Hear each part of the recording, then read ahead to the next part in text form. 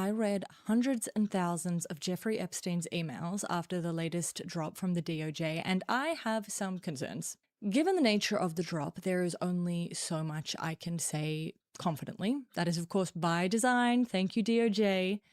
But the information we have been given relates to powerful people meeting at certain times in certain places. Of course, what they actually discuss in those certain places at certain times isn't given to us. So we can only come up with theories, conspiracy theories, to put it bluntly. We can only come up with ideas about what they might have been conspiring over. Essentially, what we have is a puzzle where we've been given half of the pieces, no guiding reference image, and there are some pieces from another puzzle thrown in there. But given that our puzzle pieces, in this case, are very powerful people, I don't want to go any further without saying that this video is for entertainment purposes. I am giving you my opinion, not facts, on public figures based on information made publicly accessible by the United States government. I am not intending to make any assertions about any of the people I mention. I am just making a little video that also does not disparage the American government at all.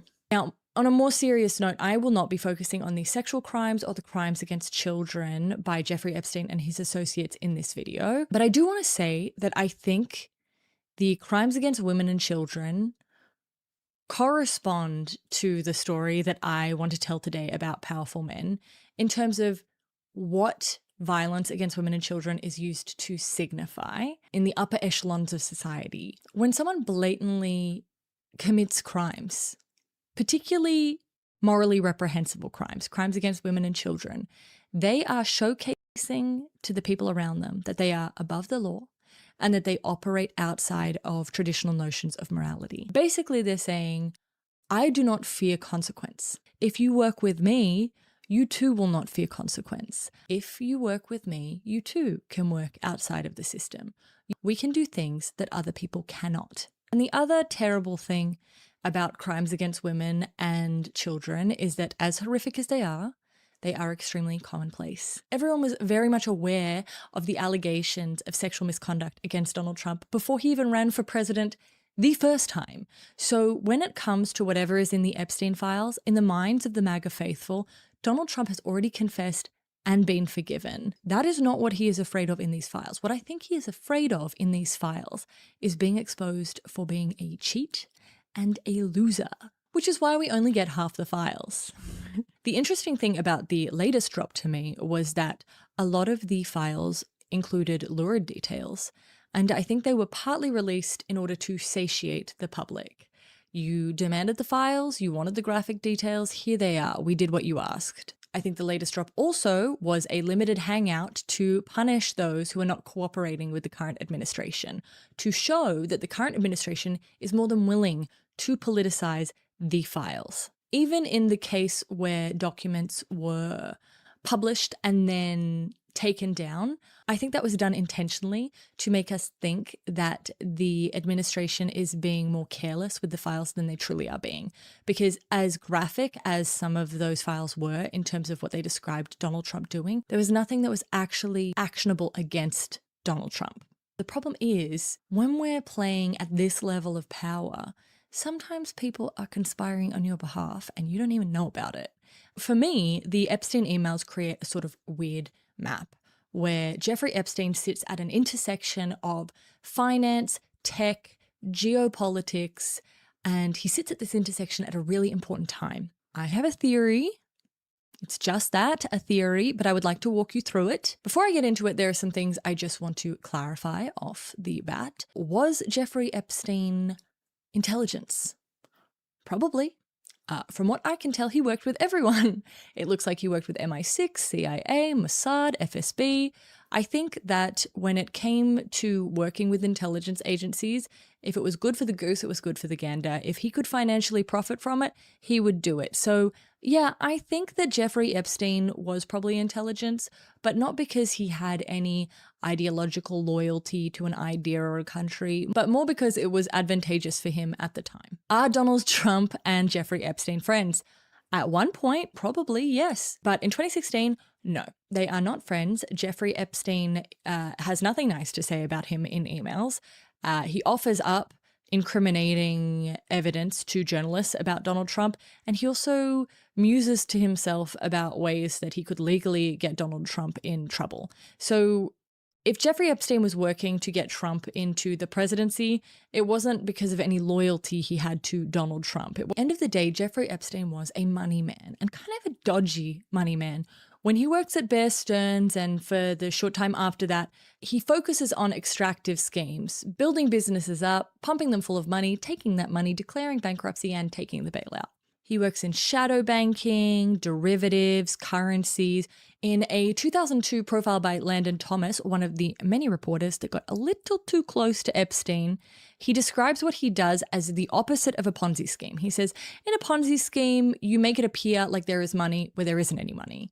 What I do is make it look like there's no money where there's a bunch of money. It's pretty easy to understand how a man who makes money disappear falls in with a very influential high net worth circle. And the last thing I need to clarify before I show you what's really caught my eye is that Jeffrey Epstein is a man who built his career on weak associations. He was very good at using a loose acquaintance to make another loose acquaintance, and then slowly using his Rolodex of loose acquaintances to give himself social credibility. There are times when Jeffrey Epstein's emails read like a Rolodex, where his contacts reach out to see if he can make a connection with another person, if he knows them. And he treats the people he knows in the same way. Essentially, outside of being a money man, Jeffrey Epstein is a human switchboard. These are the two things about Jeffrey Epstein that are important to know before we move into looking at what I found. I need to take you back to 2009 when Jeffrey Epstein first gets out of prison and has to kind of reinvent himself. His plan for this is to pivot away from finance and banking and towards tech and innovation. My theory here is that he thinks people inventing things will be more hungry for his money and therefore less concerned with his reputation. In order to achieve this rebrand, Jeffrey Epstein works very closely with the MIT Media Lab, particularly with their digital currency initiative, which at the time housed some of the original Bitcoin guys. In 2009, Epstein is introduced to Brock Pierce, who he remains close to for the rest of his life. Brock Pierce is a massive guy in cryptocurrency. He's one of the founders of Tether, the criminal's choice when it comes to crypto. Now, if you're wondering who Tether banks with, by the way, you might be surprised to know that before he was appointed Secretary of Commerce, it was Howard Lutnick. But don't worry, his sons manage it now and they have all the shares in Tether. There is absolutely no conflict. We did find out in this latest drop that despite Howard Lutnick saying he was disgusted by Epstein when he met him in 2005 and never saw him again, he did talk to Epstein quite a few times. Now, that could be because they were neighbors, or it could be to do with things like Tether. We don't know. There's no information. We do know these calls happened and these meetings happened, which makes you wonder what Lutnick did to piss Trump off. Brock Pierce also set Epstein up to make a round A investment of $3 million into Coinbase, which was one of the biggest financial backers of the current administration. When the midterms come around, I would definitely be looking at Coinbase's contributions. Also in 2009, John Brockman, a man who runs this thing called Edge, which is like a science wankfest for tech guys, suggests that Epstein should meet with Peter Thiel. The introduction seems to come on the back of some larger discussion, as Brockman says that he should meet Thiel, particularly because of Thiel's disdain for democracy. In 2012, Ian Osborne, a tech investor, also suggests that Epstein should talk to Peter Thiel if he's interested in financing currencies, because Thiel's the guy to go to. And they clearly do meet, because by 2014, Epstein is openly emailing his contacts about meetings he's having with Thiel where they discuss the development of a non-Western financial system that is probably based in Russia. The crazy thing is, at the same time, Epstein is having conversations about a non-Western financial system based in Russia with Russia. In 2013, while corresponding with Thorbjørn Jagland, Epstein says he wants to pitch a new financial system to Putin, that Russia has the opportunity to leapfrog the United States by completely changing how the world thinks about money, that Russia was thinking too small by simply diversifying their economy. This could be Sputnik all over again. Epstein talks about himself, saying he helped craft the derivatives market in the 70s, and that created the necessary environment for a disruptive securitization scheme that now could be possible using technology, that Russia should invent a new global form of money. By 2017, funnily enough, the Russian central bank is publicly and openly considering a BRICS cryptocurrency.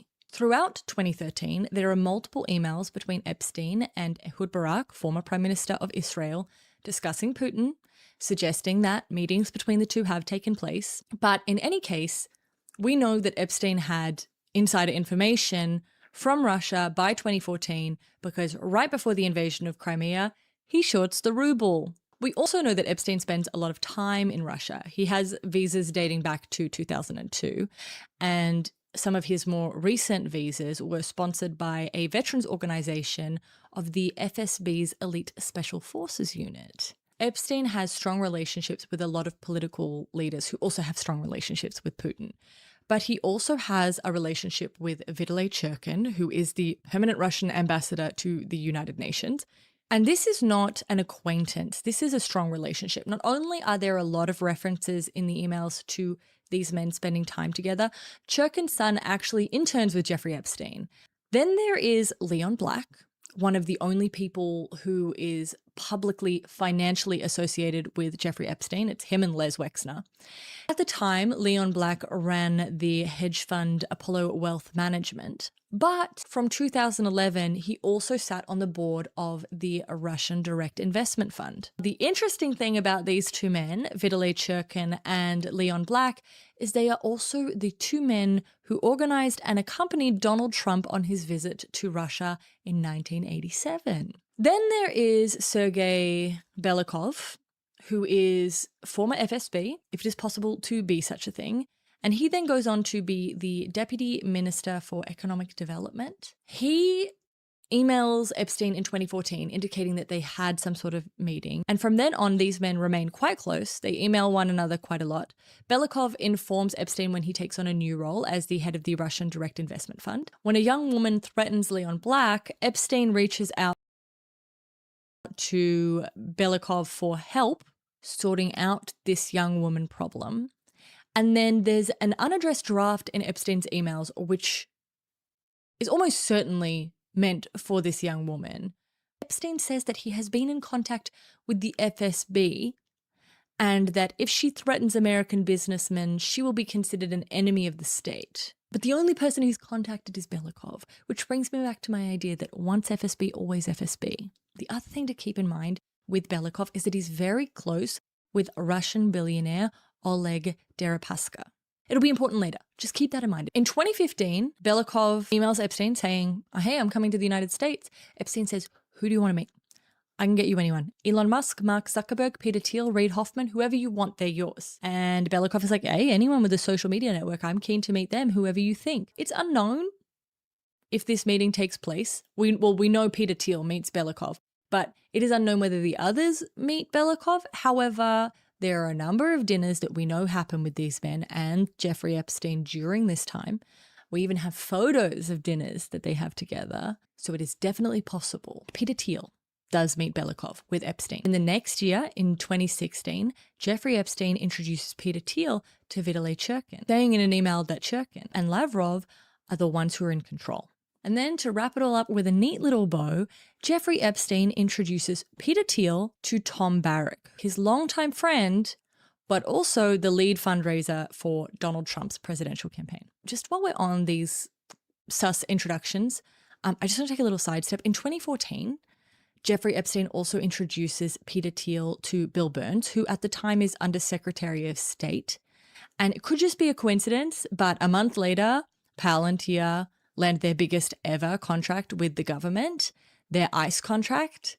And then Bill Burns retires before coming back as head of the CIA under Biden. Today, Palantir has more than $3.5 billion in government contracts. I personally don't like that the person who introed Peter Thiel to the Undersecretary of State was Jeffrey Epstein, and we never hear about that. And we never ask questions about that. But maybe maybe the meeting was about something totally different. We don't know. We don't have the information. Epstein invested in Peter Thiel's fund Valor Ventures. And when I say invested, I mean he became a limited partner, which is essentially a co-owner who contributes capital in exchange for a share of the profit, but isn't involved in the day-to-day management of the fund. It makes sense that he invested in Valor Ventures because they do a lot of fintech and biotech. I don't have a problem with that. I have a problem that Peter Thiel has publicly said his involvement with Jeffrey Epstein was tax advice. Back to my theory. In June of 2016, following Brexit, Epstein sends Peter Thiel a very normal email where he suggests that financial success for both of them is dependent on decline. After Trump's inauguration, Epstein regularly talks about how busy he is because of the chaos of the Trump presidency and how many people are coming to him for insight. A Trump presidency suited Epstein better. And it seems that Epstein is suggesting the same is true for Peter Thiel, who, of course, is one of Trump's major backers in the 2016 election. During the Trump presidential campaign, Epstein is busy.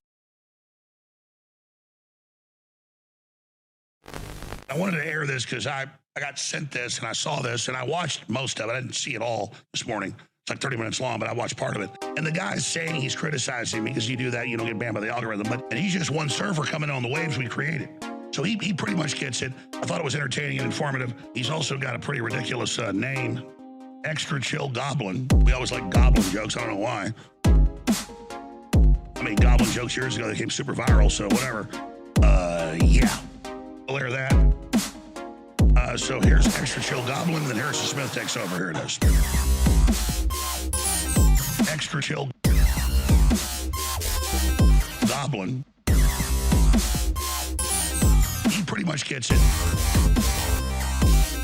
Dirty.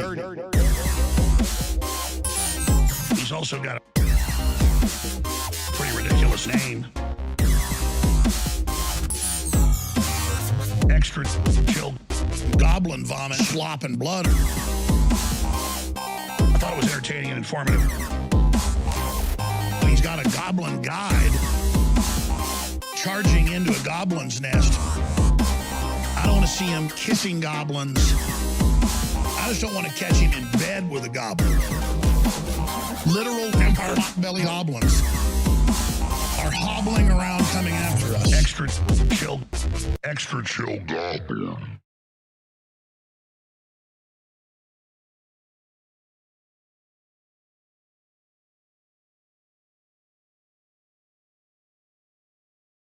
And I forgot once again to turn on my mic. What's going on, everybody? We're back. This is the show, Extra Chill Goblin. Thank you for tuning in today. What do I want to do here? You should make a picture of cartoon Alex Jones in bed with a goblin. I should maybe do that. I was thinking about that when I was editing that intro. Quiet? Is it quiet? Is it a little quiet? Check. Quiet tonight? Do you just mean in general? Sorry, hang on. I'm having so many freaking issues today. How's this? Make picture of Alex Jones in bed with a goblin. Okay, we're good. Quiet tonight. Gang, thank you for tuning in. That's the official XCG Extra Chill Goblin theme song. What you just heard. Shout out to friend of the stream Alex Jones for doing some of the vocals in that song. I love that video. I've watched it like a million times now. So yeah, we're going to a little more. Okay. Well, maybe I'll just turn down. I'll turn down my other shit instead of turning this up because this is already at max that I know how to turn up. Okay, volume stuff out of the way. 1 second. OSX. Okay. What was I talking about? Oh yeah. I do want to shout out the that other video we were watching called the Jeffrey video by. Let me change this a little bit. This is a little bit kind of. This is a little awkwardly framed here. There we go. That's better. The Jeffrey video by Blonde Politics, The Silly Serious. Really good video. I just discovered this channel, but I guess they had a pretty viral video about a year ago. Dark Gothic MAGA. How was it? How tech billionaires plan to destroy America. But even though they have that video, it's like 2.5 million views. They're still relatively small. So yeah, go show them support. I thought that Jeffrey video that we just watched was pretty good. Like good takes. There's a lot of very deranged, like uninformed people giving their Epstein takes right now. And I don't know if you've been watching the stream, you've probably seen me complaining about a lot of that. But no, I thought that she seems like well informed and like she's got a good head on her shoulders. Check it out. Who's up eating beef jerky pizza with grape soda? Hell yeah. And I mean that literally. That is what I am eating. Not a code. Publish it somewhere so it goes on Discuss Jones's name. Yeah. If I put my my theme song on Spotify, good call. I should totally do that. Now, gang, what are we doing today? We're doing lots of stuff. I don't know. Honestly, I don't have a whole lot planned. We got some stuff. I got some stuff. Let's I don't know. Let's get into it. Okay. First, okay. One momento. I guess I gotta change this up. How's that? Okay, cool. Beady. All right. You guys know who this dude is? Maybe you do if you saw the thumbnail for the stream. But this is Jess Staley. Who's Jess Staley? That's another excellent question. Why don't we see what like the mainstream idea of Jess Staley is? From Wikipedia. American banker, the former group chief executive of Barclays. He spent 34 years at J.P. Morgan's investment bank, which is one of Epstein's main banks. After moving to Blue Mountain Capital in 2013, he became the CEO of Barclays in December 2015. But then in November 2021, he resigned amid a regulatory probe into whether he mischaracterized his relationship with the financier, human trafficker, and sex offender Jeffrey Epstein. According to the New York Times, Staley was Epstein's chief defender at J.P. Morgan, helping Epstein maintain accounts at the firm amid internal concerns that Epstein was using the accounts for illicit activities. I feel like, they always say it's like, oh, it's always the guys you never expect. I feel like this guy, like, he looks like the sort of like the kind of guy you would picture being Jeffrey Epstein's number one defender at J.P. Morgan. He looks creepy. I mean, like all the pictures of him, it looks like he's like, oh, hello there, little girl. What are you looking for? I don't know. I feel like he's saying something really unsettling in this photo. I can't prove it. It's just a feeling that I have. And if I've learned one thing about Epstein research from the past few weeks, that's all you need to say that something is confirmed. So actually, yes, I can confirm. I can confirm that. But yeah, and like we've known about this fucking guy and his fucking shit for a while. I guess I have to. Whatever. I don't think I'm gonna be using the internet too much. Here's another freaking creepy picture of the guy. He's got his like hands to like. He looks like he's just like walking down the street. Was it like a paparazzi taking the shot, and he just was like, "Oh wait, here's a cool pose.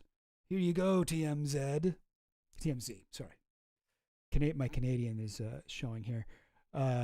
Is that right? Damn, I didn't know that. Jess Staley's grandfather was chair of the President's Intelligence Advisory Board under John F. Kennedy. That's nuts. Hang on, I gotta also change this. 1 second. Apparently, wait, this will work. All right. This will definitely work. There we go. Okay. Sorry. Every time I go to a new scene, I guess I have to re-put in the stuff that makes the chat pop up. It's not Who was he shushing? Who indeed? Widgie161? Who indeed? We will not be getting to the bottom of that mystery, but I don't know. Maybe he was just like itching his nose, the side of his nose or something there.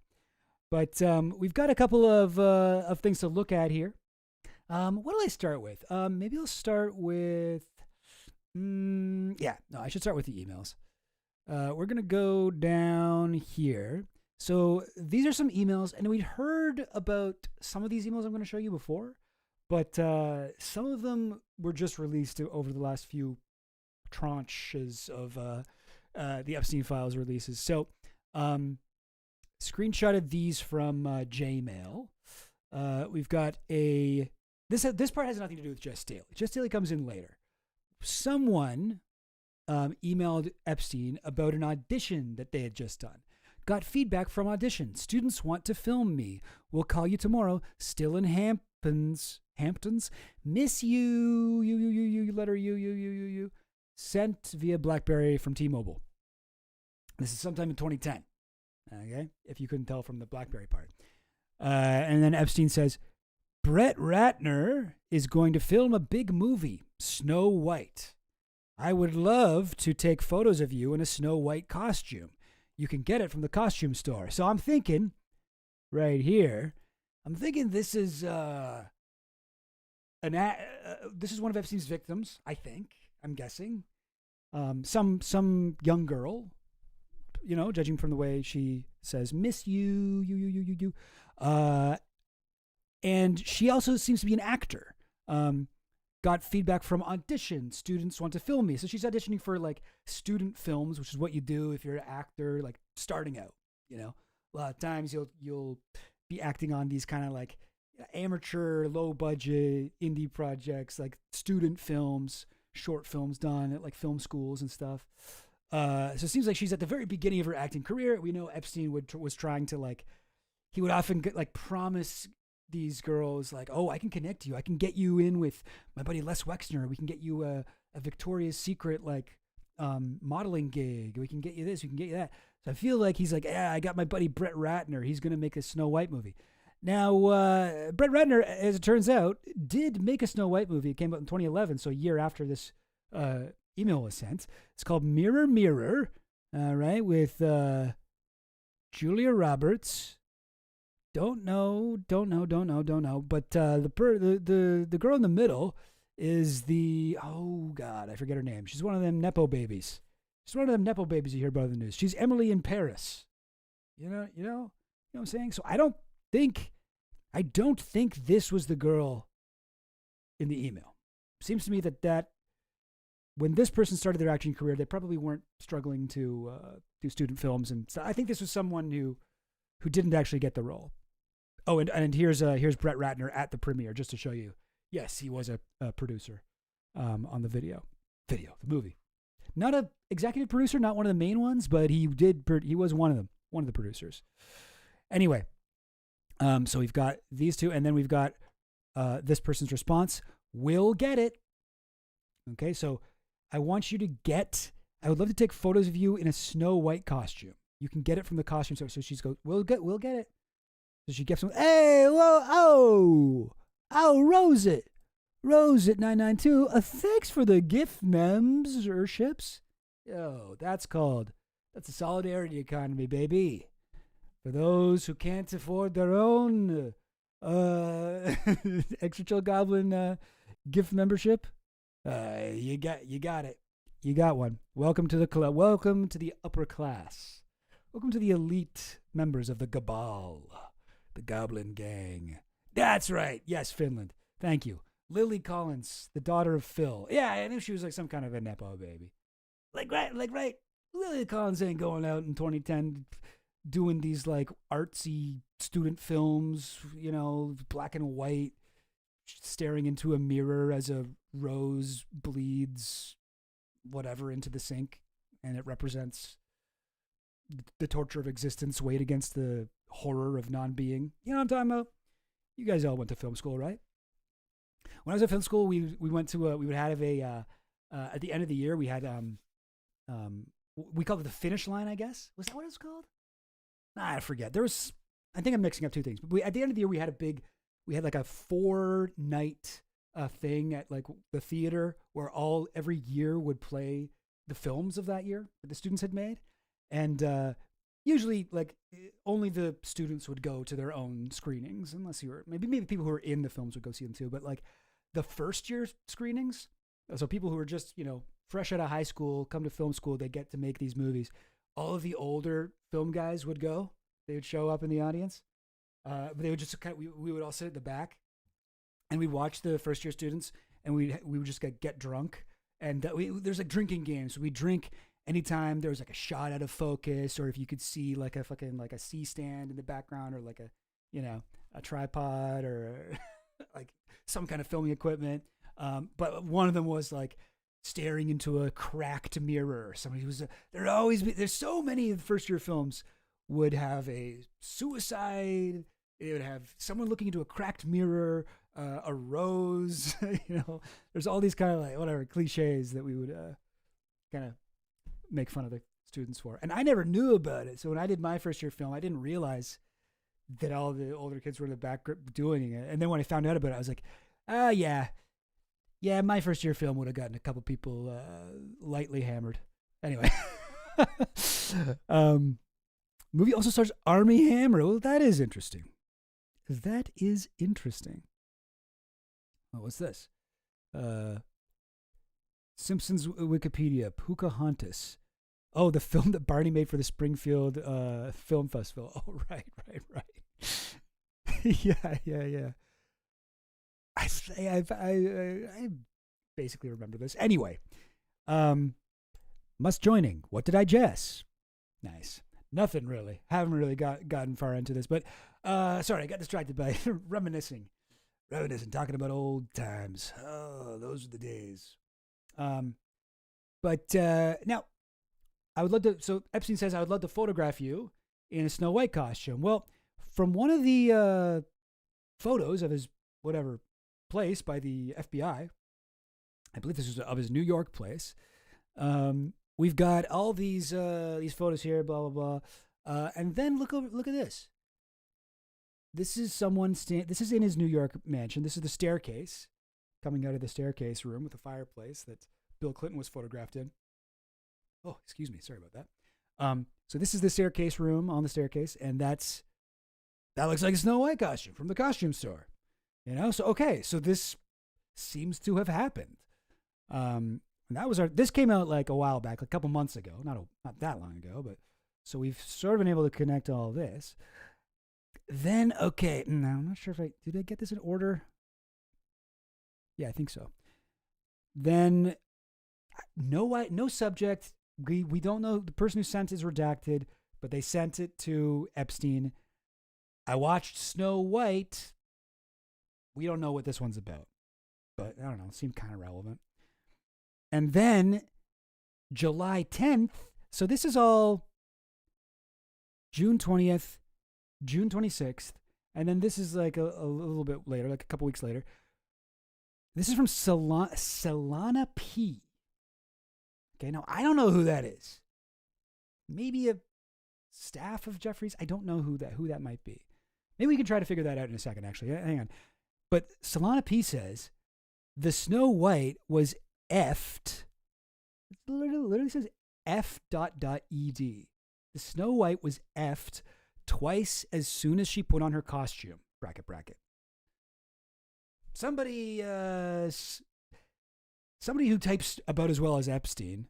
Solana P. Who is that? It's an unusual name, right?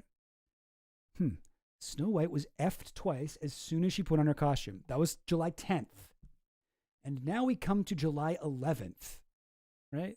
Oh, no, sorry. Oh, I guess I got this wrong. Oh, you know what? Oh, I got this in the wrong order. Sorry. This came the day before that last one about Snow White was effed twice. And this is from Jess Staley, this dude. Okay? This is Jess Staley, CEO, whatever, of JP Morgan, Epstein's like main defender. And we'll get a little bit more into that in a second, but what he was doing for Epstein. Jess Staley says, maybe they're tracking you. Whoops. Maybe they're tracking you. That was fun. Say hi to Snow White. Oh, we have known about these for a while, but this is just adding it to the extra context here. Maybe they're tracking you. That was fun. Say hi to Snow White. Epstein says, what character would you like next? Jess Staley says, Beauty and the Beast. And this one hasn't leaked yet, but we actually know from, is this the one? From an investigation into Jess Staley from a couple years ago, that their exchange went further.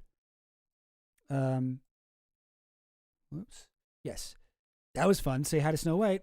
What character would you like next? Beauty and the Beast, Staley allegedly responded. To which Epstein replied, well, one side is available.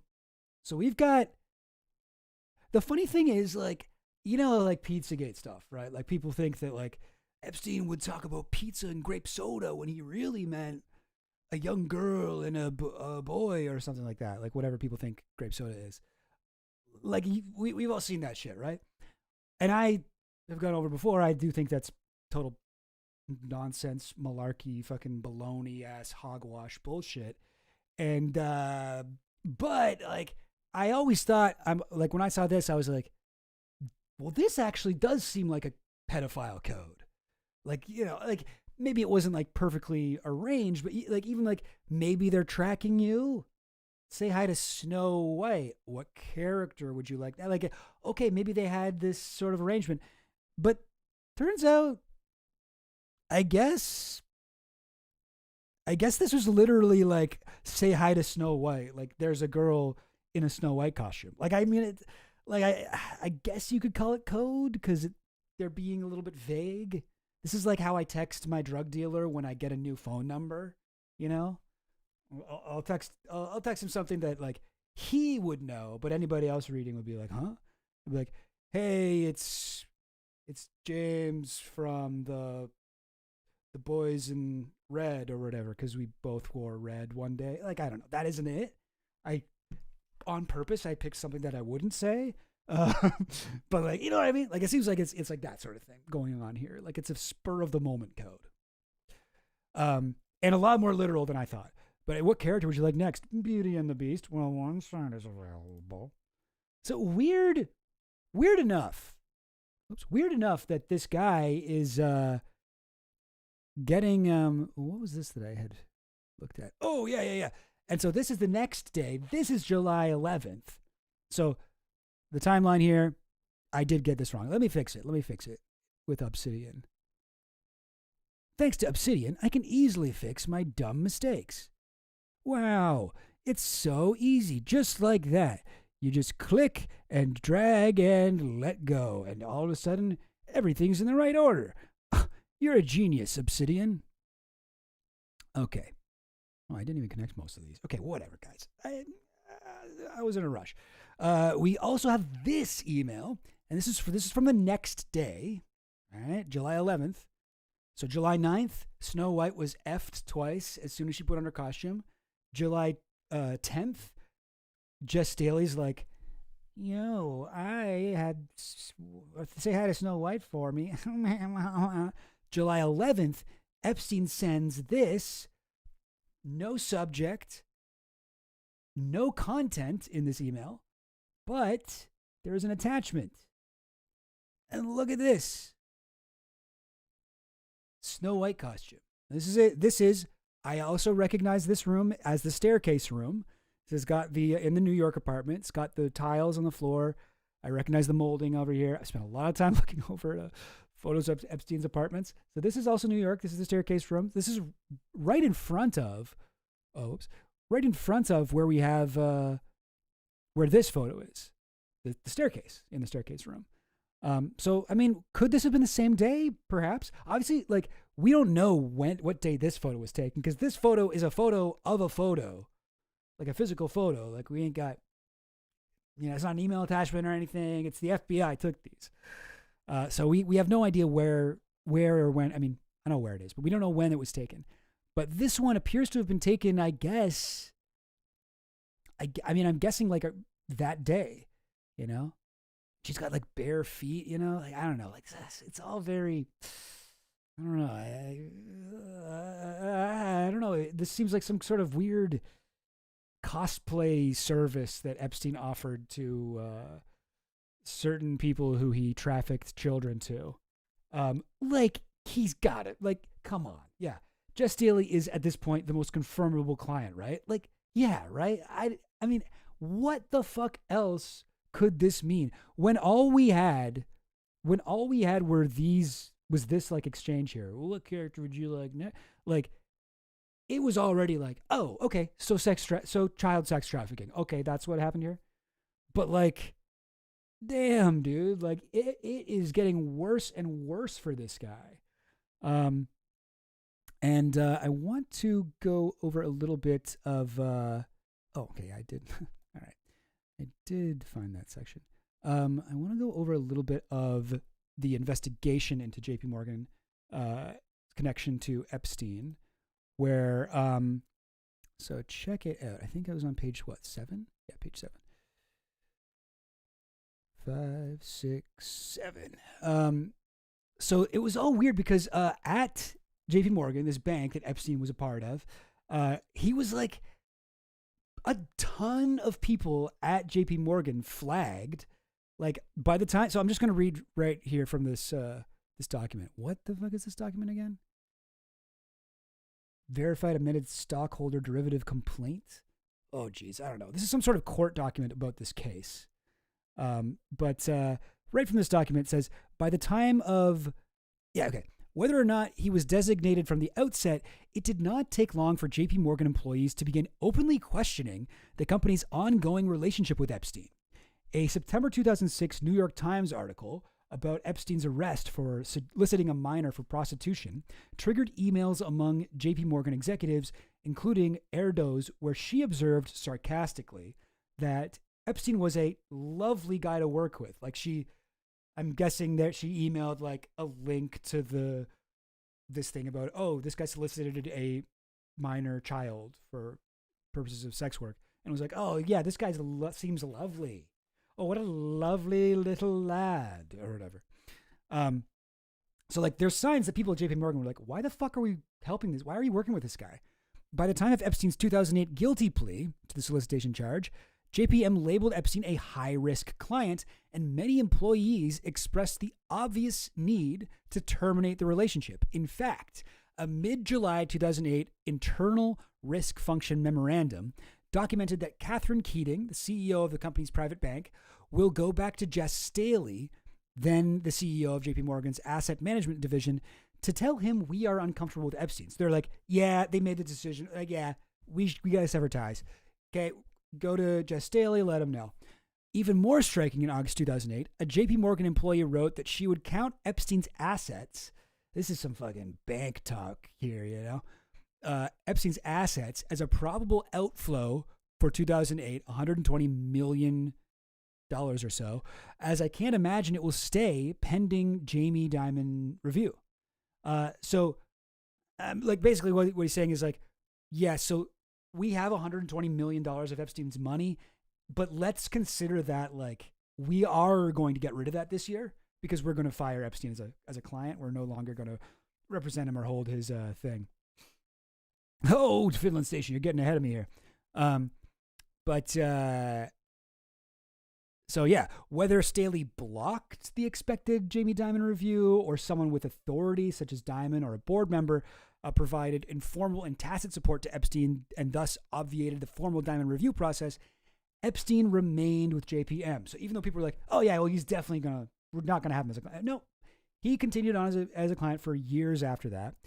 Despite Epstein's 2008 guilty plea and ongoing sex crime allegations, neither JP Morgan nor Staley ended their relationship with Epstein. Between 2008 and 2013, Staley and Epstein exchanged 1,200 emails, including pictures of young girls in seductive poses. Inexplicably, the bank's risk reviews of Epstein's accounts uncovered precisely 0 of his grossly improper communications with Staley. Now, I would say that is not inexplicable. I would say that's pretty explicable. I could explain it. Nobody was going to include all of the evidence that their boss is a pedophile in an internal company report, like what do you mean inexplicably? Of course you wouldn't include that shit. Are you kidding me? That wouldn't even make any sense. All right. So yeah, pictures of young girls in seductive like think about it. Like, this is bad. This is bad, folks. This is a fucking bad one.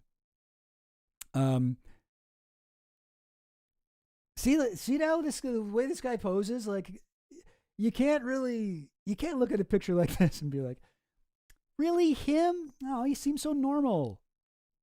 But also wanted to show you, this is one of Maria Farmer's paintings. Is this a painting? It almost looks like it's I don't know, colored pencil drawing or something. Or no, I don't know. Maybe it's painting, or maybe it's mixed media. But who do you think that could be? What does that look like? Maria Farmer, if you guys are unfamiliar, is the first Epstein victim to come forward in like 1994. She was Epstein's concierge at his New York apartment, I think 1993, 1994 era. She was assaulted by Epstein. She had taken photos of her, because she's an artist, she had taken photos of her younger sister who was underage to do art from. And then Epstein like got those photos and stole them. Anyway, we've talked about her before on a stream, Maria Farmer, of course. But here's another one of her artworks. And so here, let's take a look at this. So it's got this mystery man. Who could that guy looks so familiar. Cannot quite, 596. Thanks, Mark. Appreciate it. Thank you, member Mark. Oil pastels. Oh, okay. Yeah. That makes sense. Yeah, totally. Can totally see that. But we've got this drawing here. So this guy, I'm not sure who he is. I don't want to say, it's definitely just Staley, but whatever. On the bed here, he's standing in his underwear. He's got flowers behind his back. On the bed, we've got J.P. Morgan Chase written on money. Down here's a card that says, "Money to sell victims to Epstein and associates." Okay.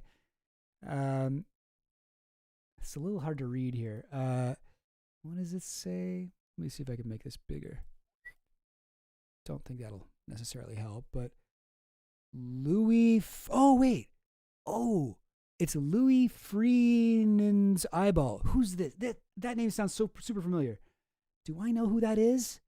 I think he's like a bank guy or something, right? Yeah. We're going to get to the Tinkerbell thing. Don't even worry about it. Don't even worry. I got that shit too. Excuse me. Now, great point, Rousey. Excellent point. No, I don't think so. I don't think this is from before these files. Oh, well, yes, the photos, yes, but it's not from before the email chains. Like, do you like say hello to Snow White? What character would you like next? Beauty and the Beast. Well, one side is available. Yeah. Because I have seen a lot of people looking at this and being like, this proves that she. It's like no. I mean, I think it's interesting. It's an interesting thing, but let's remember, like, Maria Farmer was in Epstein's life 95, 96. She was not. She would not have been there in 2010 when the Snow White costumes shit was going on.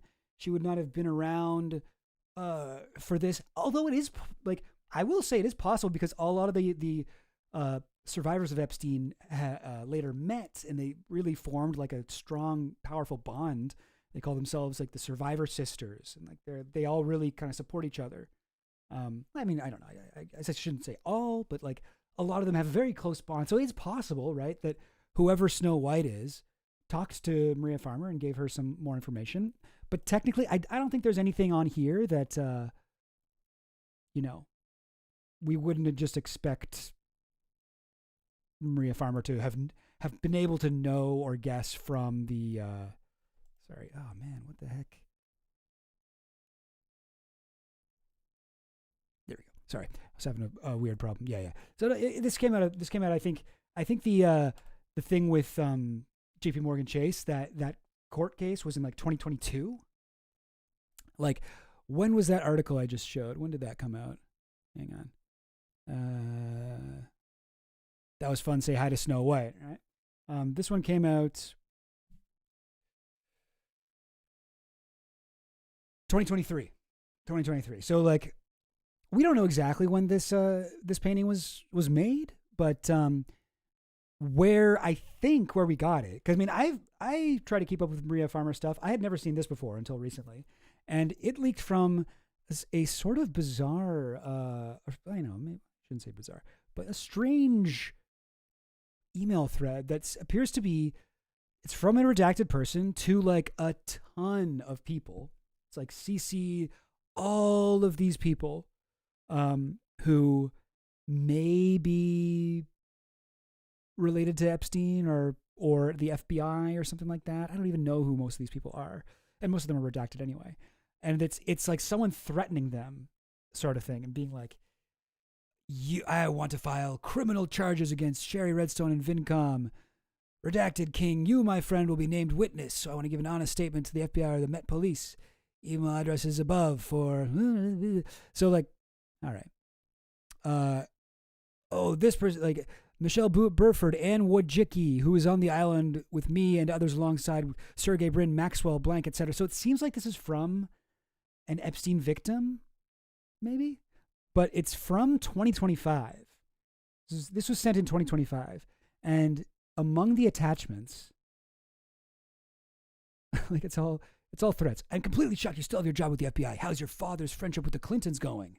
You know, a lot of all cap stuff. I don't know who it's by, but somebody was trying to make these freaks sweat a little bit. And so yeah, we've got some Maria Farmer art here. This one's interesting. So that's Jamie Dimon, right? On the right here, I think. And that's Brad Edwards, one of the lawyers for the Epstein victims. And there's a better picture of him here where it says, #1 salesman, used cars, tuna fish, adult Epstein recruiters. Interesting. So it seems like, and look in the background there, JP Morgan Chase and Co., which obviously Jamie Dimon is connected to. So like, you know, these artworks represent like a lot of Maria Farmer's theories about the Epstein case. Maria Farmer is somebody who is a victim of Epstein, right? A survivor. But like, I mean, worth pointing out, like, these are her own theories, right? Like she has done a lot of reading and a lot of taking in information of her own. She probably has access to stuff that we don't have access to. I wouldn't take her word as like 100% true or whatever, but it's interesting because it does seem like she sees Bradley Edwards as sort of a traitor to the Epstein victims, which is, I mean, I know a lot of people think that, and I think there are good reasons for that. The thing about being a salesman for adult Epstein recruiters, I'm not totally sure what that might refer to, but don't know who this guy is. Epstein in Waco by Louis Fred. Oh, Louis Free. Is that who that is? Louis Free. Oh, wait a second. Hang on. There's a new thing out, by the way. You guys seen this? You guys heard about this? You guys seen this? You heard about this? It's called Jikipedia. Jikipedia is the new. So J-Mail has put out a new thing. It's called Jikipedia. The J-Mail Encyclopedia. And it's on. So it's cool because you can look up like anyone involved with the Epstein case, but it doesn't have everyone. But it has some people. Hang on now. What am I looking for? Oh, Free, right? Louis. Oh, there's no articles about Louis. Dang it. Free. Who is Louis Free? Who is this? Louis Free. American attorney and former judge who served as the 5th director of the Federal Bureau of Investigation Oops. From September 1993 to June 2001. He's appointed as FBI director by Bill Clinton. Okay. Pizza connection case. What the heck is this? Oh, wow. A drug trafficking operation in the United States by Sicilian organized crime members who used pizza parlors as fronts. Damn, the original Pizzagate. Okay, whatever. Ruby Ridge. Okay, so he would have been perhaps... Yeah, Waco. So he was what during Waco? An investigation of the events of April 1993. Oh, he did the investigation on whether or not, the ATF murdered a bunch of children or it was Koresh, the Branch Davidians. Okay, I don't know, but that would make sense why it says Epstein and Waco. Unabomber. Okay, this guy's been involved in everything. Criticism. Is there anything about Epstein? No, there's nothing about Epstein on this page. What? But his name sounds so familiar to me. Oh, is this him, eh? That does look like the, well, does it? Louis Free? Could that be him? It's a little hard to say. Oh, sorry. I'm not showing you the right thing. It's a little hard, but I sort of think he's got this mole, right, on his chin. Which he has, although it's on the wrong side. I don't know. It might not be him. Who knows? And I don't know who this girl is supposed to be. I mean, I assume that this is something to do with somebody. And does anyone have Marie Farmer's blaming her for the FBI ignoring her complaint about Epstein? Interesting. Yeah, I think Maria Farmer's a little pilled. And if anyone is allowed to get into QAnon type stuff and whatever, the more noited, the more out there conspiracy theories, I think that the victims of Epstein are absolutely, they all get a free pass on this stuff. But I've never heard of a connection between Epstein and Waco. That seems like some Alex Jones type stuff, I don't know. I don't know. It's hard to say. Oh, down here. What else? Let's look at these, actually. These are kind of interesting. Bill Barr, obviously. That's Bill Barr. That's Epstein. This looks like, I think this is Epstein when he was younger. The photo on the wall there. Not sure who this is. That looks like Bill Barr and Trump. Oh, over here, what do we got? That's Trump sitting on a toilet in prison, right? Ghislaine Maxwell is there. Wish these were higher res. Would be, because she puts so many little tiny words in. What is she trying to tell us here? I like how she draws people where it's very detailed faces, shading and stuff, and then the bodies are sort of cartoonish and grotesque. We got The Shining girls over here. I'm not sure. I don't know who these are. These look like they're the same person, but I don't know. Oh yeah, what the fuck? This is Snow White. This is another Snow White. Damn. Okay. And then what's this? Pralaya was an adult sex worker turned 6-year pro. What? What am I looking at here? What is this? Was this an attachment? Because the emails that this person was sending was like they had a bunch of picture attachments. Is that what I'm looking at? Is that what this is? Like Satan, you aren't even worthy of our words. I'm reduced to images because this disgust is so extraordinary. We will put each of you in the proper place, I promise. Is possible? Could this maybe be Maria Farmer sending these herself? But then why does this one look like it's a fucking... This is like an iPhone screenshot, right? Okay, so this is yeah, I don't know. This is good. This is something with Snow White. Sorry, I should have looked through these before. Okay, here's one. Now, does anybody know, like, who might know what, I think I got everyone else in this picture, because this is just a detail. There's a bigger picture version of this.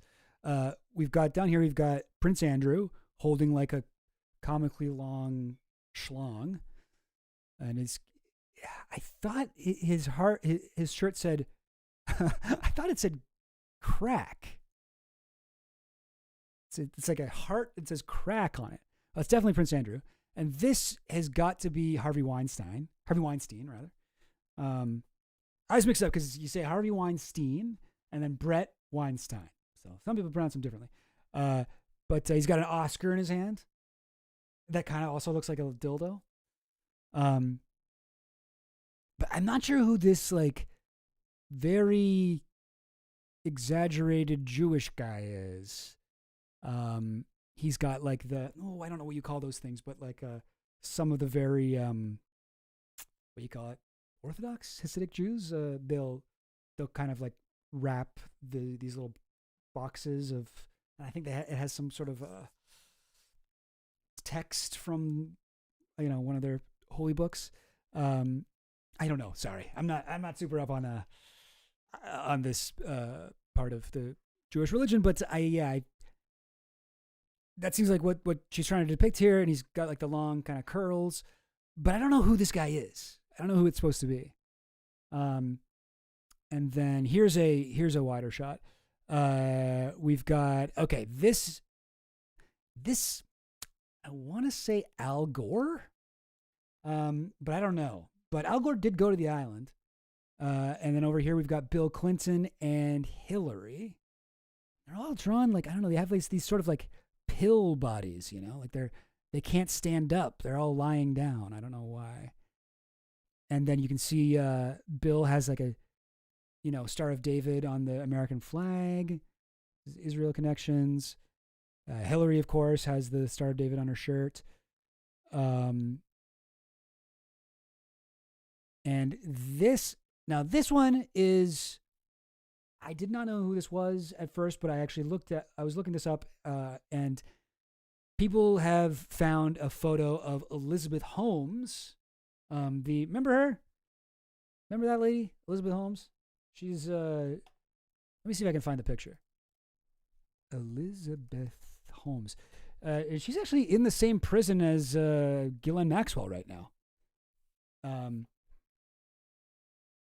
guess there's a bunch of pictures like this, but it's like where like this weird hair thing she's got going on. Why does it look like that? It's like, why is it short on one side and long on the other side? That stare. Oh God. I can't believe she was the youngest ever female sleep paralysis demon to found a company. God, she looks scary.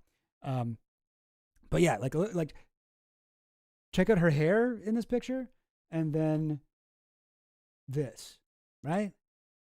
You see what I'm saying? It's sort of. Here, let me actually try to match it up. It's kind of the same sort of thing, right? Kind of. I don't know why I'm spending so much time on this. Yeah. Right? You see? Oops. You see? That's her. And she's got her like black turtleneck and stuff. Classic. She put a little bit more life into her cheeks. Yeah, she didn't really look like that in real life. She's pretty pale. This is how I wish that people would depict me. Like, make me look like I'm a little bit healthy. That's why I got this like colored pink light on me, so I don't look like some kind of a freakish decaying corpse. Anyway, my own insecurities aside. Skinwalker. Yeah, right? Theranos lady. That's right. Yes. Theranos was her thing. I sort of think Maria Farmer would think that. Wasn't this guy gaslighting Pizzagate like a year ago? Who, me? I've been gaslighting Pizzagate since 2016, baby. I like the art style. Yeah, Chelsea Clinton would also make sense, but weirdly, Chelsea Clinton kind of looks like Elizabeth Holmes now that I think about it. maybe not, but somewhat. Down here, this is okay. Don't freak out, YouTube. There is a penis here, but it is drawn in a cartoon devil. Right? This is art. This is art, and I will not have my right to free expression. I don't know. I think that should be fine. But look at this. Look who's on the shoulder here. Shh. That's Jess Staley. And I believe this is another depiction of Brad Edwards. That's Jess Staley. That's Brad Edwards. I think. I don't know. It looks like Brad Edwards to me. It's a little bit hard to tell. I don't want to jump to conclusions. And this... Could that be Jamie Dimon? I'm not sure. But over here, this is... that looks like Pottinger, right? Stan Pottinger? Sorry, I didn't mean to go on this. I'm supposed to be talking about Jess Staley, which I guess this is related to him. So I believe... I don't know. Because I think maybe Pottinger, because it also says up here, Edwards Pottinger LLC, right? And we've got Brad Edwards with Jess Staley on his shoulder and Pottinger here. And they're all devils. And Edwards' tie says, tie of lies. And Jamie Dimon says, CIA. And not sure who this guy is.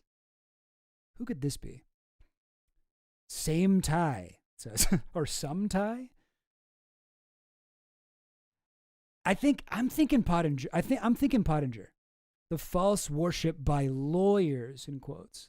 And like, as much as I'm like, well, Maria Farmer might be a little bit more pilled than me. Like, I do think, yeah, Pottinger is absolutely someone to be suspicious of. Let me look him up. Like, right? You sort of see it? I think that's who it is.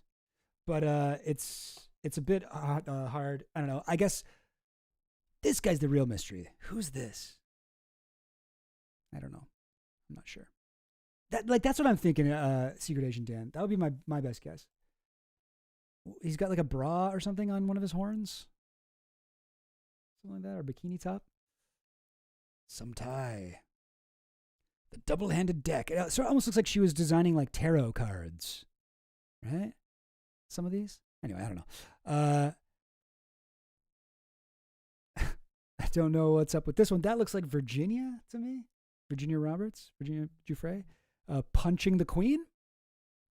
I like that one a lot. Oh, and there's also a guy in the corner. I don't know who that is. Wearing a dunce cap. I don't know. Maybe is that Prince Andrew, maybe? This one's awesome. This is humanism, feminism equals. Huh? Can't read that word.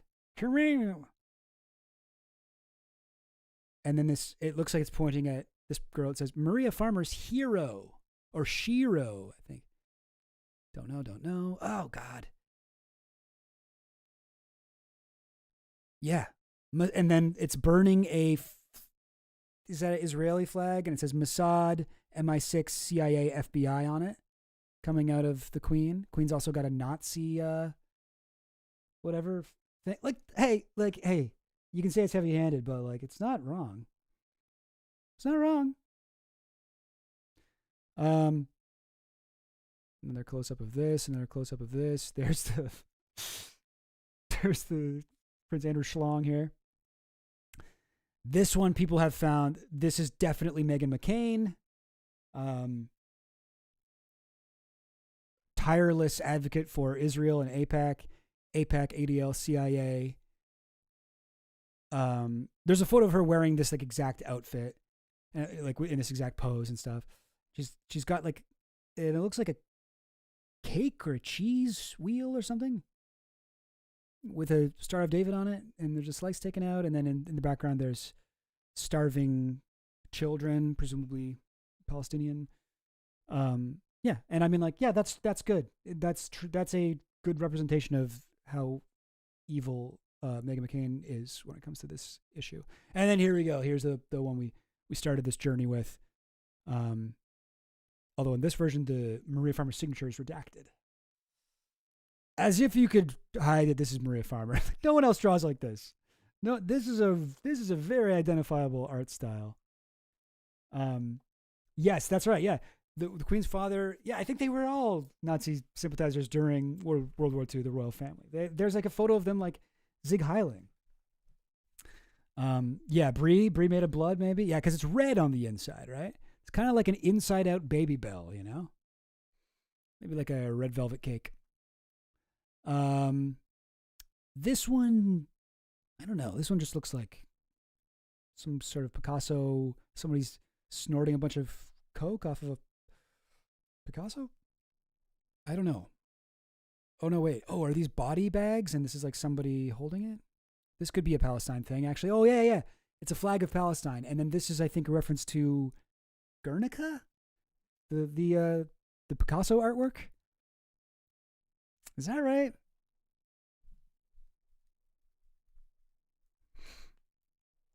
That's like his most famous thing. His most famous thing. Okay, no. No, I thought that was maybe... Oh, wait, yeah. This, right? Whoops. Sorry, I'm not showing the right thing. Okay, but once again, I'm gonna try and line it up for you guys. Yeah, I think it is. This is from Guernica. There we go. Nope. There we go. See that girl there? That screaming. Oh, come on. Can I zoom in anymore? What if I do this? Open image and new tab. There we go, right? That's it. See, guys? Listen, I told you. I just saw that. I just got that just now. Just from, I didn't have this prepped. I just looked at it and was like, is that from Guernica? Yo, my high school art teacher would be so proud of me.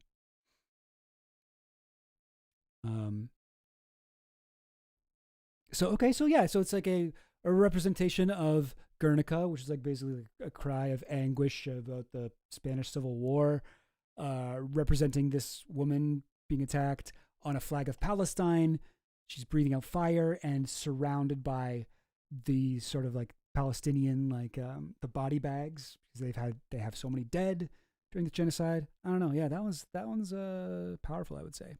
I'm sorry, I initially thought it was someone snorting coke off of a Picasso. This one doesn't look like Maria Farmer at all. Oh, it's from a music video. Elvis Presley, You're the Devil in Disguise, official animated video. Okay. And yeah. And down here, you will all go down for what you've done to myself and other Epstein victims. This is your last chance for redemption. Butterfly. And the butterfly makes me think maybe it's Virginia. Maybe this is from Virginia, because the what's it called? The butterfly is like, it's kind of Virginia's like personal symbol. Anyway. Sometimes this happens where it gets confused if I'm trying to zoom out within the thing or what. There we go. Okay. Okay, sorry. Went through a little bit more of that than I wanted to. Back on the Just Staley stuff, though. We're mainly talking about Snow White over here.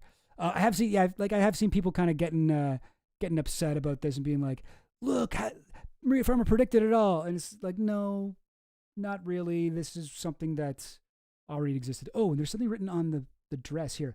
Willing participant. Interesting. Willing participant was written on the dress of Snow White.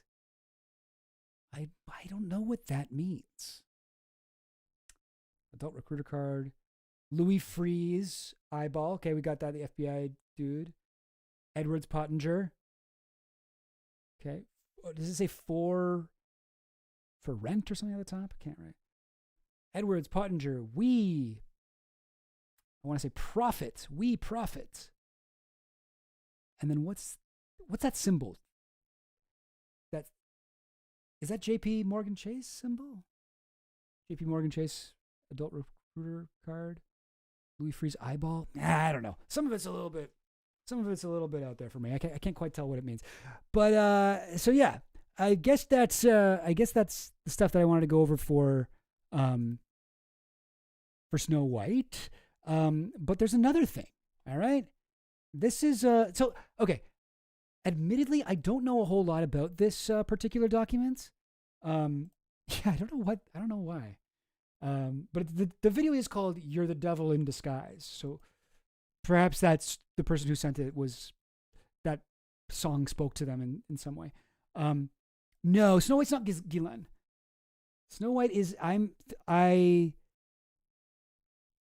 like Snow White is someone. I mean, I don't know. I guess more than one person could have worn the Snow White costume, right? But Snow White was. We know this person was doing student films, struggling actor, doing student films. Epstein was trying to get them connected with Brett Ratner to be in his Snow White movie. Yeah, I'm guessing that this person was young, like one of his young victims. Like this is not Ghislaine. That is definitely not Ghislaine. Long hair too. You see like the long brown hair. Bare feet. Like I feel like this is a bit of a, I don't know, makes me feel gross looking at this picture. But and I think we got another look over here. And I'm not sure if could this be the same girl? Her hair looks darker here, but that could just be this is a photo of a photo. Like we don't know what we're looking at here. But the hair looks like it's about the same length, right? Yeah.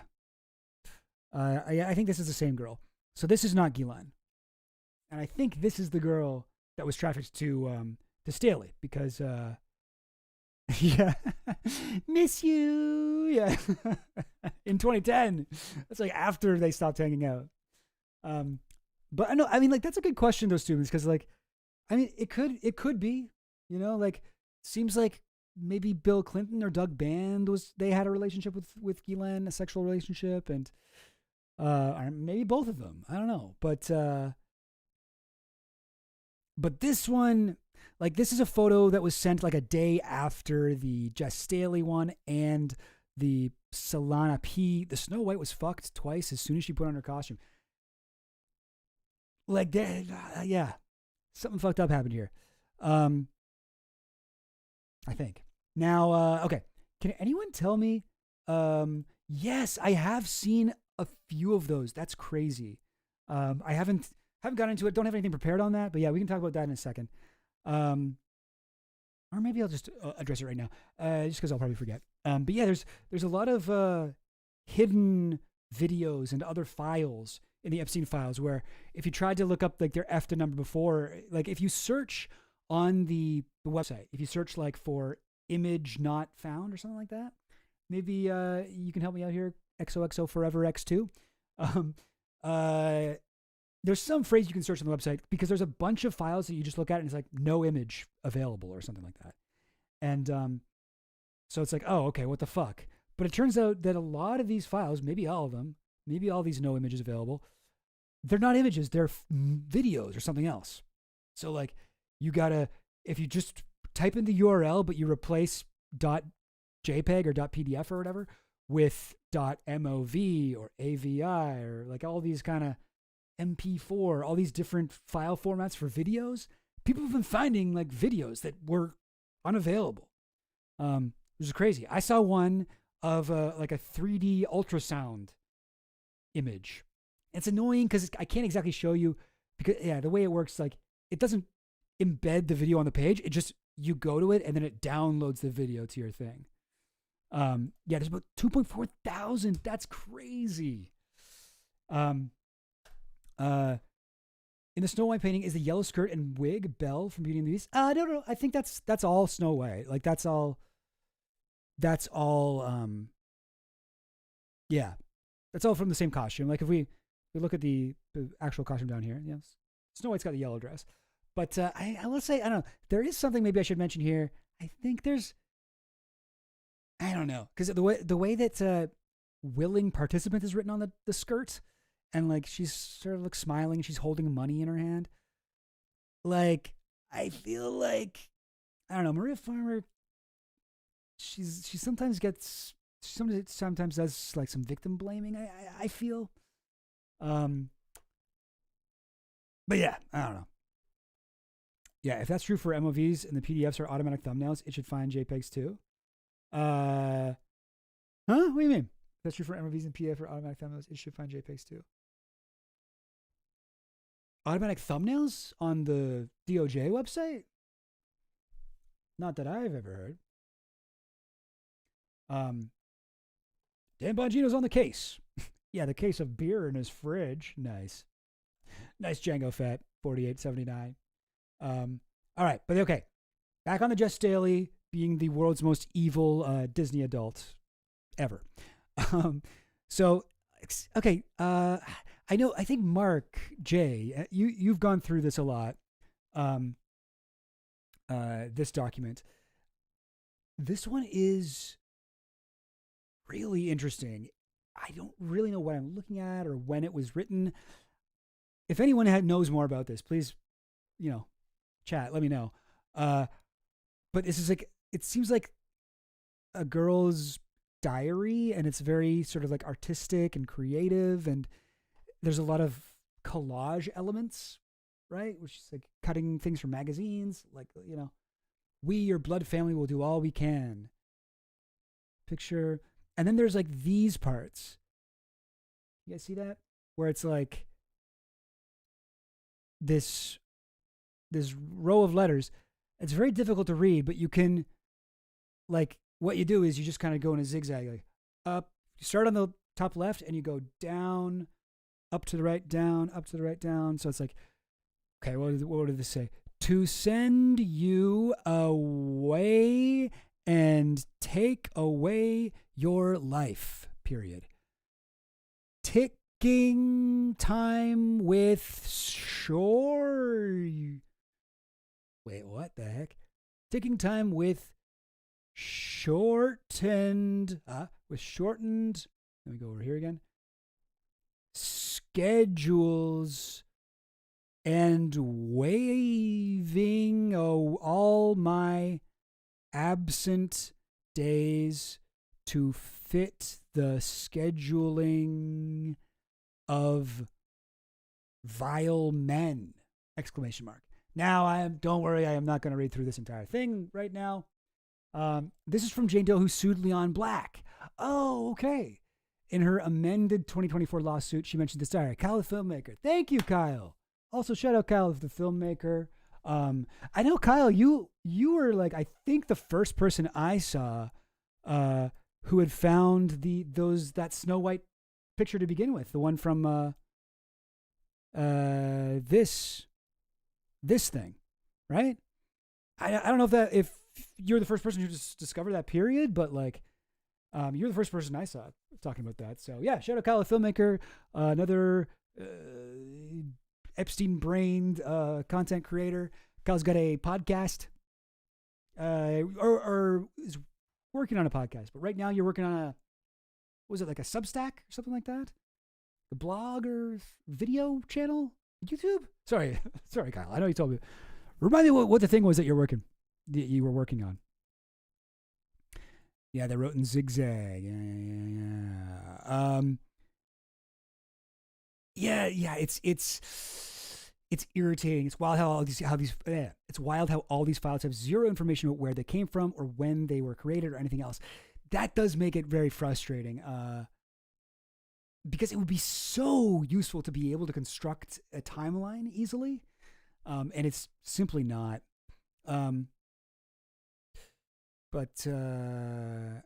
Interesting. She prominently accuses Leon Black. There's also hints of Larry Summers. So yeah, like, now with the Leon Black stuff, like, I know like a few girls have accused Leon Black, and I think one or two have been found, like, they've been thrown out of court. They've been found, whatever, like, not, he's been exonerated or whatever. But like, come on now, let's be real. Not the first, but I have a good memory in seeing this photo in the Staley email, clicked everything into place. Okay, cool. Dan Snyder's mentioned here too, eh? Interesting. But yeah, so I haven't gone through. I should go through this whole thing, honestly, because there's so much in here. There's one part actually that's crazy. Like, one good thing about the way that she wrote it, where it's like down, up, down, up, down, up, down, up, down, up, down, up, down. It's not that hard to decode. It's just like annoying to read. And definitely things that they should have redacted are not redacted. If she had written them out in her diary, like straight up, I feel like the DOJ would be like, oh no, we can't have that guy's name in there. But like, look at this stuff. Until she cried, one little child, control, power, and young kids. The art of performance, the making of a more powerful family. The solution is death. Anyway, very scary stuff. I mean, they did do some redactions here. Like they read it over a little bit at least. Shoot, I'm trying to find the. No, this is the part I'm actually looking for. But there is another part about Trump, but I can't. I guess it's not that important. Okay, whatever. No, we'll just read this part. So down on. Dang it! I just had it. Where was it? Here it is. Down on this page. It's got a picture of Albert Einstein. Albert Einstein, found in the Epstein files. Please behave like the evolved Homo sapien you are and kindly refrain from licking. And this says over here, yucky, but they... yucky, but they can't... Wow. All right, I did write this out. I wrote it out just in case I was going to have a hard time with it. Yucky, but they can't. Oh, yucky, but they can't behave is what it says. And I also, I guess this was from the Leon Black lawsuit, and her lawyer said that when she talks about yucky is her way of talking about abuse. Like when that word is used. It's very very unsettling. But yeah, okay. So yucky, but they can't behave. What if you didn't have to worry about, and it said mystical island, but mystical's crossed out, and she's written horror island, photos, the unexpected visit from, and here we go, the disgusting Mr. Staley is what it says here.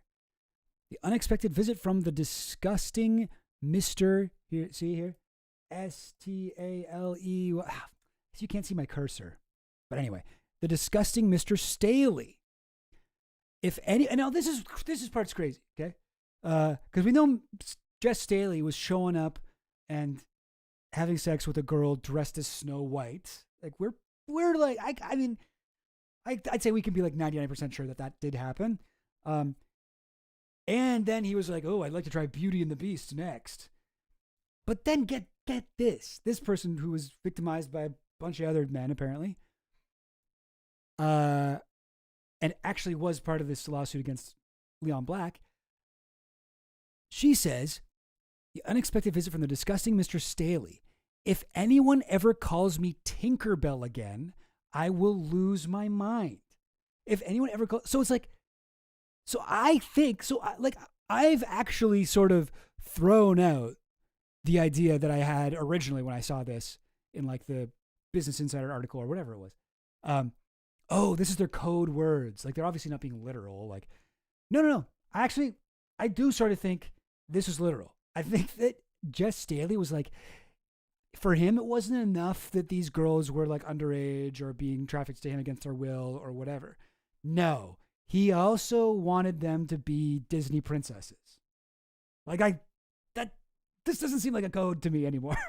I could sort of think this was just his weird fucking Disney adult kink that he had. Jess fucking Staley. Super powerful guy. Anyway, I'll read the rest of this. It says, if anyone ever calls me Tinkerbell again, I will lose my mind. He left bloody marks on my arms from his belt and thought he had the right to call me that when he has ears as big as Dumbo. I should have called him that in return. Another Disney character. She's like, yeah, you're Dumbo. Oh, I'm Tinkerbell, you're Dumbo. Honestly, that pretty good burn. And then it says, and then it's in this part's in quotes. You can see at the very end, you've been a very, very naughty girl. Presumably something that fucking Jess Staley said to her. So Whoops. That is nuts. If I called that guy, if I get called that one more time. Like, yeah. This is a court listener reference case 123. Oh, yeah. Thanks, Kyle. I just found this in. Oh, so wait, Kyle, you're talking. So Mitchell, Staley, Dershowitz, who's misspelled, and I believe Nowak are mentioned. Yes, Nowak is also mentioned in here. I know, and I think Nowak, who's Stephen Nowak, right? The what was he, a physicist or something? Somebody from Harvard. She says him, like, she's like, all these guys raped me and blah, blah, blah. But then with him, she's like, he didn't really even seem to want to do it. He seemed like just as uncomfortable as I did or something like that with Nowak, which I don't think is a defense of anything, but just interesting. So yeah, there we go. That is the conclusion of our tale. Jess Staley, the worst Disney adults. I mean, Disney adults, they're not evil. They're just annoying, They're not evil people just from being Disney adults. I'm sure many of them are. I'm sure there are many of them are good people, but they're not sending their best, I guess we could say. But Jess Staley, sir, you are evil. This guy sucks. Yeah. I mean, maybe that photo was sent to him, right? Maybe this was sent to him. This was sent just a day after this one. Say hi to Snow White. But we don't know because it's redacted. Anyway. Very weird. Your littlest girl was a little naughty. Yeah, that's true. That could be from Jess Staley. I mean, who knows? We're grasping at straws here. I don't want to make any crazy guesses, but I feel like for this one we don't have to. Mark J said it best earlier. Like, this guy might be the most clearly guilty guy out of anybody. Even with like Dershowitz and whatever. Like, this guy left a fucking paper trail, the photo trail. They were sending each other, and we don't have these. But apparently, according to the lawsuit from 2023, between 2008 and 2013, Staley and Epstein exchanged 1,200 emails, including pictures of young girls in seductive poses. Crazy. I wonder if what's it called? JWiki, Wikipedia. Does it have a page on Jess Staley? It does. 6,021 emails. Now I do find this website good and like useful, especially if you're like, who's that guy again? Doesn't have everybody. It only has like some of the main people, but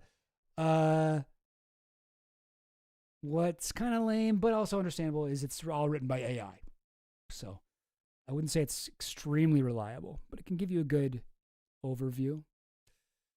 Anyway, I don't know.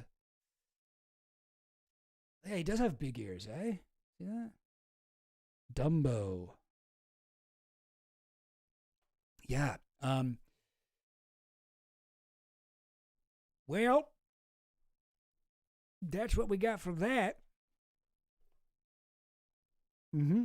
Michael Tracy's career is over. Yeah, I think you're probably right.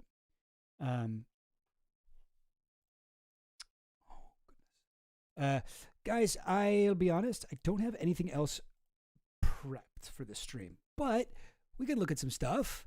What stuff is there to look at? I do kind of want to stay on J-mail stuff. Like, I wonder. Sorry, let me see if I can just find J-mail team. There's been some videos. Some fellas are getting worse. J-mail team. This is definitely not right. J-mail exposed.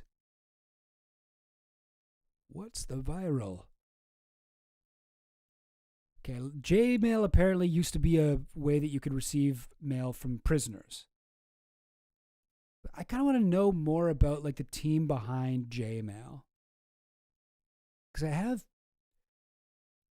I don't know. I've heard some things where people are like, oh God, these people. Hang on a second. I can find it.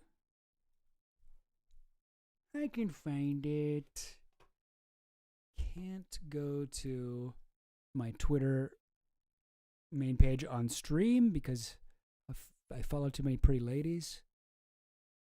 Don't need to. I don't need to be risking it every time I do that. So, but I wanted to see. No. Sorry. Okay, sorry guys. Oh God, this is why I really need to prep everything in advance. But there had been a couple videos with the guys who made Jmail that I think are interesting.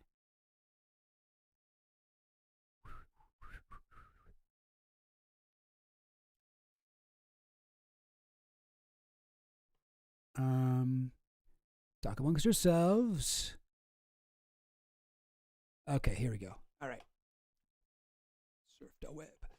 Okay, so Claudia Gosh over here, Parapower Mapping Podcast, says, what's that? Jmail started Wikipedia, an AI aggregated receptacle for Epstein email data based on the online encyclopedia that infamously has issues with getting edited by CIA agents. So, like, okay, this guy, like, he's a great follow on Twitter, but and a lot of these things, I'm like, oh yeah, it is kind of lame that they're using AI, like whatever. But like, I mean, it's a big project. I can't imagine that you have time to sit down and write all these things up. Okay, fine, but like, how are you gonna get mad if it's that it's based on Wikipedia and you're like, the encyclopedia that infamously has issues with getting edited by CIA agents? It's like, bro, that is a different website. This doesn't work. That Wikipedia is not something that is editable by anyone. What are you talking about here?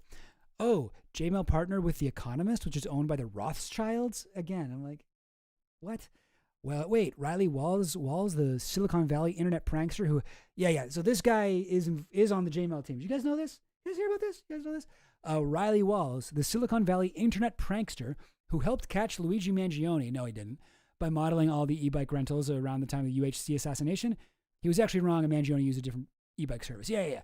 No, I remember this because it was like this fucking loser nerd was like, when people were looking for Luigi, they were like, yo, what the fuck? Oh, I bet I can find him because he must have used a e-bike, city bike, whatever, rental, and we can using my program where I'm going to chart all the different e-bikes getting moved where we can find them. And I think it was this bike and that, blah, blah, blah, blah. But it turned out he was wrong. And that guy is involved in this project. Crazily. Because that's really the only thing I know him from, is being a loser about Luigi Mangione. Oh, Indrid Cole, what's up? You're having trouble with your thing? I'm seeing your comments. Sorry, I don't know. It might, for some reason, it's like live chat versus whatever, it's I don't know. And that is true. In Pinocchio, made in 1940, they take little boys to Pleasure Island. Yeah, it's true. Interesting. Ranked dweeb, yeah. Also, Indrid Cold, sick Mothman reference. Oh, no, I totally disagree with all the Wikipedia hate, too. Wikipedia is like the only good website. It's like Wikipedia and the Internet Archive, the only good websites left. That's why fucking Elon Musk hates them both. Wikipedia is an amazing service. No, it's not 100% reliable. Yes, sometimes it does. The stories it offers are like, influenced by CIA or whatever. Like, yeah, sure, definitely. But overall, it is so valuable. So useful. Like, God, I feel like if Wikipedia just didn't exist, if it wasn't on the internet would be like, I don't know, like 20% worse just from that one website. Like, it's so useful. And like, you don't even think about how much you use Wikipedia, but you probably use it a lot. I know I do. Anyway, sorry. I'm not even really making an argument here. I love Wikipedia. And this guy also designed surveillance technology that Shazam's music heard on street corners is the guy who started Gmail. Riley Walls started Gmail? No, he didn't start it, I don't think. There's no way they're scraping all your user data every time you visit. Gmail is a psyop. Be vigilant. And then he posts this. Wikipedia edits trace to CIA, FBI computers. I'm just like, this is different, man. Like, this is a different cause. And also, like, shut up about this part too. But, like, this has nothing to do with Wikipedia. It's so weird. People using CIA and FBI computers have edited entries in the online encyclopedia Wikipedia on topics including the Iraq War, the Guantanamo military prison, according to a new tracing program. I'm like, I mean, I don't think I needed an investigation to tell me that. I probably could have guessed that. But it is like at least a bit of a democracy where people on Wikipedia can be like, no, like you get into the whatever discussion section on each page. Like people go at it. People fight. Remember when, and then Riley Walls, I reverse engineered the San Francisco parking ticket system. I can see every ticket seconds after it's written. So I made a website. Find my friends, avoid the parking cops. I mean, that actually sounds cool, right? What's wrong with that? I remember when this guy was tracking Citibank data to help the authorities catch Luigi Mangione? Yeah, this guy, I mean, I just feel like this guy is just got a annoying kind of tendency to be like, oh, how can I get information and display it and make it easy to search? And in the case where it was trying to find Luigi Mangione, I was like, fuck you, man. You suck. You're a little rat and a loser. But like, why would, like, Gmail is good. It's good that Gmail exists and there's like a easy, digestible, like, way of looking at the Epstein emails. I wish it was a little bit better. But like it has improved. It has improved. I'm sure. Like this is early days, right? Yeah, Luigi's innocent. I shouldn't even say Luigi. He was looking for the guy that shot that guy. But yeah, no, everybody hated him that day. This is Ian Carroll's thing. Ian Carroll's shit is so fucking stupid. Web. Wait, what am I looking at this for? This doesn't have anything to do with it. Oh. I'll also tag onto this, express some trepidation about Ian Carroll's ChatGPT-esque web LLM for Epstein research that he apparently dev with his Bayer team. Be wary because he has co-hosts who are closely tied to Epstein's crypto case. Yeah, I mean, well, maybe we'll get into that later because I would love to do a fucking deep dive into that fucking idiot. Gmail partnering with The Economist. Here, let's go. We built Wikipedia. So this is the original post from Gmail. We built Wikipedia, a new wiki that compiles Gmail data into exhaustive reports on key figures in the Epstein scandal. All right, great. And then this, I don't know who this person is. This all screams psyop. Why didn't you address the Rothschild elephant in the room? Everyone should realize that if this becomes a primary source of data, it becomes a perfect ground for narrative control. And it's just like, what the fuck are you talking about? Like, okay, like the Rothschild element in the room. And I get why people focus on the Rothschilds' connection to Epstein, because Rothschilds are like obviously rich, evil Jews who everyone knows control the world and invented, I don't know, banks or something. Being sarcastic, I don't actually think that stuff. But Epstein managed money for two Rothschilds, Lynn Forrester Rothschild and Ariane de Rothschild. I think that's it, right? I think that's it. But like, that ain't even really. Those are not even real Rothschilds. They're women that married into the Rothschilds, right? I think Ariane de Rothschild married into the Rothschilds. Lynn Forrester definitely did. Rothschild. French banker and CEO of the Edmond de Rothschild Group.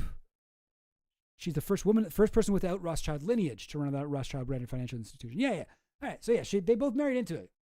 Her and Lynn Forrester, and they're both blonde, like Epstein types. Interesting. So I mean, yeah, like Rothschilds were rich, connected family. They're much less rich than people think they are, but they're billionaires. At least a few of them are. Historically, the family was very wealthy. was connected to governments and monarchs all across Europe. But like that isn't really the case anymore. You know, there's a couple like that one, the Edmund de Rothschild group. I think this is currently the most successful Rothschild business. I believe private banking and asset management based in Geneva, Switzerland. It encompasses the family brand, Edmund de Rothschild Foundation's family philanthropy, Edmund de Rothschild Heritage, fine wine and cheese, luxury hotels and restaurants. Yeah, I mean, like this one's big, and Ariane de Rothschild is running it. But like, yeah, I mean, when I see shit like this, I just kind of like roll my eyes. Why are you ignoring the Rothschild element in the room? What the fuck are you? What are you talking about? Like, what did he? Yeah, okay. Epstein he knew some Rothschilds. He managed money for two, Rothschild people who married into the Rothschilds. And what? Then what? Like, what else is there? What's this? What's the elephant in the room? Like, the elephant in the room is that this person is like extremely conspiratorial, and probably like an anti-Semite, and wants us to connect whatever Jewish space lasers to the Epstein thing. But anyway, this person goes, that was also my first thought. J-Mail partnering with The Economist, 27% still owned by the Rothschilds. Well, Ariane de Rothschild's on the Epstein email leaderboard is extremely dodgy, entirely unnecessary, and doesn't sound like transparency at all. Worked with The Economist to analyze 1.4 million emails from the latest Epstein drop. I mean, okay, but like, well, look, you're posting a J-Mail post, and it's got Ariane de Rothschild on it. Like, why? What would the cover-up be then? You know? I don't know. I mean, maybe there's more. Maybe there's more that we're not seeing. But like J-Mail isn't really revealing anything. It's just one way you can search the emails. It's not even like the best way, I mean, it might be the best way, but like, I use different websites for different things. I use J-Mail sometimes for emails. I use, what are the other ones I use? This one, EpsteinDocs.org. This one's great for text exchanges, I find. I also use EpsteinLibrary.org if I know the exact EFTA number. This site's, or even if I know the range of EFTA numbers, or if I see, if I just come across like a random picture like this, and this is EFTA 02, right? And I'm like, oh, that looks like his New York apartment. What if I search, and you don't even need to type EFTA 00000, you just start, I can type EFTA 2, and there it is, I found it. But I can be like, let me look at like EFTA 2 to 10. You can look at that range. You can get that. So like, I find this site's really good for that. Gmail, it's good for emails, but emails aren't the only thing in the Epstein files. It's one of the nicest looking like platforms, but it's not like, perfect. It has issues. I'm always frustrated by its search function, although it seems like it's gotten better actually recently. But no, I mean, it's good that this is happening. Like, this is just one way of searching the files. You can also search on the DOJ website. Just that website sucks to use. This is much easier to scroll. So, like, how much could they really hide? And if it turned out that they were like hiding shit about the Rothschilds, like these people seem to think they are, like, what the fuck?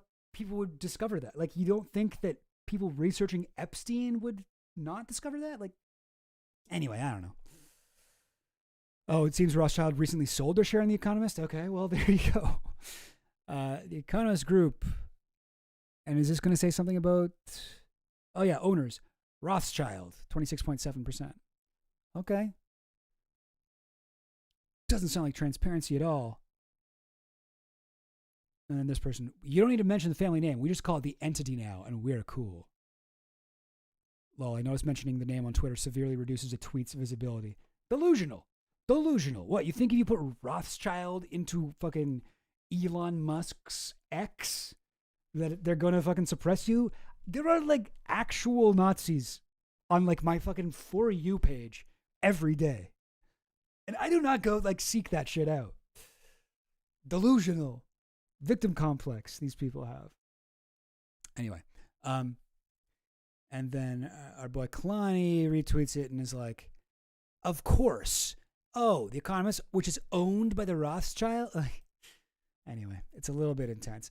But yeah, who's this Riley Waltz character? I would like to know more about him. And like, oh fuck, I had seen a video someone posted somewhere of Riley Waltz, but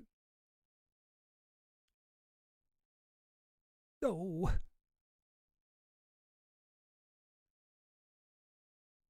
What if I just maybe if I just type this in? Riley Waltz. Riley Waltz.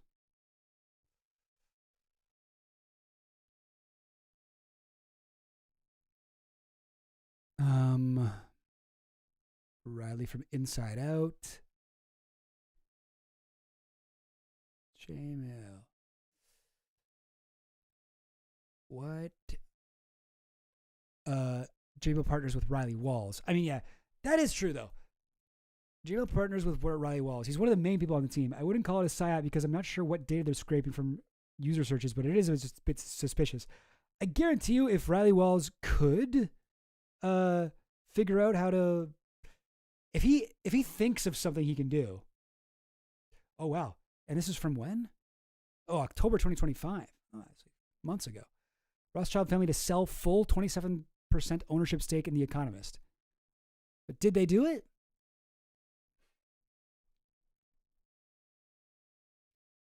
Rothschild's stake includes 20% in voting shares, which is the cap for any single owner in the business.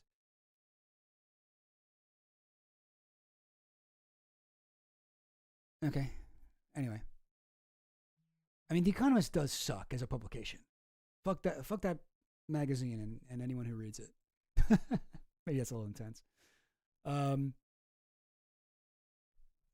Riley Walls, J-Mail. Sorry, guys.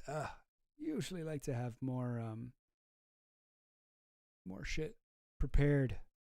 Thought I could kind of wing this part.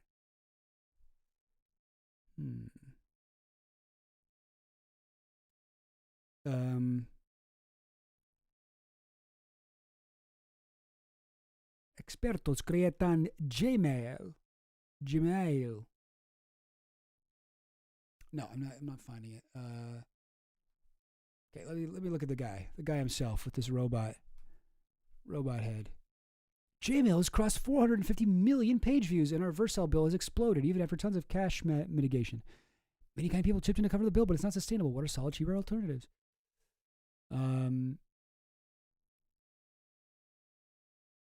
What? Gmail team is rapidly processing in nearly 1 million PDFs. I scraped transcripts of San Francisco's government meetings and found every time someone said "asa" or "I am." I mean, that's just kind of silly, but Palantir Santa Tracker. Oh, this is back from December. Damn. We cloned Google Photos, except it's Epstein's camera roll. This was the dumbest one. JVR. What the heck was the point of that? Okay, here we go. All right, this is something, I guess. Behind the scenes at Jmail. Let's check it out. My name's Luke. I am one of the co-creators of Jmail. The significant development. The vault is open. The Epstein files have just been released by the Justice Department. How's it? Is that? Am I a little bit quieter? Right? Maybe I'll turn it down a little bit. On a Wednesday night last month, after returning from the office, I worked with my good friend Riley to take a ton of Gmail that the House of Representatives released. This one's crazy. No way. Okay. And then we laid it so that you can recreate what it would be like to peruse through Jeffrey Epstein's email inbox. Who did the OCR in the pictures? It's all reductive. Okay. We made a whole suite of apps that relied on document extraction and intelligence. It was this crazy tracker that successfully extracted 4.2 thousand flights, all thanks to Reductive. From extracting all the flight data from all of the documents we had access to. Yeah. JBL did partner with Dropsite too and CoffeeZilla. So Are they owned by the Rothschilds? To additional emails, to entire documents, to everything else. I don't know if that works. Yeah. Totally right.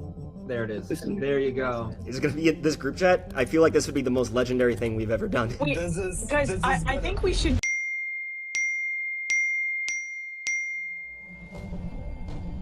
I think this is cool.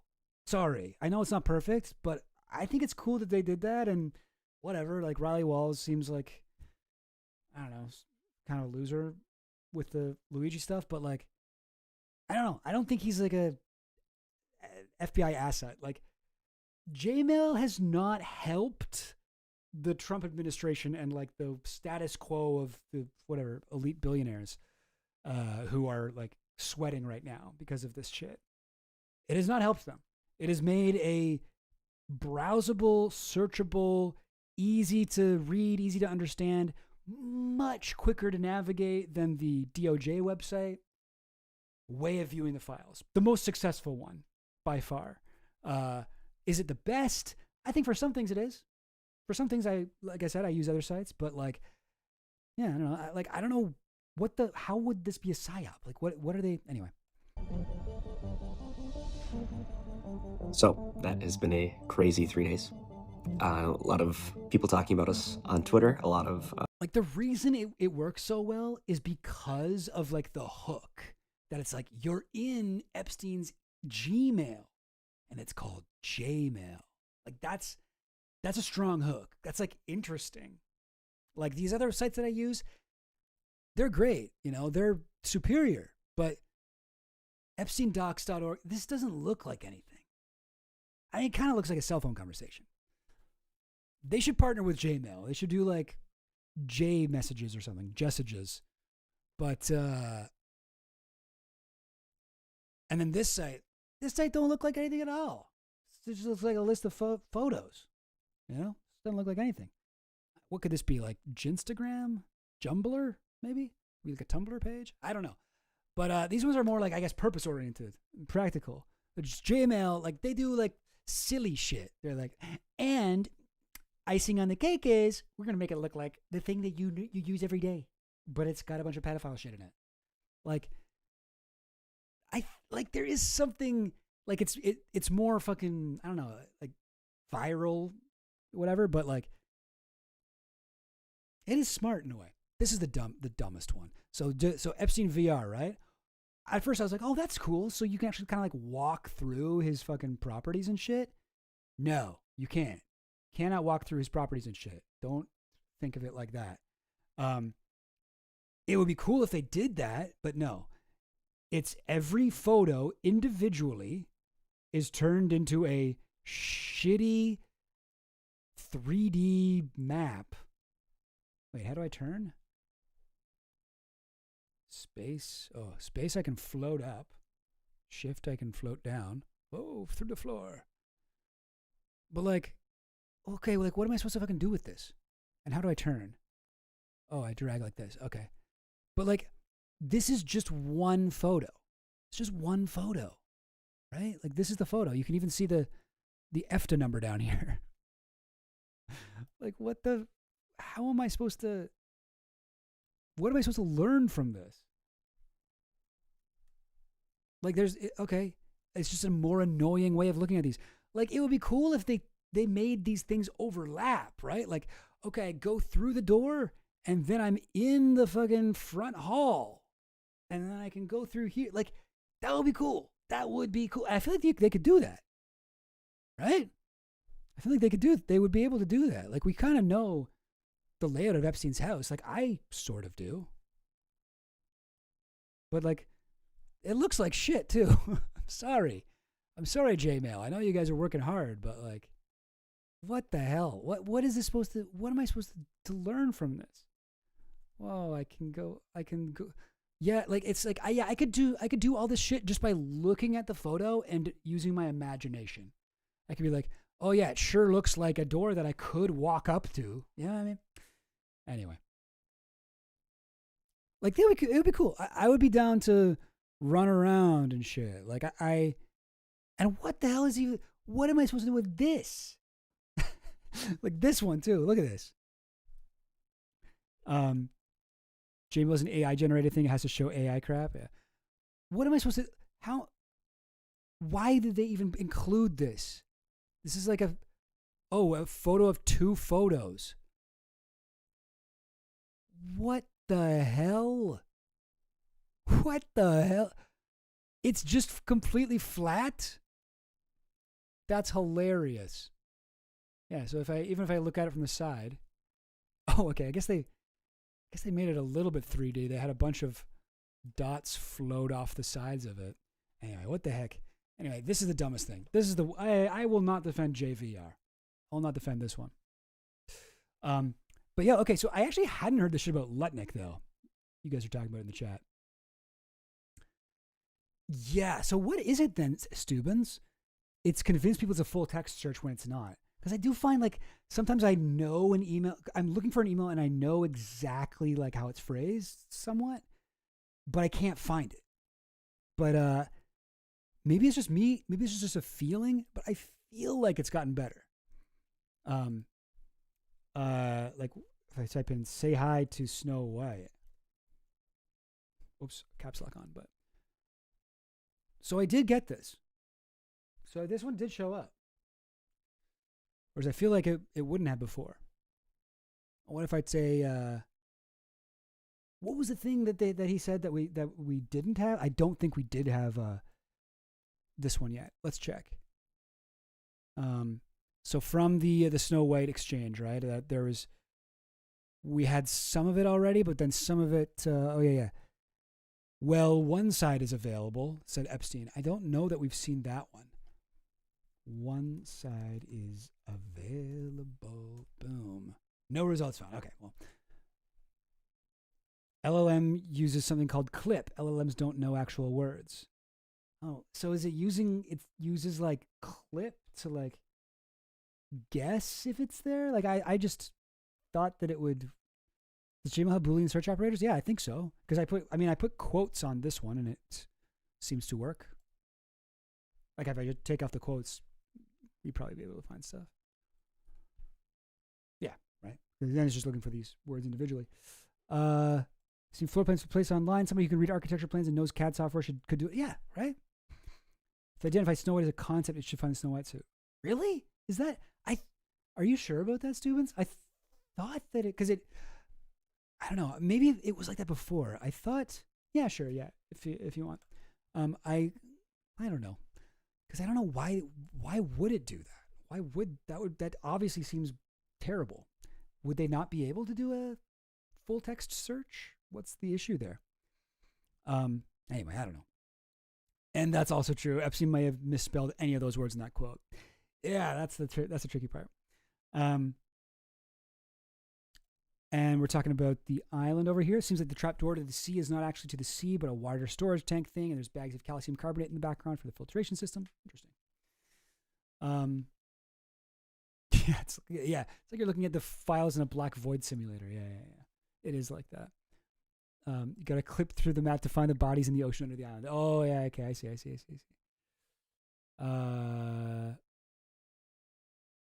Now what are we talking about? You could actually recreate Epstein house. You don't need photos to do it. Yeah, sure. I haven't seen these. Oh, but this is what you guys are talking about on the island. It's the 6 55-gallon tubs of sulfuric acid. That's interesting. Okay, no, I saw you guys talking about this though. This looks really cool. What am I looking at here?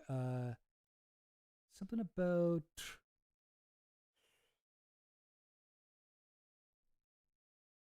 Lutnick, right? Sorry, I can't find who originally was talking about it. But oh yeah, Ninsk Design. Did you see Lutnick bought his place for $10 from Jeffrey Epstein? Okay, I didn't see that, and that's crazy. He was like right next door to him, right? Next door to Amber's for years. Jeffrey Epstein is the one that sold him his next door status too. I didn't know that. That's crazy. So wait, let me see if I can find this, or if anybody has a link, please. Lutnick Epstein house, $10. I don't know, that should give me something, right? They were in business together. Jesus. The sell-off of Epstein's tainted homes. Oh, wait. Epstein also had ties to the house next door. Okay. Where the money went. All right. Okay, guys, hang on. Let's get to the bottom of this here. Oh. Epstein also had ties to the house next door at 11 East 71st Street, now owned by Secretary of Commerce Howard Lutnick, his neighbor for at least 2 decades. In 1988, Sam Conversion Corp., a company based in Columbus, Ohio, registered, that's where Wexner lives, registered to an address that had then associated with Wexner, purchased the 3-story home for an undisclosed amount. 1988, that's like around the time that Epstein started working with Wexner. Epstein is listed as the vice president of Sam Conversion Corp. On the deed, and 4 years later, in 1992, Sam transferred the property to a trust where Epstein was the trustee, also registered at the same Columbus address. In 1996, that trust sold the property to another entity, the Comet Trust, unaffiliated with Epstein or Wexner, for an estimated $6.2 million, according to Crane's Business Journal. That trust ultimately sold the house for an estimated $7.6 million in 1998 to Lutnick, who's owned it since. Okay. So, but wait. You're saying it was sold for $10? That'd be quite different.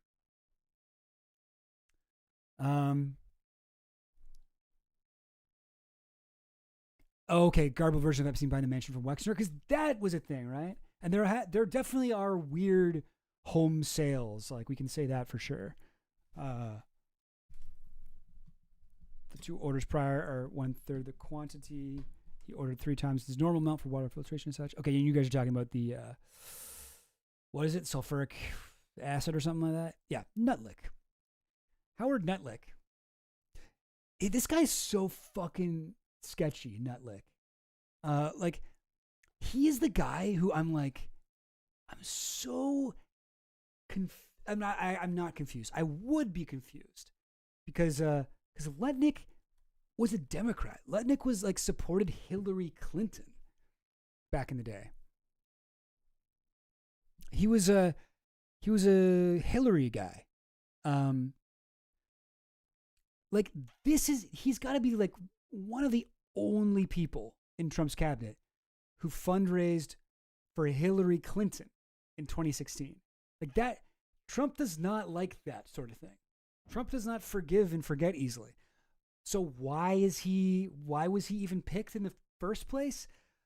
Well, I'm thinking it's because motherfucker is a Peter Thiel dude. Is he going to talk about that here? Thiel. No? Really? Do I have my freaking thing on? Reptilians. Okay, it's on.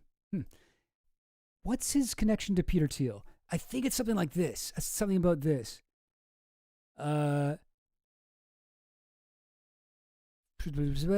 firm has also invested in political endeavors, including by encouraging Rumble, an alt-tech video hosting company, to go public, advising a business operated by Omid Malik, and investing in Strive Enterprises, an asset management company owned by Vivek Ramaswamy.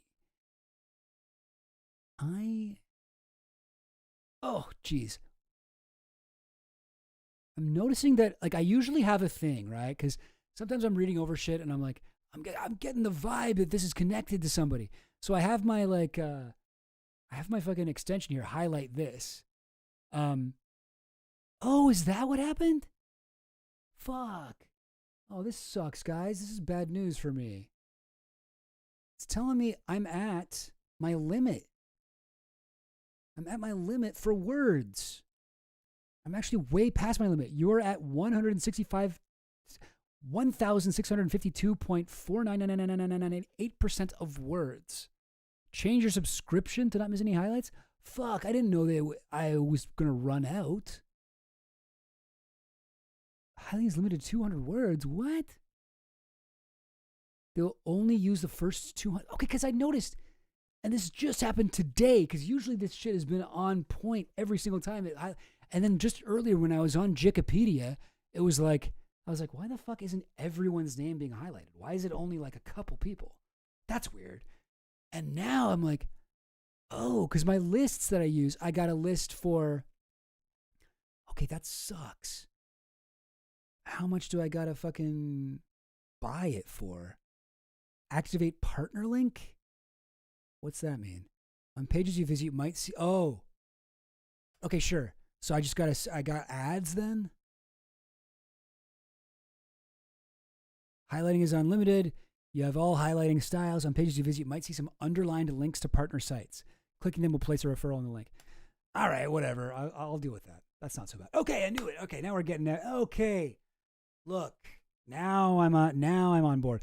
All right, so we've got all my highlights are showing up here. So all these shits, all the yellow ones, I have it yellow with red letters because it's supposed to look like pizza, like Pizzagate stuff. But these are connections to Epstein.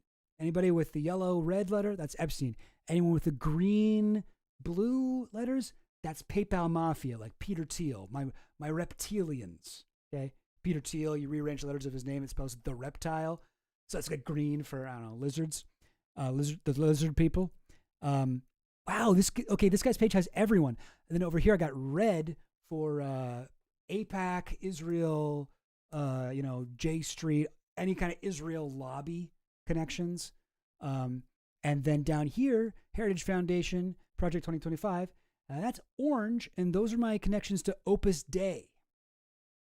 The Opus Dei, the fascist BDSM cult / human trafficking operation within the Catholic Church.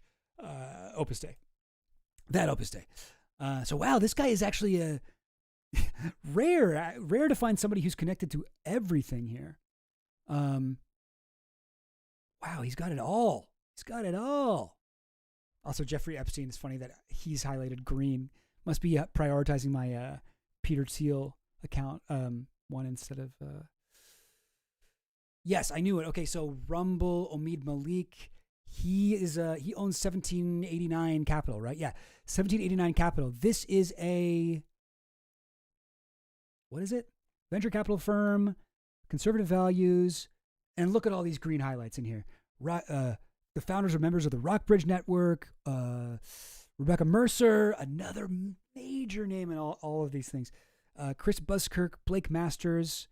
This is one of the guys that Peter Thiel tried to like hype up as being like another kind of J.D. Vance, like a Peter Thiel created politician. Oh, I'm so excited that this is back working again. I thought I was going to have to give this up, but I really do use these highlights all the time. Yeah. 1789 Capital. So anyway. So Anduril, enhanced game. Like this is definitely PayPal Mafia shit. SpaceX, Neuralink, 1789. So much green. Donald Trump Jr. Okay. Anyway, gang. I know this isn't really important, but I sort of enjoy doing this shit. So yeah, this is what I think, right? This is why Lutnick was able to join the Trump cabinet, even though he was a Democrat. He was a fucking Hillary Clinton. He was with her. I'm with her. That was him. He was the guy who was, I'm with her. And he's in the Trump cabinet now. How the fuck did that happen? It's Peter Thiel. It's Peter Thiel told Trump, I don't care. You have to put this guy in your fucking cabinet. What is he again? Somebody really high up, right? The Secretary of Commerce. So he is one of Peter Thiel's boys that he put in there to keep an eye on Trump. Donald Trump Jr. is highlighted red because he's AIPAC or J Street affiliated. He took a ton of money from the Israel lobby. So yeah, and here's the thing, right? Now, this guy lied on camera, like, I don't know, 2 weeks ago or something, where he was like, no, we don't know. Hey, listen, I met Epstein one time and it was just a little bit. And like, I knew right away he was a creep. And me and my wife were like, oh my God, that guy's so weird. Let's never hang out with him again. And now we know the dude was like flying to his island and hanging out with him, and he bought his house from him. And he's like very close to this guy. He recommended his nanny to Epstein. This guy was like connected. This guy lied. And here's the thing, right? Because like I would normally I'd be like, Peter Thiel's the only reason why this guy's in the cabinet. Donald Trump's a bit of a wild card, right? Even though Peter Thiel is like bankrolling him and really gave him like the like he wouldn't have won the election without Peter Thiel's help. He just wouldn't have. He needs Peter Thiel, and he knows that he needs Peter Thiel. But I could see him having resentment towards Lutnick and just firing him without caring what Peter Thiel thought, right? But now that Lutnick is associated with Epstein, this is so fucked up. But I think Lutnick is safe. I do not think Lutnick is going to be fired. If there's anyone that Trump loves in his cabinet or just close to him, it's someone with Epstein connections or just someone, honestly, someone with like rape accusations. You know, he loves that shit. There's so many people in his cabinet, whether Epstein or not, have some sort of sexual assault allegations in their past. Hegseth, you know, like everybody, like almost everybody. RFK Jr., Epstein affiliations, and so many sexual assault allegations. So I think in a fucked up weird way, this dude's whole fucking job is safe now because of he lied about Epstein and got caught in that lie. Like, I don't know. I don't want to say like super bold prediction or anything, but like, I think this guy's kind of safe. I think it's actually worked out for him. Weirdly. And even his name's green. Let's check my list. I try not to do this because I feel like it's a little bit boring for you guys. But let's check my list. What did I have anything for him? This is my list of Thiel reptilians. This is all these people who have affiliations with Peter Thiel. Lutnick.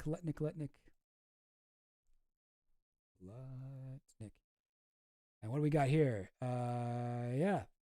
Trump administration. Look at this, by the way. So I've got we've got Howard Lutnick down here. Okay. I guess I didn't put any extra information about him, but he's in the yes column for Trump administration. So if I go here, look at this, eh? And actually let me arrange this by, guys, don't click away. This is going to be cool. So now I've ordered this by Trump administration. These are all the Thiel guys that I know of. There may be more, but these are all the Thiel connected, PayPal Mafia connected guys that are in the Trump administration. Look at them. There's 32 guys. Now, not all of them are still there. Sorry. You know what? Because of the way my highlighting works, I do include multiple names. Like I have JD Vance where it's like, here are different ways that it's spelled because I want it to be highlighted whenever it shows up on a page. So, okay, maybe not 33, but we've got Vivek Ramaswamy, obviously not still. He was part of Doge. And Thiel and Lutnick. Okay, I knew it. I remember I was reading that thing and it said Strive Asset Management. Thiel and Lutnick together funded Ramaswamy's company, Strive Asset Management. So that was the thing that I was like, oh, so he's a Thiel guy. But yeah, that's crazy, right? Obviously, JD Vance, Jim O'Neill was a Thiel advisor for 2 years. And now he's the Deputy Secretary of the Department of Health, Jim O'Neill. Like, Thiel is deeply embedded in the Trump administration. It's so, like, I know Thiel's goofy, right? He's like, talks about the fucking Antichrist. The guy can't fucking complete a sentence in an interview, but he is dangerous. Like, we should be afraid of this guy. This guy is everything that conservatives think George Soros is. Peter Thiel actually is. Anyway, I could go on about Peter Thiel. Maybe I will. Maybe I will sometime. Maybe I'll do a Thiel stream soon. Haven't done one in a while. Oh, you know what's fun? All right, I haven't. Okay, I'll be honest. This is another thing I haven't looked into at all. What's this guy's name? Sorry, I'm 36 years old. What's the guy's name? Oh, yeah, clavicular. Clavicular homicide. What's the fucking Braden Peters. Maybe I should do this as a more prepared stream. Maybe I should do this as a more prepared. Maybe I will, but whatever. Hey, I'll do a little bit of a pre-stream preview. I don't know is what this is, because everything I've known about this guy is fucking hilarious.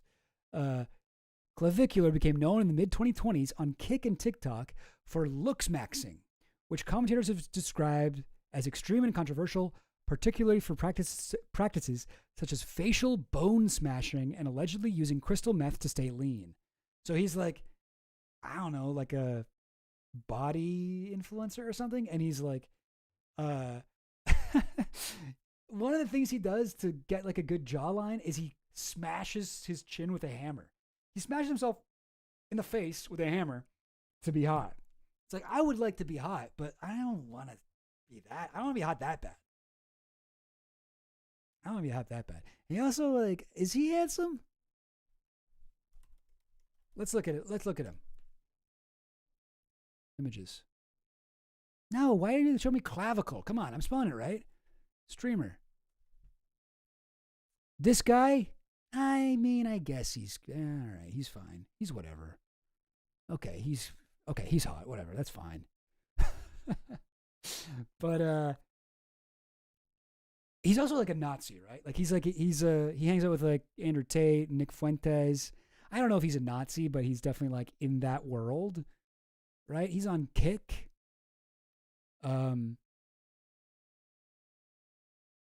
Kick also I believe Kick is also associated with Epstein.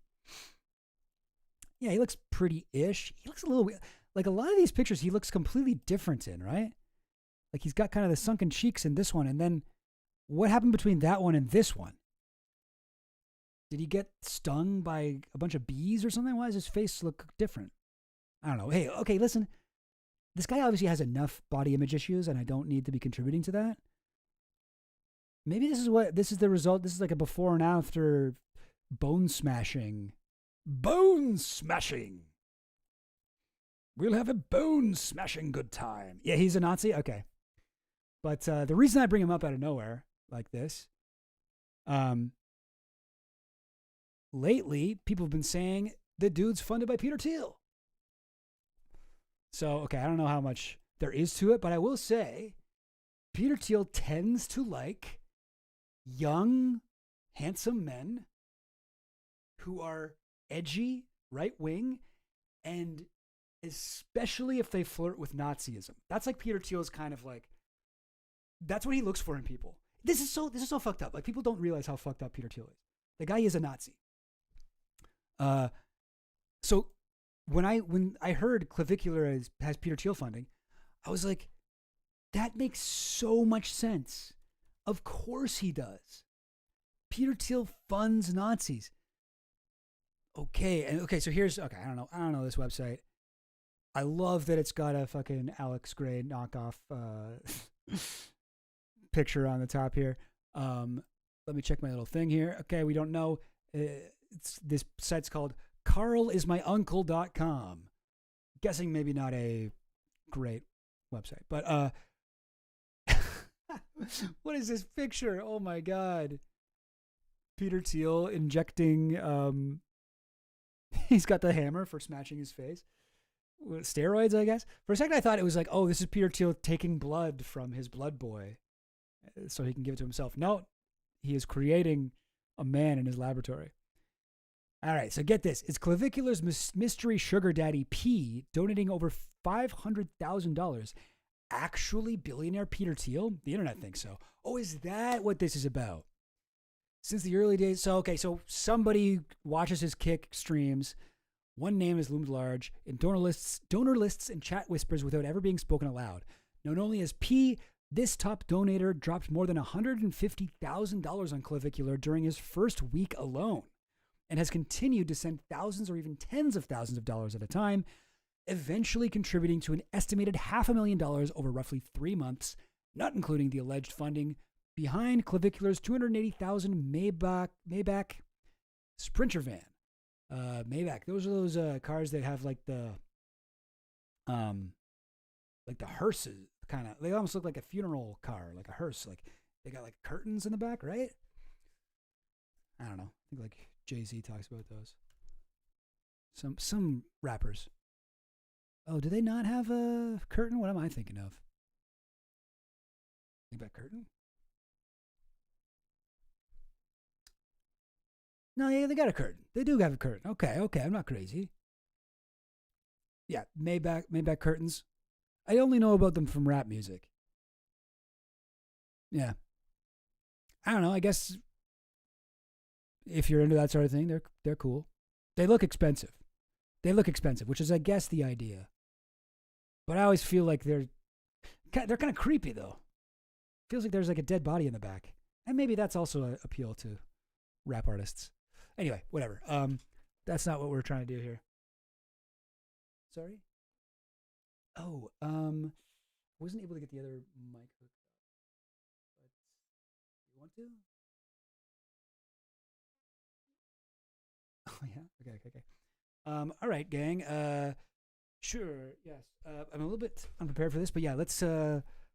Here, come on in, Ashley, Goblin Queen. Doing a Valentine's Day special, kind of. All right, but I think audio will be bad if the door is open, because it'll just kind of have more space to echo. Sorry, again, talking to my fiance over here. Here, let's get her in the studio, in the Gob studio. One second.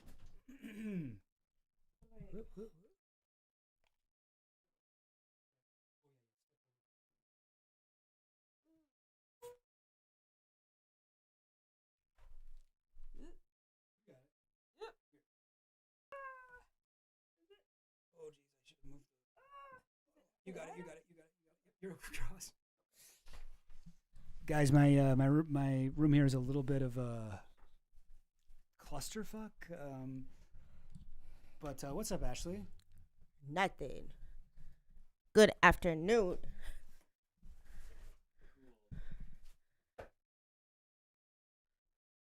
Ah, Big Jerry! What's up, my dude? How's the stream going, Big Jerry? All right, yeah. I feel like, okay, one thing I've learned from doing videos with Ashley is that she talks a lot louder than me. Oh, so sorry. I don't know, maybe I wish we could get two mics set up, but no, I couldn't get that to work. Maybe next time I'll have it. I'll be able to do it. But, can you move a? Hey. Should you move? I'll move this way. Ugh. Is that better? Oh God. Yeah. Okay. Hang on a second, gang. Maybe I think it'd be easier if I took the mic off the pole here. One second. How do I do this? Oh God, it's so far. This ain't my stream.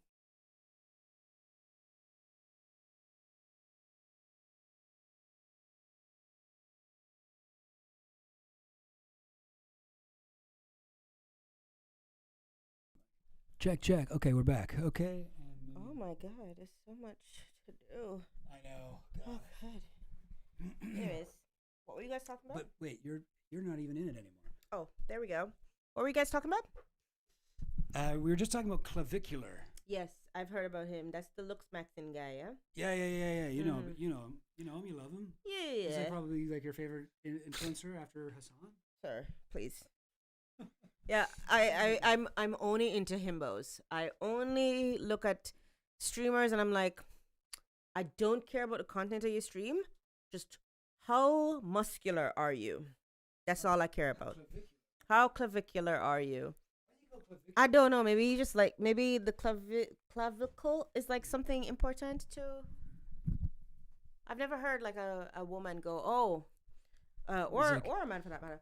Yeah, well, like, dudes will be like, are you a tits guy or an ass guy or a clavicle guy? Clavicle. Oh, I see that look clavicle. At them clavicles. Whoa. Mm. Hey, girl, turn around. Let me see that clavicle.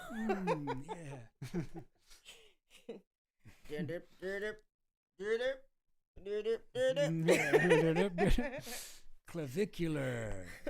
I did the Pink Panther. Strip into the Pink Panther theme song. No. She needs one of the TikTok mics. Oh, I mean, I do have a couple lavaliers. I mean, they're not very good quality, but whatever. I don't know. Maybe it'd be easier than doing it like this. But back that clavicle up. Yeah. What am I trying to do? I don't know. I don't really know. I don't really know much about clavicular, but I had heard that he. What was I just doing? He had. Oh, that rumor that he was funded by Peter Thiel. Is it Yeah. True?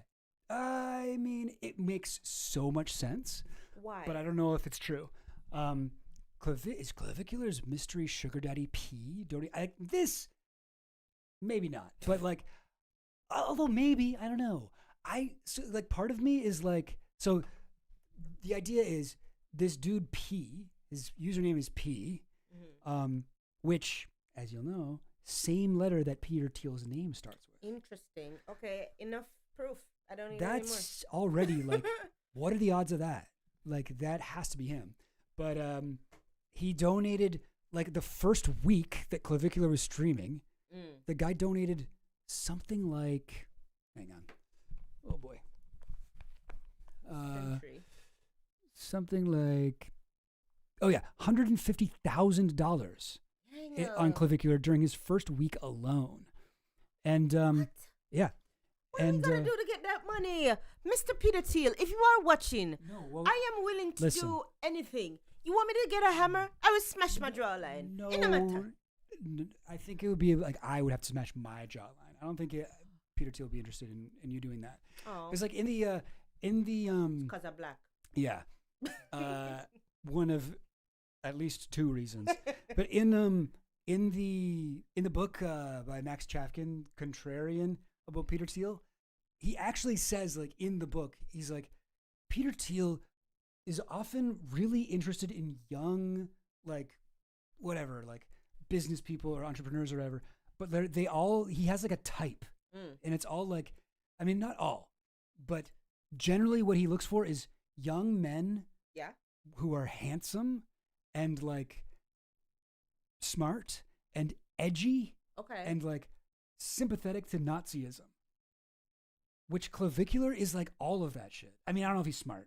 Yeah, I was just he probably is not smart. He smashes himself in the face with a hammer. But so when I heard this rumor, like just from remembering that from the Contrarian, I was like, oh my God, of course. Because the guy is kind of a Nazi, right? I mean, I don't know.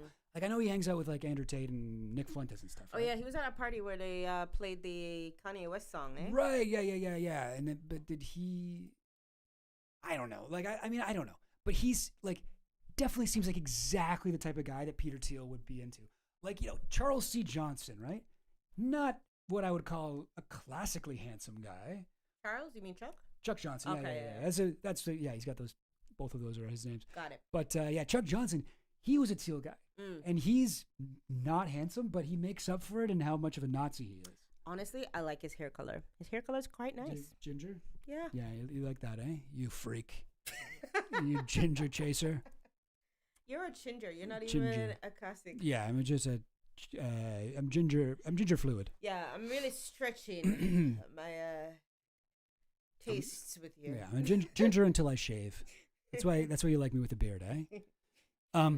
But yeah, since the very beginning of Clavicular's streaming career, I said screaming career. What the heck? This mysterious person known only as P has been his #1 top donator. In Clavicular's very first week streaming on Kick alone, P dropped over $150,000 on him. Since then, he's continued showering him with occasional $1,000 donations. In total, it's estimated that P has funneled around $500,000 to Clavicular over the course of his roughly 3-month streaming run. Whoa! How just 3 months since he started streaming? Yeah. And $500,000? Has he? Wait. No, sir. So has Clavicular only been streaming for 3 months? Oh, geez. Okay, well, I guess that's why I didn't know about him, because I thought I had just found out, but I've probably known him for at least a month. So how him pop off so quick? How indeed. It's not even counting the funny he provided for Clavicular's $280,000 Maybach Sprinter van. You know Maybachs? From rap music, yeah. Yeah. That's what I was saying. Yeah. They have like the curtains. Yeah. Things took an even wilder turn during Clavicular's brief flash visit to Los Angeles, where he received an exclusive invite. Okay, well, this isn't even this isn't even like covert here. To a private party held at Teal's $11.5 million Hollywood Hills mansion, an event known for only admitting the absolute top echelon of society. I love the word echelon so much. I just gotta say that. It's so good. But I mean, okay, so he went to hang out at Peter Thiel's place. Like this guy is created in a lab for Peter Thiel. He's everything Peter Thiel likes in a young Nazi, sympathetic, handsome man. Really weird that his eyebrows just go straight across. True, you see? Yeah, he's got to groom those. Yeah. I bet that guy's got like a natural Luigi Mangione that he's squandering in the pursuit of looks maxing. It's weird. It's just embarrassing to even know what that word is. Oh, he's been a thing for much longer than 3 months? Oh, okay. All right. He's been online longer, just not streaming. I see. Okay. So like, what was he doing before? He got kicked off. Oh, so he was on Twitch before, and then, okay. He's got that. Okay. Mm-hmm. Peter Thiel ugly, that's true. Yeah, everybody. I mean, that's an old picture of him. He actually looks a lot uglier now. But yeah, that's Peter Thiel. I kind of want to. Oh wait, has this been playing? No, I mean it's been playing, but we haven't been hearing it, right? Yeah. Okay. Yeah. So I'm trying to think, like, how should we listen to it? Like, maybe, like, we can both. I don't know. Can you flip this inside out? No. No. Okay. But maybe you can do. Like, nope. We can listen to the back as we play. Yep. Okay. Will that work? We'll try. All right. Let me try. But P is to take over 10 hours for the stream marathon, so I'm gonna try to work some of that in. But P, he's going crazy, man. Already donated 500 and 100 gifted subs. What the fuck? Crazy. P, send. Wait, what? WP? Yeah, put on Pusha P his song. Actually, I don't know how to connect the whatever. So I'm gonna throw some. What do we got here? We got 30 mg. Is to take over 10 hours for the stream marathon, so I'm gonna try to work some of that in. He's like doing steroids on stream. Jeez. Also, like, I can only see probably 3 items of clothing, and I can see 2 labels. This guy is label maxing. Oh, label maxing too, for sure. Yeah. Like brands. Polo, Burberry. He is. Wait, what's Burberry? The belt. That's the pattern. Oh, okay. Yeah, no, that guy's brand maxing, whatever. I don't know. I mean, like, cause I'm skeptical that P is Peter Thiel. Like, I don't know. Maybe like, I feel like that's way too obvious for Peter Thiel. It's a fun rumor, and I am going to spread it. I don't care if it's true. He did go hang out with Peter Thiel, though, apparently, according to this tweet, which I believe. I trust with my life. Yeah. Anarch says, Thiel is a transhumanist, eugenicist, and human extinctionist. Clavicular fits into those plans perfectly. He makes humans displeased with their biological bodies and makes them aspire to become artificial. Okay, yeah. Bro's gay maxing for a billionaire gooner. I wouldn't have put it exactly like that, but I mean, yeah, he is doing that. That's right. Clavicular is exactly his type. That's what I said. Who else could it be besides Thiel? Bro, Thiel's ex jumped off a balcony. Oh, I don't like that sentence. Keksensky.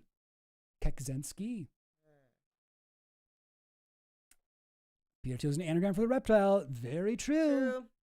Very true. A lot of people have pointed that out. Oh, the video is way louder than us? Oh, was it? Oh. Whoops. Is it let's see here. Here, do you want to maybe you move this chair over and then I'll move around there so I can still access the computer? Okay. So how do we do this? Okay. All right. You guys, this room is so messy. You know how much time I asked James, please, I beg you, clean up in here. No, you never did. What, you don't think it's clean in here? Okay. All right. Oh man, I guess our composition I feel like was better before, but Oh man, you are completely in the dark right now. Here, let me get some light on you. Nope. Yeah. Like there's a lot of like people are like, oh, it's wrong to be in an interracial relationship. It doesn't work. And like for the most part that's not true, but the one thing that is true about it is trying to take photos together. Our Dr. Umar has said, yeah, this is wrong. Doctor told us it's wrong. Who, that's like from some stand-up guy, right? Yeah. I forget who, but well, I can't. I could turn this up. Sorry, guys. Listen. It's gonna blow you out. Yeah, that's the problem. But you're like completely in shadow. If I don't. Okay. Maybe you lean back and I lean forward.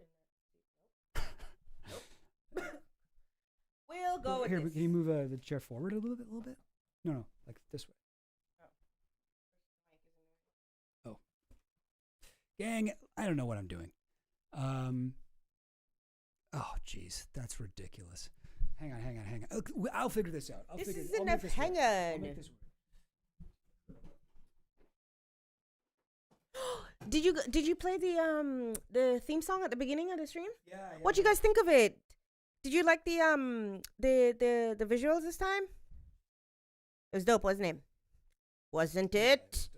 Tell him he's great. We all thought it was cool. Oh, thank you. Cute sweater. I wear my heart on my sleeve and my titties. And the rest of your shirt. Yeah. Okay, that's better, I guess. It's awful. He's teaching boys about drug cocktails. It's gender-affirming care for alphas. Very dangerous. What theme song? Came in here late. I'll probably play it at the end, too. I'm with it. Teal is a weird guy. Why not P? Yeah, like that's the thing. Like Teal is evil and powerful, and like I feel like he's one of the billionaires who like he's not the richest guy in the world. He's not even close. No? But no, not even close. He's got like 20 billion or something like that? Oh, but he's one of the most evil. But he's one of the most powerful. Oh. And I think his thing has been like he's less worried about accruing wealth other than as a way of getting power. My read on him is more than anyone else, he is focused on building power and like getting his guys infiltrating like all of these other corporations, these governments. That is partially why he's so interested in young men, because he gets them when they're young. Okay. And then like he has this whole, there's like so many different things. There's the Founders Fund, the Teal Fellowship, where they look for like young men. Yeah. And there's a few token girls, but it's like mostly dudes. And he gets them money, and then he watches their careers develop, and he does it to so many people. And some of them eventually become billionaires and powerful people, and they owe him. You know, like I don't know. That's the vibe I get with him. What was the mechanism through which he funded JD Vance?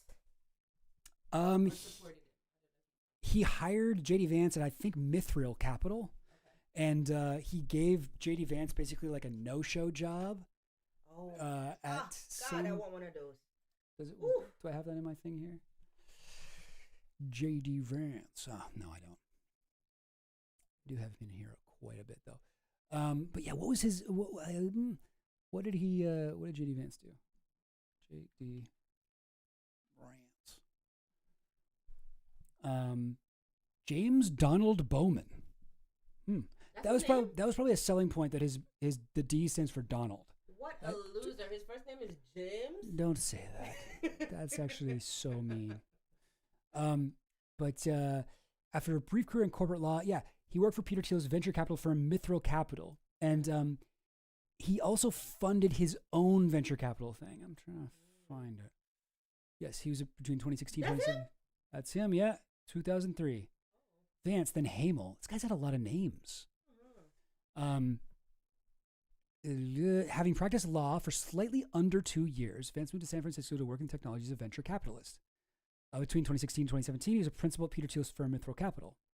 Again, young dude, sympathetic to Nazism. My friend came to Montreal to visit me, and her cousin just moved to Montreal, and he used to go to, I think, Yale Law School, and he went to school with J.D. Vance and his wife, and he caught up, like, they were in fights.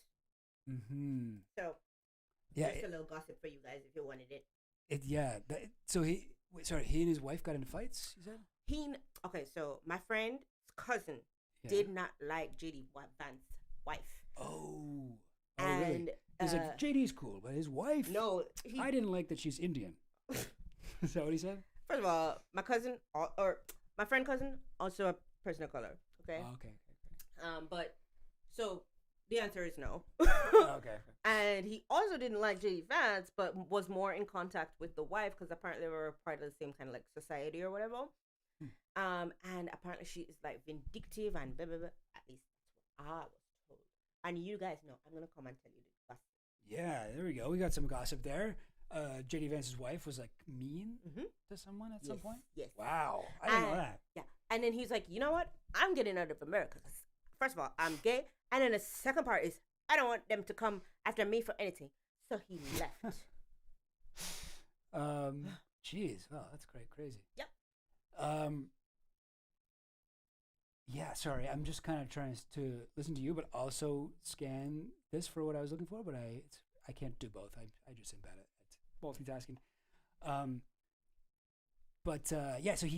So okay, get this. So he started at Mithril in 2016, and that's when he published his book Hillbilly Elegy. Mm-hmm. And that's the book that basically like started his political career, because he became kind of like a liberal darling. His book was like super well reviewed and all, like New York Times bestseller list. The Times listed it among 6 books to help understand Trump's win. Vance was profiled in the Washington Post, calling him as the voice of the Rust Belt. New Republic, Sarah Jones, and then this Republican says, "Oh, he's liberal media's favorite white trash splainer and a false prophet of blue America."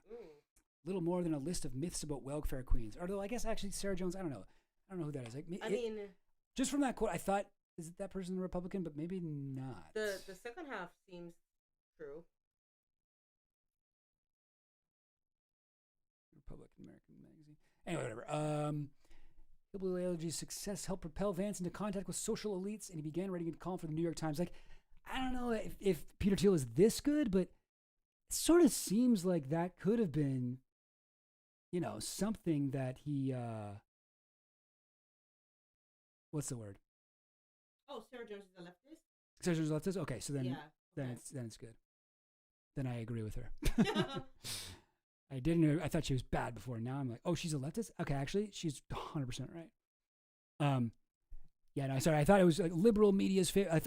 I thought she was saying liberal media as like conservatives say it. She's saying it like leftists say it. Then I totally agree. I just don't like the term white trash to refer to. Yeah, that's very racist. That's anti-white. Okay, whatever. Can't believe on one of the 11 White History Months, she said such a thing.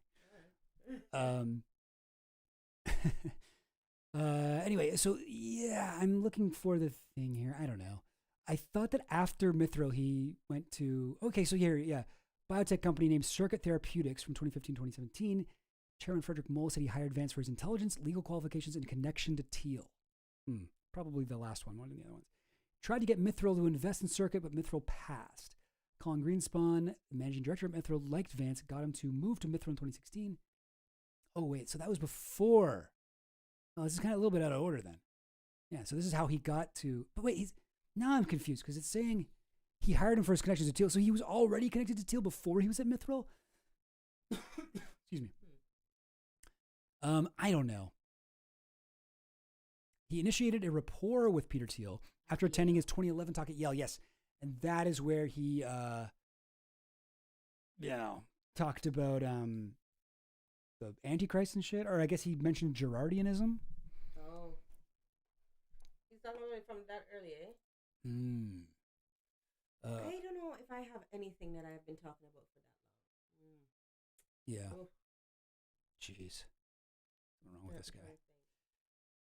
But yeah, like I feel like I wonder if, this is maybe too conspiratorial.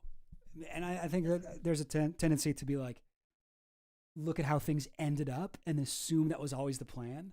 But just looking at the timing here, like, I wonder if Peter Thiel meets JD Vance, he's like, this is one of my guys. Like, I got this guy. He also happens to be like from Appalachia, and he's got the accent, I guess. Does he? I mean, I don't know. I don't know. Whatever. But he can, like, we need to be able to appeal to I don't think he does. like middle America, or not middle America. I don't know. Whatever you call it. Like the blue collar, like white working class.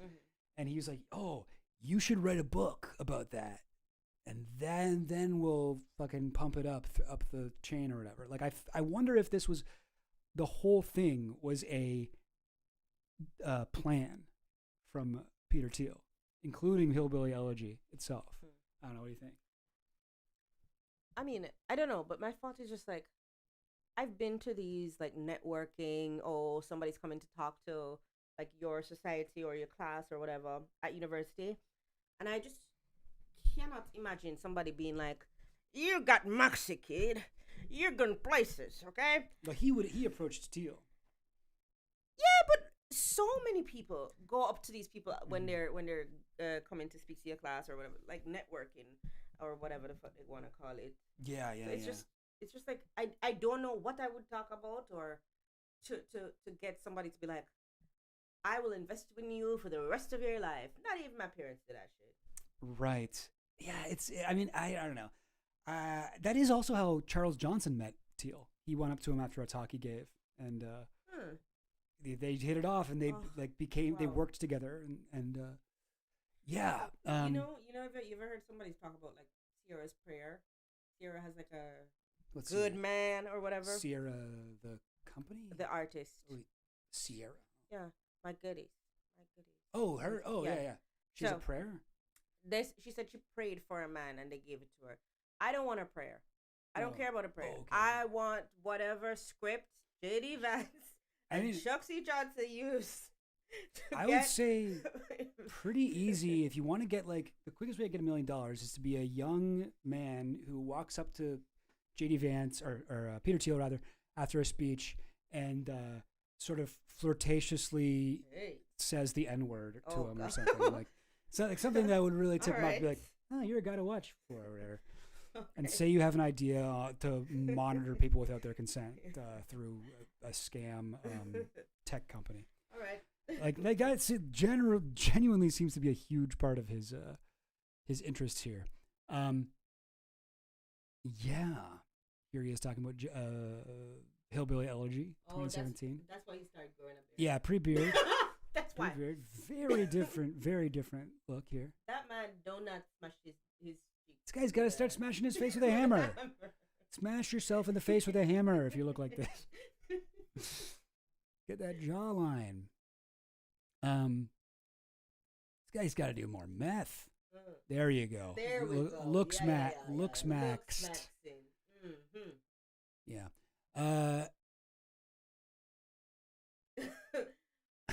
Would you want to catfish Peter Thiel? We need to catfish Peter Thiel. Honestly, Look, it doesn't seem like it would be that hard. The guy seems to be pretty open. Like if we go here, I have all these different things here. Thiel Foundation. I think this is another thing where he gives young people money. Oh, I only have one guy there, Jim O'Neill. Okay, no, maybe not that. Girardian Weirdos. Palantir Founders Fund, Thiel Fellowship. There's also the thing where if you drop out of university, he'll give you a bunch of money. Like, that's another thing where he's going after young men. Is that the Thiel Fellowship? I'm not sure. I forget. That's what I thought of when you said it. I'm not sure. The guy who founded Anduril, I have him as kind of Thiel Fellowship. I don't even know what I mean by that. But like, look at all these names, all these guys that are Thiel Fellowship guys. I mean, you can't even see it, but like I have so many. But like, goes on to what? Wait, 238. There may be a couple duplicates, but I think less so with this one. But like, it's mostly dudes. These are the. Let's look at that up. What's Thiel Fellowship? I saw Sean could probably catfish Teal. Oh, 100%. Totally. 100%. Totally. Teal Fellowship. The fellowship is intended for individuals aged 22 or younger. Young. He's got this sort of weird preoccupation with youth, this guy.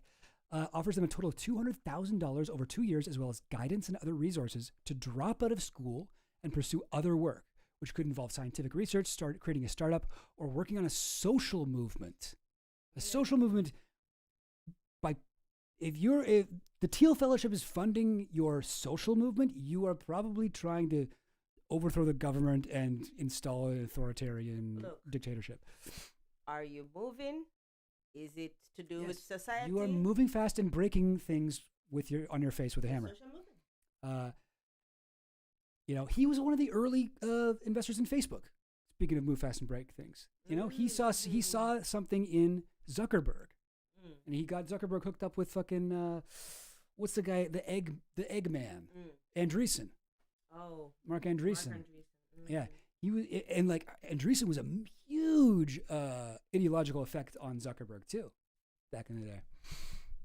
Mark Andreessen is into some weird shit too, right? Oh yeah. Mark Andreessen is like the most fucked of all of them. What do we believe in? I mean, he believes the shit what Teal does with authoritarianism. He's a big Curtis Yarvin guy, like Teal. They both follow this Curtis Yarvin dude who's an idiot. like Curtis Yarvin is so interesting because it's like, I guess you know who that is, right? Mencius Moldbug. I've heard of him, mm-hmm. and I only heard of him through gossip because Grimes went to his wedding. That's how I take my name. Gossip. Oh yeah, okay. You know all the gossips. Yeah, I didn't know that. That's great. That's interesting. But yeah, he was created this. Oh God, I'm going off on too many tangents. We're trying to talk about the Teal Fellowship here. Sorry. But yeah, he sucks, and he's only become famous and big because he's writing things that are extremely useful to billionaires. 100%. And it just so happens to all of his ideas are like, we should let tech people run the world. Yeah. The government should be run, not only should it be run like a tech company, it should be a tech company run by tech company CEOs. And there should be no elections. Like that's his idea. And I've read actually so much of his stuff. It's dog shit. It's so stupid. It isn't smart. The guy's on Twitter, he's just constantly fucking up. He's so stupid. But like, I feel like that would be the equivalent of somebody writing, I think a black woman should be the face of Chill Goblin. Right. And then you're like, I like this guy's idea. Listen to this guy. Listen to that guy. And I was like, oh, I mean, I don't know. Maybe we could try. Like, I think this is one of the most profound young speakers. Yeah. One of the most important public intellectuals of our time. Hey, everybody, listen to what he said. Yeah. Whoa, look at this. He's very cool. Yeah. He's their Dugan. That is a great way to put it. Like the Nazbols have in Russia. Yeah, like it's so weird. One of the funniest things though is this thing, the Teal Fellowship, at least in its early iteration, they fucked up everyone's life. They didn't give them the guidance that they were promising them, and like so many of them were like broke, and their life was falling apart like a year later. Oh, like, that's funny. Yeah.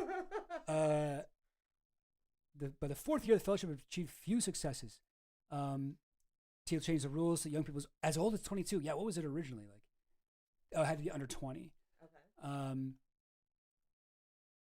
Like he's obsessed with youth, you know. Even in his thing where he's funding this thing to get like the blood of young kids injected into his bloodstream. Like, that's so weird. That's like adrenochrome shit. Several Teal fellows became members of Doge. Several. Like okay. What was that guy's name? Big Balls? He's one of them. Who? I forget his name, but see, like I've also got this list here, Doge. So if I can go. Imagine he's got like huge balls and a little dick. Oh, that would be so funny. Just imagining that. But yeah, so like these guys are all Doge. So many Doge guys too, and None of my Doge guys apparently are also founded for them. I guess I didn't add that in. Okay. I must be, my list must be in need of an update here. But the value of the grant's been raised to 200,000. It was originally 100,000. See, their first little while it was not going well. Well, 100,000, what at? I mean, yeah, like that seems like a lot of money to That me. is But a year's salary. that's a year's salary for someone doing much better than us. But yeah, like that seems like a lot. But if I was also trying to run a startup, that's like nothing. And you drop out of college to do that? Like that's a horrible thing to do. But initially it met with diverse responses. Some criticized it. A year after the first fellows were made, opinions on the program ranged from skeptical, critical to laudatory and optimistic. In October, former Harvard University president Larry Summers, friend of the stream, not really, but Epstein connection, you can see the yellow highlight, said, I think the single most misdirected bit of philanthropy in this decade is Peter Thiel's special program to bribe people to drop out of college. Oh, well, he is. I was like, why is this rich guy or friend to rich people speaking out up against Peter Thiel? And it's because he's affiliated with the university. Obviously, their interests are not aligned. That's like when the Airbnb guy was like, no, I actually am against going back into office. You know?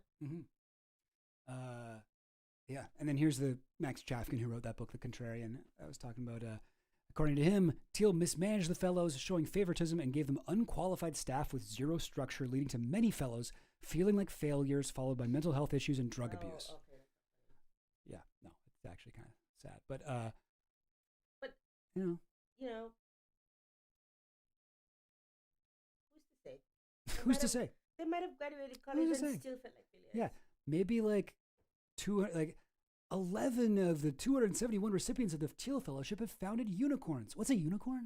It is a startup that has reached a certain level of valuation. I forget the amount, but it's like a very, very successful startup. You have not yet raised like you're not public. Okay. But you're still private, but yeah. So it's like you're successful. Yeah. That seems like 11 out of 271. That sounds fucking awful. But it says here an impressive accomplishment that doesn't even take into account the inspiring innovations of other fellows and the many exciting projects yet to mature. Unicorns are very rare. They are? 11 out of 271 is actually impressive? I don't know. And it looks like 26 unicorns out of the entire fellowship in history. I mean, that doesn't seem good to me, but I don't know. Yeah, if you paid them college debt, I mean, that 100,000, that would barely cover your college debt, depending on when you dropped out, I guess. Oh, I hate to see Jeff Epstein's friends fighting. Yeah. It's heartbreaking, really. Oh, Larry Summers, but you can see Larry Summers is pulling his punches here. I think it's meant to do good. He calls it a misdirected bit of philanthropy. It's like, no, he's actually trying to fuck over the world. Like, it's the opposite of philanthropy. I got so many fucking conspiracy theories about this dude. Oh, Larry Summers or Peter Thiel? Both, but Peter Thiel mostly. This is like a guy who I would love to focus on more. Like Eric Weinstein, his whole connection to Peter Thiel. Brilliant. And the way that like Eric Weinstein does God knows what for Peter Thiel, like managing his money or something. And his brother, Brett Weinstein, that is how you say it, is at Evergreen College. He ends up like creating this massive fucking movement of showing how dumb college is and why the kids are so woke now, and like it's a problem and it's threatening free speech and blah, blah, blah. Oh, education's not supposed to be about this. And he goes in front of Brett Weinstein, testifies in front of Congress about the crisis we're facing at our universities, and we need to stop funding them if they're going to do this stuff. That all of that shit plays right into Peter Thiel's hatred of academia and his like burning desire to stop colleges, especially the woke ones. Oh. And you're telling me this guy's brother is Eric Weinstein, works for Thiel, and you're telling me Thiel didn't have anything to do with that? Tell me Peter Thiel didn't specifically tell fucking Brett Weinstein to go fucking make this whole fucking false flag event. Like I feel like I'm like this close to having proof of it. Like I met Brett Weinstein and I talked to him. I talked to him for like an hour. Yeah. And I wish I'd asked him about this fucking teal. Like I didn't think of it at the time, and like I fucked up. I really should have asked him that, but whatever. You live and you learn.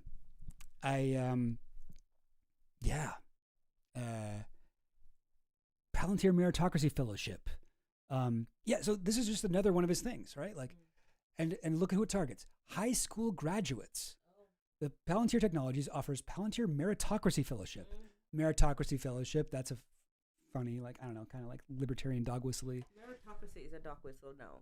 Like they have made it into one. Like like meritocracy. That's a good thing. Like I think like even in my utopia there would be some sort of meritocracy, whatever in place, but like the liberty because people like Teal who are like whatever libertarian in quotes, the type of libertarian where you're also an authoritarian somehow at the same time.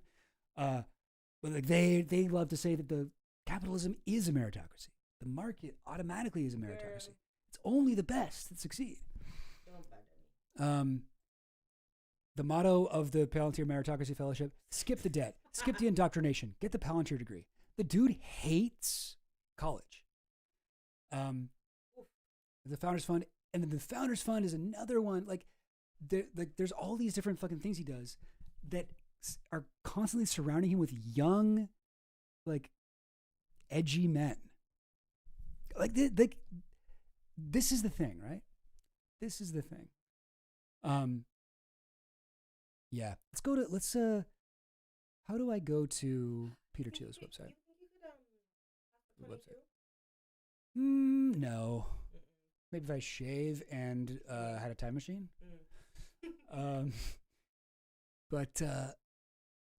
Peter Thiel, Founders Fund, Palantir Technologies, first outside investor in Facebook. There's a page. I don't know. Maybe is it just his Wikipedia page? There's a page on Wikipedia with his businesses. Career. That's so crazy. Claricum Capital, Claricum, Clavicular, Clarium. Do you need I say more? Yeah. Yes, you do. I don't got no more. But like, is there? I guess not. Okay, well, PayPal, Clarium Capital. I'm such a insane lunatic. I've gone to the Clarium Capital website and the Mithra Capital website, and then I look at all the shit they're funding, and I add that to my Peter Thiel list. So I have like so many companies will show up green when I'm like YouTube is green. That's the one I see most of the time because I'm always talking about YouTube or reading about YouTube. But everything is connected back to the PayPal mafia. Speaking of Black History Month, did you know that the CEO of Palantir is like half black? He's biracial. Alex Karp? Yeah. Really? I did not. Yeah. I did not know that. Yeah. I hate him. Okay. Well, that's anti-black actually. So. Well. And then you're telling me he's got the 1517 fund. Lutnick's got the 1478 fund, and they're not connected. Come on now. America's Frontier Fund, Revadas. Okay, this one I don't hear people talking about. This is crazy, guys. This is gonna blow your mind. This is one of his businesses that hasn't taken off yet, but he's been working on it for a while. And when you see who's involved, you'll be like, oh my God, this is how the end of the world is gonna happen somehow. So it's basically like a military version of Starlink, which is also funded by Teal and connected to Teal. But that's Elon Musk's company where it's like you can access the internet if you are like your family in Jamaica uses Starlink for like during the hurricane. You had to, right? Like that was the way to get internet. So like Starlink's like that. Oh, sorry. No, and afterwards, like we didn't have like internet up on the hurricane was in October or so, and I visited in Christmas. They had just gotten electricity back. There was no connection to like internet, very limited phone service. Nobody could like I couldn't even roam, you know? Oh wow. No. And so Starlink was the only option that we had. Wow. Yeah. Crazy. I mean, like, I like fuck Elon Musk, obviously, but like, there are good uses of Starlink. Like, that's kind of a cool thing that you're able to, whatever, provide internet like that and that sort of thing. But this Rivada Space Networks is basically like Starlink, but it's only for military. Okay? I don't really know what is the point of that? I guess it's like Starlink was used during the Ukraine war, right? And like there's a thing where Elon Musk one day decided to fuck over Ukraine and he turned off their access to Starlink. That, weirdly was written about in that biography of him, and then the author took it out in like a later edition of it. He was like afraid of getting sued or something. But okay, but get this. So like I'm a little bit confused. Like what the fuck, a military version of it? So you're gonna waste all that fucking airspace with the many satellites you need for that, but then you're not just gonna let anyone use them. It's only for like military, governmental and military use. It was feared the technology would fall into the hand of the PLA through its Chinese investors who invested in the startup since 2018, though. Thus, the German government banned the sale of the company to China, but 144 lawsuits worldwide deterred investors from helping the company, blah, blah, blah, blah, blah. Okay. So check this out. The founders decided to bring in the U.S.'s highest conservative circles, which led to the formation of Rivada Space Networks, which drew its personnel mainly from Clio Connect in 2022, among which Karl Rove, the fucking turd blossom himself, nerd boy, this guy who's like talked about how Hillary Clinton's been accusing us of being part of a vast right-wing conspiracy, but until now, it's been a half-assed right-wing conspiracy. Now we get real. Now we are actually doing a conspiracy. When he was like talking to oil billionaires about after Citizens United, participated as an investor lobbyist. Former U.S. Secretary of State Mike Pompeo joined the board of the mother company in the U.S. alongside others like Richard Myers, Jeb Bush, James Lloyd, Lord Guthrie, and the Democrat Martin O'Malley. Rivada Networks chairman Declan Ganley notes in particular the power of Thiel's name, whose investment in the firm remains undisclosed in negotiation with investors. The United States Department of Defense's investor, Newt Gingrich, has lobbied for the firm. By 2025, the politically connected company already expanded to 33 countries and collected $16 billion in investments despite having not launched its satellites. Deployment is set to begin in 2027. That's next year, with initial tests set for 2026. That's this year. So like, I've never heard anybody talk about this. I only know about this from reading Peter Thiel's Wikipedia page. But look at this shit. It's got all the fucking bad guys from the last 20 years meeting up to market this Starlink for military, where the only rule is we don't sell to China. Like, this shit is fucking ominous. Right? That shit's scary. Isn't it? I don't know. I just don't know what they would do. That's the thing. I'm a little bit confused because it's like, oh no, the military can access internet, but I feel like there's some other fucking evil thing in store. Why would Karl Rove, Mike Pompeo, Newt Gingrich, Peter Thiel, why would they all be on the same page on this weird fucking venture? There's got to be something that we're not seeing here. I don't know. Yeah. The height of irony for them to accidentally rods from God themselves. Yeah, like where they have like big metal rods, rods from God. I don't know. Is that where the lightning comes from? It's like a idea for a form of military attack where you shoot just metal bars from very, very high up in space, and they go so fast that they'll just like impale people. Oh. Yeah. So they accidentally rods from God themselves, like they set up these satellites and they fall down on them or something. Sorry, I keep leaning forward, and then you're just gone. You're also kind of gone anyway. I don't know how to fix it. Non-atomic nuke, essentially. Yeah. Oh, really? Okay. Rods from God are that powerful. It has like a massive like blast radius or whatever. You could understand it as a military-specific VPN, a source of intelligence for people that use such a thing. Okay. Military-specific VPN. Okay, another thing that I just recently found out about Peter Thiel. This is what happens when I don't have a plan for the stream. I'm just like, oh, Peter Thiel. I got you to talk about Peter Thiel. So check this out, guys. This is another thing I just recently, just today, I saw this. We were talking about weave the other day on stream. Last stream. Okay, this is my time to shine. Oh yeah. What do you want to talk about weave? You know, oh no, not weave like hair weave. Oh. I meant weave the neo-Nazi 4chan guy. Oh. Obviously. You know all about him too, right? Oh man. But check this out. So this is so crazy. So like, you know how everybody lately has been like kind of on the thing where, and I did my video about it that you edited, about 4chan and how people were like, Epstein funded 4chan and created this whole thing where he controlled 4chan and did 4chan, right? I don't believe that's the case. I don't think Epstein created Pizzagate and QAnon. I don't think Epstein did much with 4chan. It seems, though, what is noteworthy from what we looked at last week is that email from Boris Nikolic where he's like, the potential for manipulation is huge or something like that, right?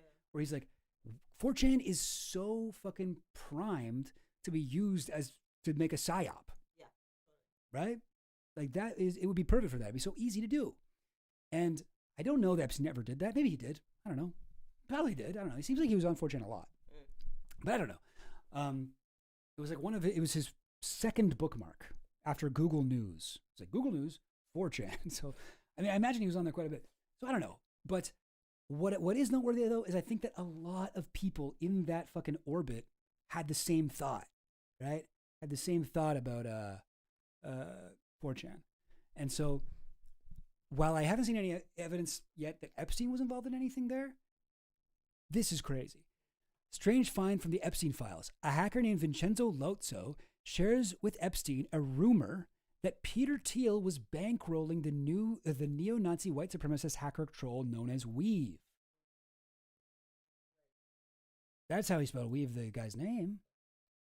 People do seem to want you to talk about weaves. No, can y'all talk about weaves for a minute just to switch up the move? I'd watch the Weave stream. Just a short weave intermission. What do we think? Sew-in versus glues. Yeah. It is funny, like, I guess, like, well, I was going to say white people don't know what weaves are, but I guess white girls are getting weaves now, right? Or, like, extensions or whatever? What's the difference between extensions and weaves? Here, let's go full stream. Weaves on a weft? Yeah, it's like a hair, like... What's a weft? I don't know. I don't know. It's on a line. Like a hair? Yeah. Wait. There's like... No.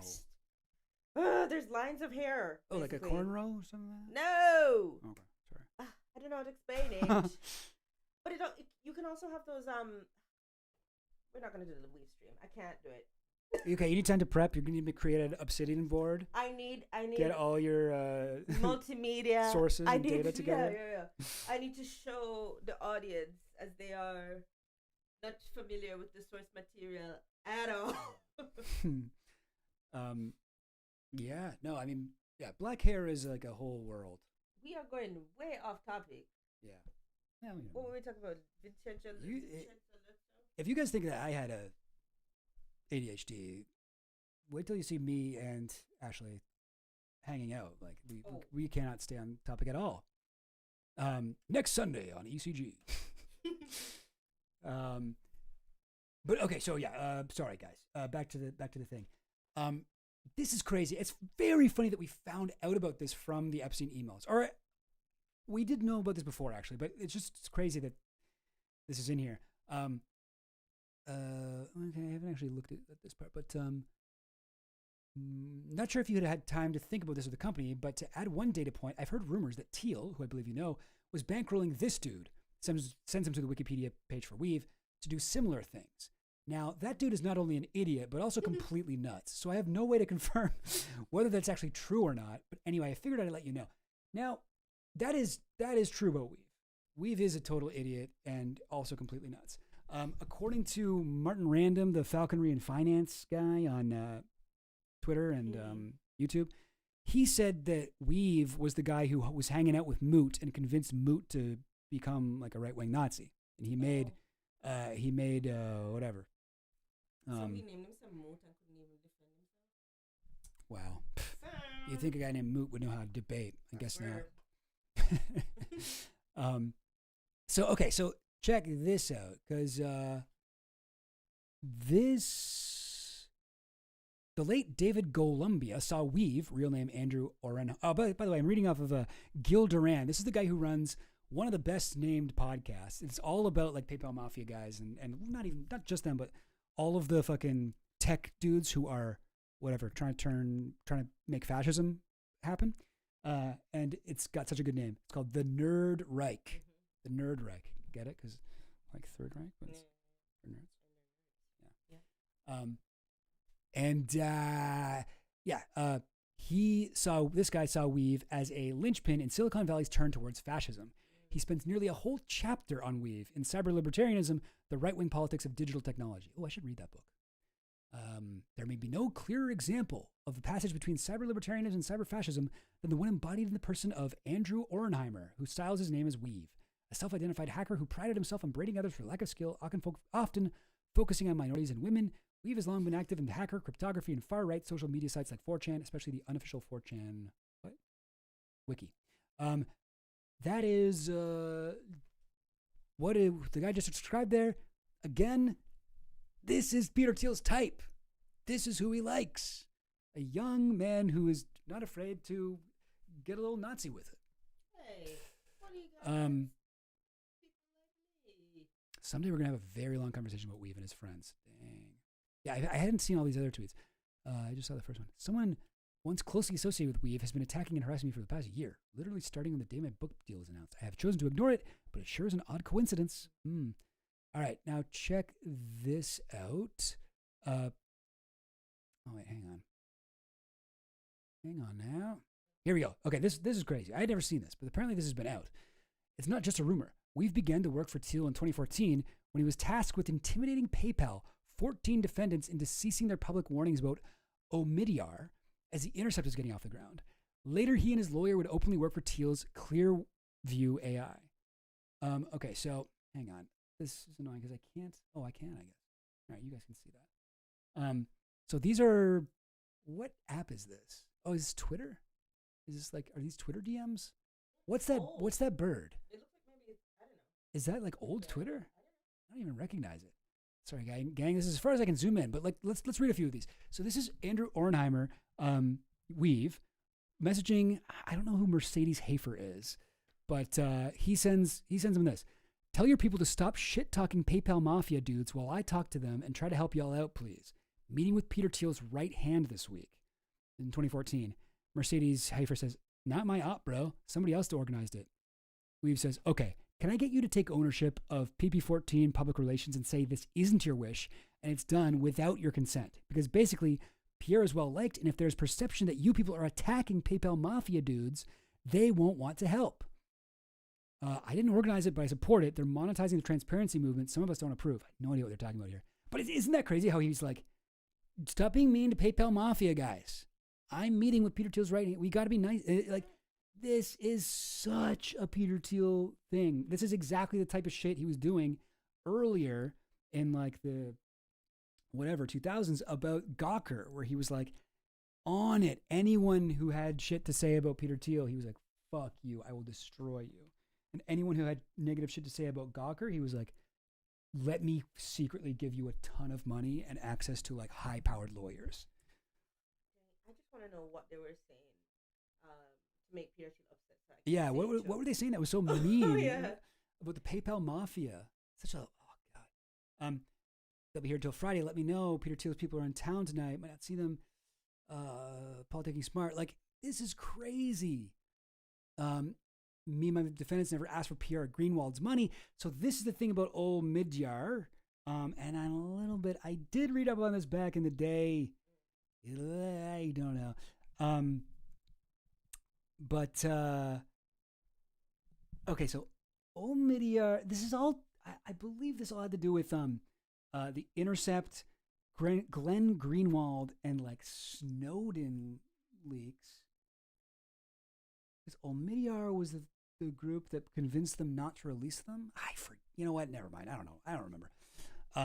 But there is some sketchy shit with the Intercept and Omidyar that a lot of people are like, oh, they're fucking compromised. You can't trust anything the Intercept says. And as much as I like the Intercept, like I got generally like them. They're good, And I've read some of Jeremy Scahill's books, and like his one on Blackwater is really good. But there are a lot of people who are like Scahill and Greenwald are fucking shills. And when you look at the Omidyar thing, I can't.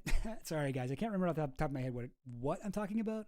But I know that when I looked into it, even I, who generally appreciates a lot of work that those guys do, Greenwald less so nowadays. But yeah. I was like I was sort of disturbed by some of the stuff there. So I don't know. Anyway, so blah blah blah blah. Pierre did not order the WikiLeaks blockade. He isn't even majority stakeholder in PayPal. This campaign is incoherent. Okay, blah blah blah blah. I just kind of want to read the more stuff about Peter Thiel. Putting you to stop, run a respectable campaign. Talking about Pierre. I don't even know who Pierre is. We didn't organize a protest. Okay, I don't know. So I guess he was just talking to this guy about something to do with Omidyar and Intercept. But like, isn't it crazy how he's like very specifically defending Thiel and the PayPal mafia? So another thing, right? Everybody thinks that like Peter Thiel, not Peter Thiel, that Epstein started Gamergate or Pizzagate or whatever. Gamergate, and I've said this on stream a lot, but it bears repeating. Gamergate originally started as an attack on. Oh, Pierre is Omidyar. I thought Omidyar was a company. Okay, this is how fucking out of the loop I am on this shit. Okay. I need to read up on this because it seems important. But about Gamergate, the original thing about Gamergate and Zoe Quinn was Zoe Quinn Zoe Quinn was a video game programmer, and supposedly there was a review of one of her games on Kotaku website, which is like a nerd blog, and Kotaku was part of Gawker, and then people were like, Zoe Quinn fucked the guy from Kotaku, and that's why he gave her a good review, but he never did review her game. So it was just a complete hallucination by these idiots. But like Gamergate was huge. Yeah. Like, do you remember Gamergate? I was not a nerd. Right. So no. Yeah. Or I was a different type of nerd. Yeah. But like it's hard to overestimate how important Gamergate was. Gamergate, like everything that sucks about the internet almost like can be traced back to the weird thing that happened there. That's kind of unexplained. Like it was weird that it was so big. There's a bunch of fucking losers who'd never gotten laid, furious at women for existing in the video games industry. And it was so bullshit. The whole thing was bullshit. And yet it became a massive movement. Why? Could it be because Peter Thiel gave them a bunch of fucking money or boosted them in some way? Because the core of the movement was about attacking Gawker. This is at the time we know, like none of that is confirmed, but this is confirmed. During that exact time, Peter Thiel was looking for people with beefs against Gawker and like funneling them money secretly. We found out, Hulk Hogan, the most famous case of it, but not the only one. And actually Charles C. Johnson, one of his jobs for Thiel was to travel the country seeking out these Gawker people, giving them money and hooking them up with Thiel's lawyers without connecting it to Thiel. So it wasn't just Hulk Hogan. The only reason we know about it is because they used the same lawyer for Hulk Hogan and like a bunch of these other guys. And if it hadn't been like that, it wouldn't have been so obvious. But because, wait a second. All of these guys are being represented by that guy? Yeah. And then they looked into it more and then it all fell apart. But that happened like years after the Hulk Hogan thing, after Gawker was already destroyed. But Thiel was like, I will crush Gawker any means necessary. I am so convinced, and I don't have, a smoking gun or anything, but it just makes so much sense. And you're telling me like Charles C. Johnson, who we know is a big 4chan guy, he was the guy in charge of finding people to connect. Like he would definitely have known about the Gamergate thing. Okay, I have a question. Mm-hmm. So Chuck just come out of jail, not true? Yeah, just a couple days ago. So him and Peter like a week Thiel ago. still in like cahoots? Are they still aligned? I don't think so, because Chuck Johnson was the guy who outed Teal as an FBI asset. So, do we know anything about the falling out? I imagine Teal didn't like that when he did that. Nowadays, Chuck C. Johnson is like, I support Biden and Kamala Harris. Like, he's like a liberal now. I mean, he says. But he's the same exact guy. He has all the same opinions. But yeah, sorry, I'm getting bogged down in random shit. But the whole thing where, sorry, I stole your shoes. My feet were cold. The whole thing, right, about Epstein. Epstein could that meme where it's like, nice opinion. Did Epstein pick it out for you? Mm-hmm. No. Did Peter Thiel pick it out for you? Because I also think, and I didn't, even in my Pizzagate video where I blame it all on Charles Johnson, I do think it was Thiel. I just don't, that's just a feeling. Charles Johnson, I have evidence, but Peter Thiel, he was working for Peter Thiel right before he joined the Trump campaign. And then after the Access Hollywood tape dropped, Chuck Johnson was able to convince Peter Thiel to donate $1 million to the Trump campaign and to publicly endorse Trump right after that, where the Pizzagate thing, in my theory, all started in motion. So I do think Peter Thiel did Gamergate. He did Pizzagate. I mean, he did it. I think it was in some sense organic, but I think that he did push it forward and help it grow and sort of connect it and stuff. I think that the thing that people are like, Epstein did this with shit. I don't think Epstein did it, but I literally do believe this about Peter Thiel. Anyway, I don't know. I'm not sure, guys. I feel like I'm a little bit ranty right now, and I'm not really. I don't know if I'm making much sense, but I don't know. Maybe one day I can sit down and kind of write all this out and have it all planned out. But I share a birthday with Hulk Hogan. I learned that from a birthday book my parents bought me from Target in the early 2000s. Well, that's fun. Yeah, the lawyers fucked Hogan over precisely because Thiel was who they repped. Yeah. Yeah, I mean, I've read a couple books about that. They talk about that in Contrarian as well, but there's another book it's literally called Conspiracy. And it's just a story about the Gawker lawsuit. And even in that book, the guy who wrote it is like, definitely Gamergate was part of it. He even says it. He's like, I don't have proof, but Gamergate must have been. Gamergate does not make any sense unless you ask yourself if this was another thing that Thiel was backing. But yeah, it's called Conspiracy because the story of Peter Thiel and Gawker, if it were, and I think I said this in my Pizzagate video, but if it wasn't completely 100% proven, and you just told somebody about it as a theory, you would sound like a lunatic. It's so out there. I feel like I'm talking too much. Gamergate, eh? Do you want to say something? It's Black History Month. What would you like to say to all the white people watching? Good afternoon. White folks, sit your white ass down and listen. And many of you have flat asses, but all the same, find a chair, plant it in it. If you can. Yeah. If your flat ass, white ass can even do that. I don't have anything to say. I mean, I sorry. The only thing I was thinking about in terms of I don't know, racial themes was about the Joshua Bach oh yeah. Debacle. Debacle. Deblacular. Clavicular. Yeah. I don't know. Clavicular black. And it's really interesting because it's really interesting to look at the different responses from people who got found out that they were involved in something with Epstein, buddy or whatever. Because you said before that a lot of them will just lie. I know that proof is coming out that so many of them were maintaining contact with Epstein after he got imprisoned the first time. They're like, okay, I did it, but it was only because this, okay?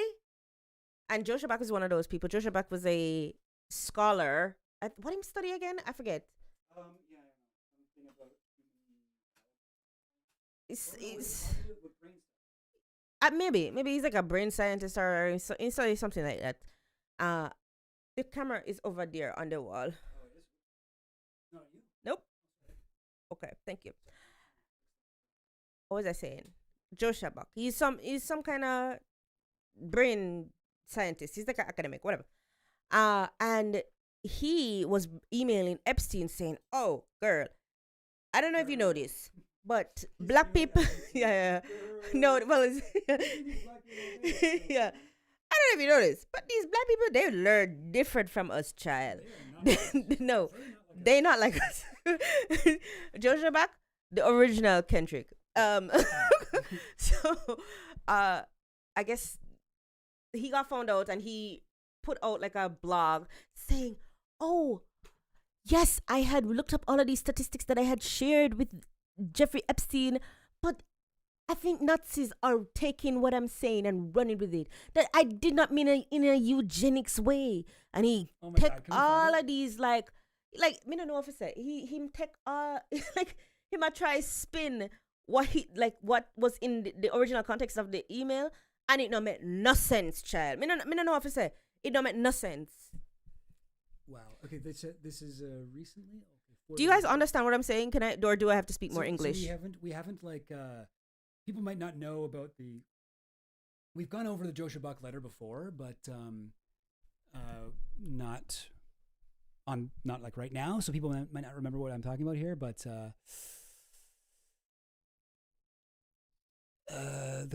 cognitive scientist and AI researcher Joshua Buck was funded by Epstein for a research stay in the U.S. Between 2013 and 2019. In 2008, Epstein was sentenced to 18 months in prison for soliciting sex from minors. Last week, Joshua Buck sent a statement to DZEET concerning his numerous mentions in the Epstein files. In that statement, he pointed out that interacting with individuals who were convicted of past crimes does not imply an acceptance of their crimes. Nevertheless, he admits, from today's perspective, I should have given more consideration to my ethical concerns. Files have not given rise to any legal allegations against Buck. We spoke with him via video call. So this is a interview with Joshua Buck. So just to catch you guys up to speed a little bit, if you're new around here, or if you just if you don't for some reason don't watch every single Chill Goblin video that we extra Chill Goblin video that we put out. Joshua Buck was a guy who worked with Epstein and sent him a letter that was like talking about how black people have different brains, and basically he was sort of saying that something like, I forget exactly what it was. Do you remember? We can probably look it up. I don't know. Joshua Buck. And like, you can tell from the interview that Epstein was doing with Bannon. Yeah. Right? That Epstein was like, there are different types of intelligence, you see. I don't necessarily think that black people, or I reject the idea that black people and women are less smart than white men, right? Like, there are different types of intelligence. There's kinesthetic, is that word? Like, basically, like, the body. There's bodily intelligence. There's emotional intelligence. So he must say, and then there's like mathematical intelligence. So he's saying that white men are mathematical intelligent. Yeah, he's like, and black people are bodily intelligent and emotionally intelligent. Black women are emotionally intelligent. He literally says like, hey, I don't think black people and white people, I don't think anybody's smarter than the other one, and they're just different types of intelligence. Like, white people are smart at like math stuff. Black people are smart at like if they're in the jungle and they're running away from a lion. Like that is what he says. Yeah. If they're in the jungle and they're running away from a lion. Also, point out to the I guess Epstein doesn't have the type of intelligence where you would know that lions don't live in jungles. And also, if he was like, what was he saying? He said, if I was in the jungle with a black person, I would get eaten over the black person. It's like, the fuck are you talking about, bro? So funny. Sorry. Okay, no, I knew I had. Let me see, Bannon. I had found this letter once, and I posted it on Twitter. Nope. What? Oop. I talk about Bannon. What do you mean no results found? Maybe you spelled it wrong. That's not right. That ain't right. You wrong for that one. The thing is though, I don't know if you guys noticed this. The search function on Twitter fucked up. I do talk about Epstein, though.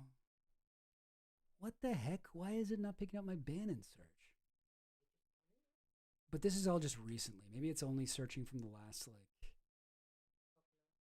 couple weeks. Can you go on Gmail? It's probably on that. I just, like, I know that I tweeted it out, though, and I don't know what to search for. Like, this is how I found it the last time I talked about it on stream, is I just kind of looked at my... The Joshua Buck email? Yeah. This is annoying. I don't know. Oh, wait, this looks right. Bannon advised. Why can't I get to the actual thing, though? Okay, well, here's the... No, that's not it. It can't... It won't show me the tweet? Like, what do I do? Okay, comment. There we go. Yes, there it is. Let me go to that, please. Let me go to the thing. Nope. Kate, short woman 93. Let me show you. This is the one I wanted to look at. You did search it. So, like, what the fuck? Twitter. I told you. The fuck. It's. Wait, I can't click on this because it's in a writing a thing mode. He's awakening saying you should just Control F. Control F. Okay, here's another thing about Twitter is Control F doesn't work. Like, Control F only searches on the page that you're on. Like, I can't go here, but okay, fuck. Ah, Jesus.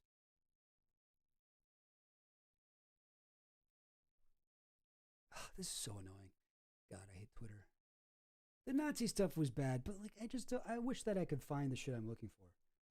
Now, I know I talked about Bannon. I know I did. Ah, you bitch. All right, Joshua? You need to put a space in between. Oh, sure. True, you're so right. You're so right for that. Like, this thing is not even right. Oh, geez. Okay, what was that girl's name again? It was from November 2025. Should I just scroll down? See where that gets you. I don't know.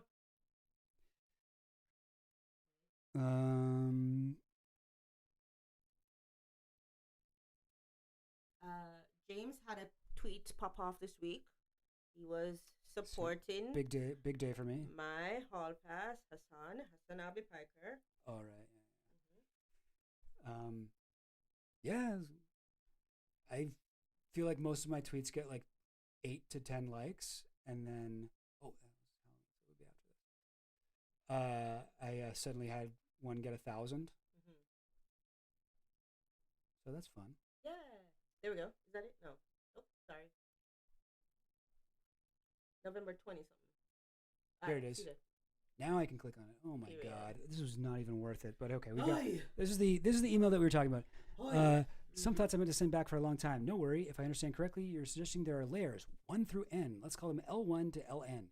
There are times T1 to Tn, and then conjecture that changing the time correlations by genetic swoosh or other method, you might be able to make blacks smarter by changing the time for motor layer development and changing the time for other layers, like telomeres for the cell. Are there equivalents for the layers? As you talked about culling the unused neurons in each neuron in each layer would get different. Kill yourself if you're not being used instructions. Exactly. I looked at the statistics. Black kids in the US have slower cognitive development and never catch up, which the study, of course, attributed to social factors without any evidence, and they had faster motor development. I suspect this means their brains are slower at learning high-level concepts because the low-level structures are optimized for a shorter time. But they will keep the lead in motor development because it is easier to learn and they have more time and attention to practice once they get the structures in place. It could also be having an additional set of learning directives in place that adapts them better to a more hunting or running style of life, whereas the Europeans had to adapt for identifying long-term seasonal patterns, delayed gratification for agriculture, etc. So anyway, that's fucking crazy thing to write. And it's stupid because I can guarantee you I'm not good at running. Yeah. Checkmate, atheist. Checkmate, neuroscientist. Yeah, I mean, like it's funny that he says, black kids in the U.S. have slower cognitive development and never catch up, which the study, of course, attributed to social factors. And it says without any evidence, but it's like there's so much evidence that this is a thing. There's the lead poisoning in black neighborhoods. There's so many things that affect cognitive development that are, that the reason why a black household is more likely to have lead poisoning in the pipes and the walls and shit is because of like, redlining in black districts and like the priority. Oh shit, lead poisoning is bad. We got to replace these pipes. We'll get around to the black community, maybe, like if we feel like it later. But we really need to there are things like that, and then there's evidence like, and this guy's German, right? I think Joshua Bach, because like the one I always think of is this one really interesting study of the children of U.S.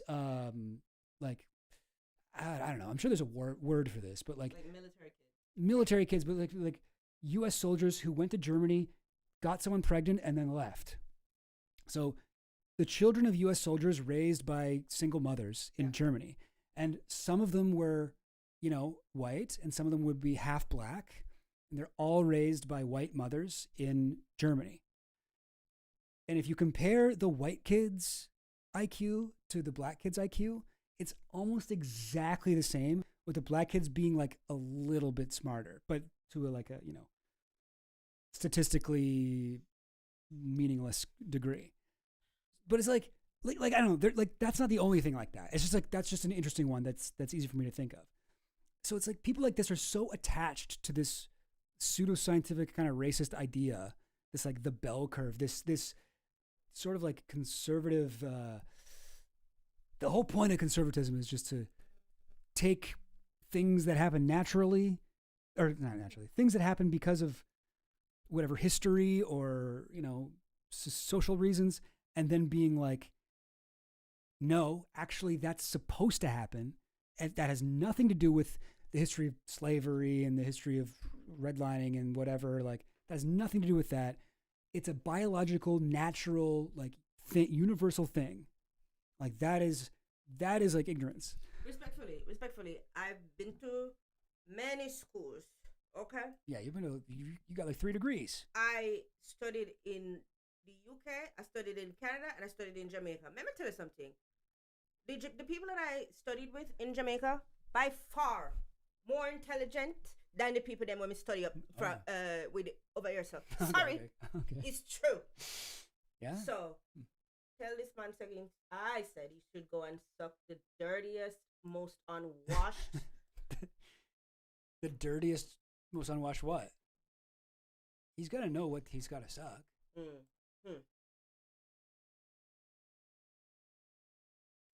This is from his blog, this one. This is just from a couple days ago. It's from February 12th. I was trying to look it up on a Discord because I know I thought I had sent it to be like, oh, this is Joshua Bach's response, but I couldn't find it in the stream suggestions just now.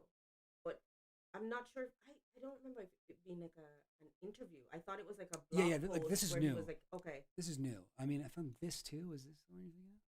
Scroll down. Let me see. It's talking about this one talks about his race IQ thing. Oh, there's a paywall here. Oh, no, it wasn't paywall, and he said something like TLDR at the end. I believe it was written by Joshua. The real Epstein scandal, an AI philosopher whom Epstein funded, was not ignorant about the racial gap in average IQ.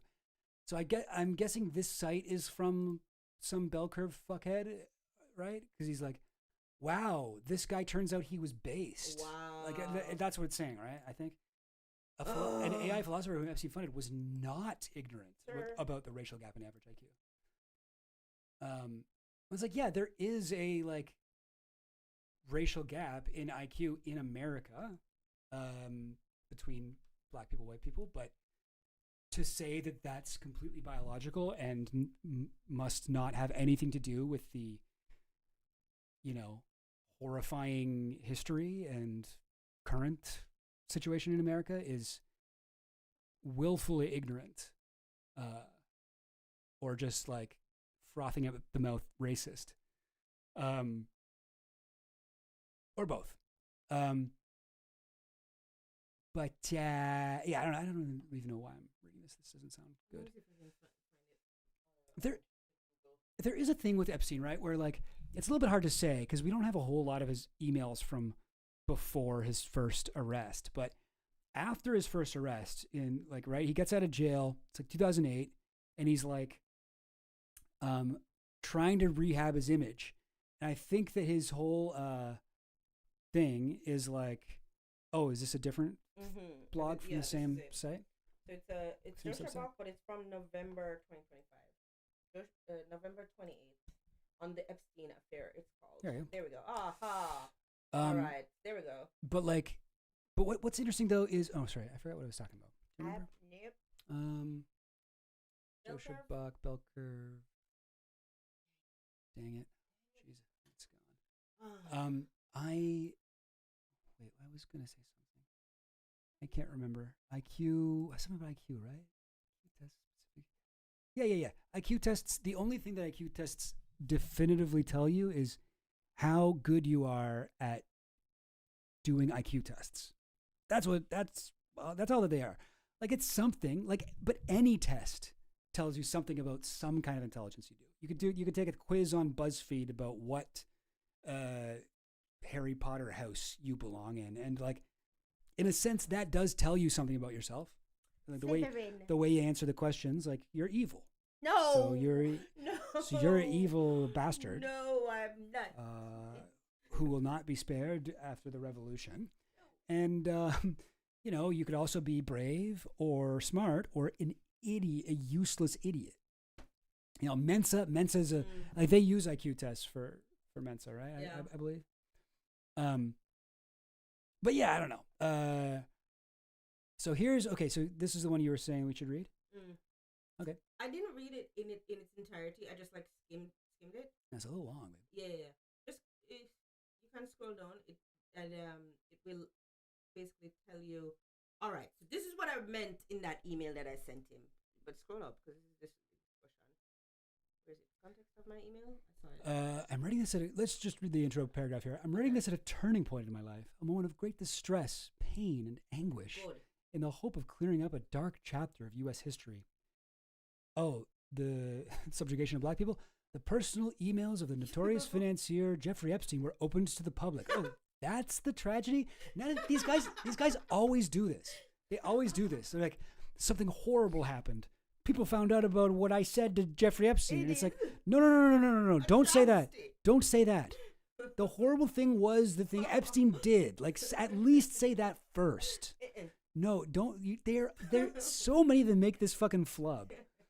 A dark chapter of U.S. history. Oh, wait, no, I'm actually reading this wrong.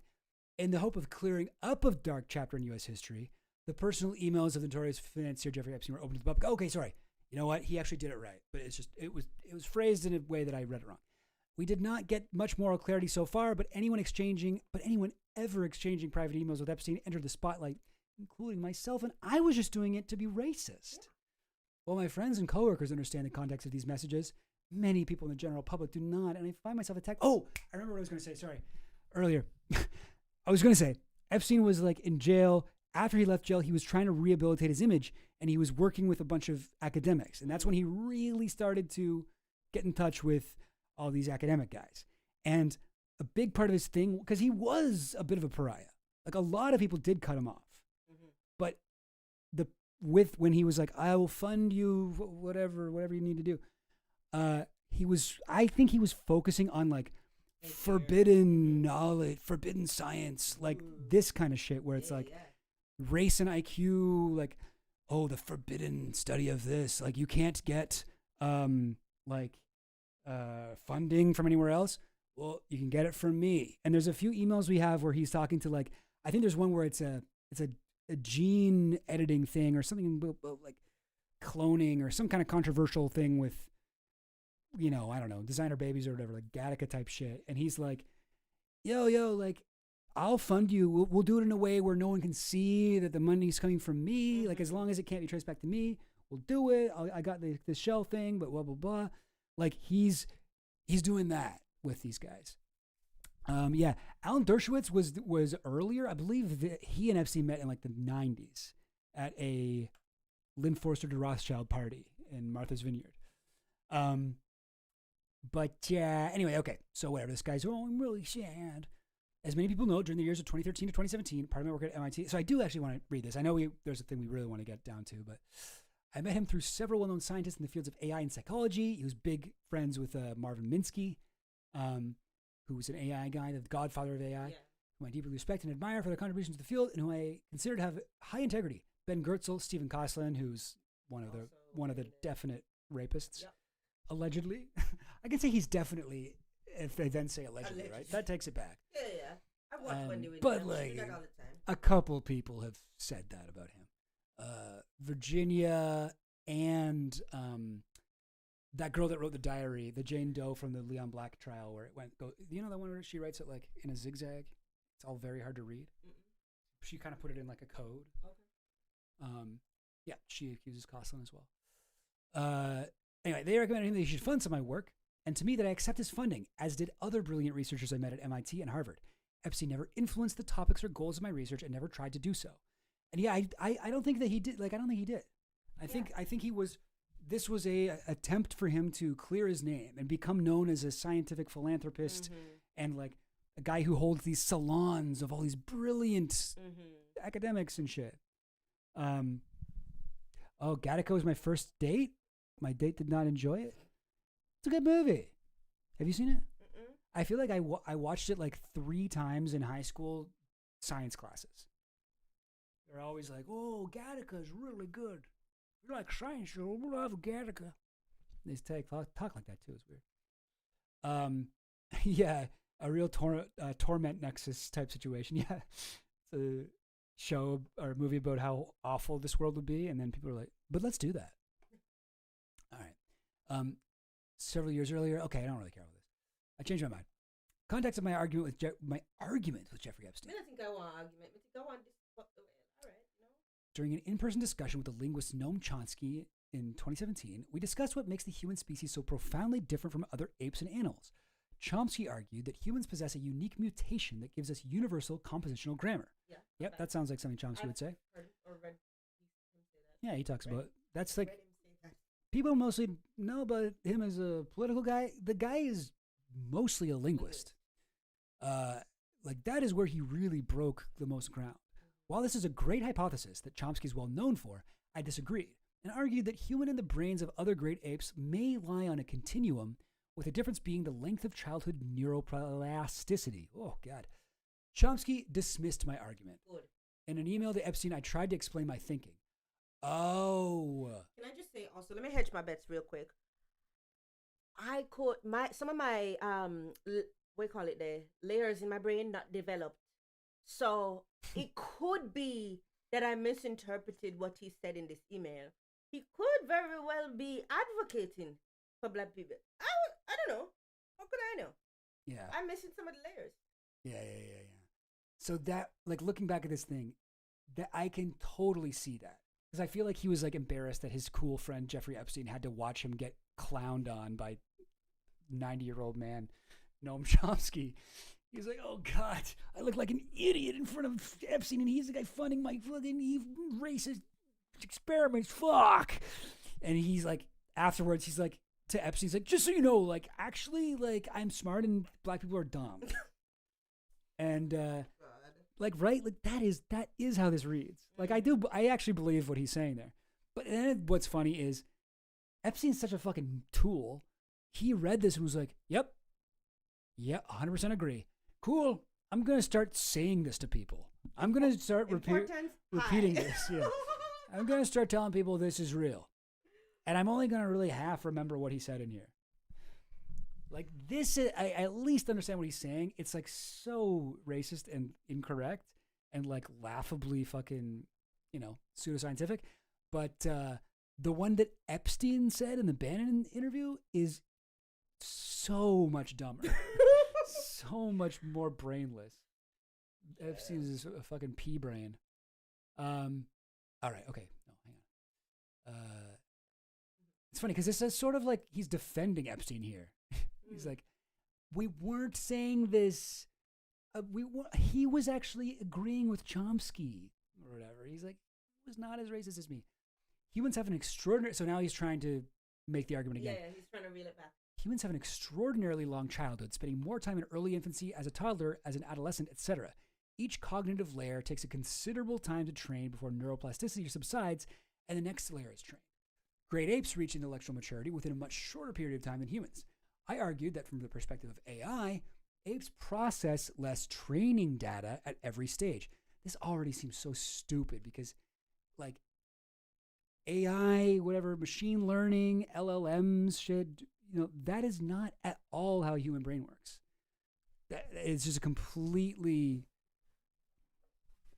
human brain, like in some ways it's similar to a computer or even like, like an AI chatbot or something like that. But like, you can't map it directly onto the other thing.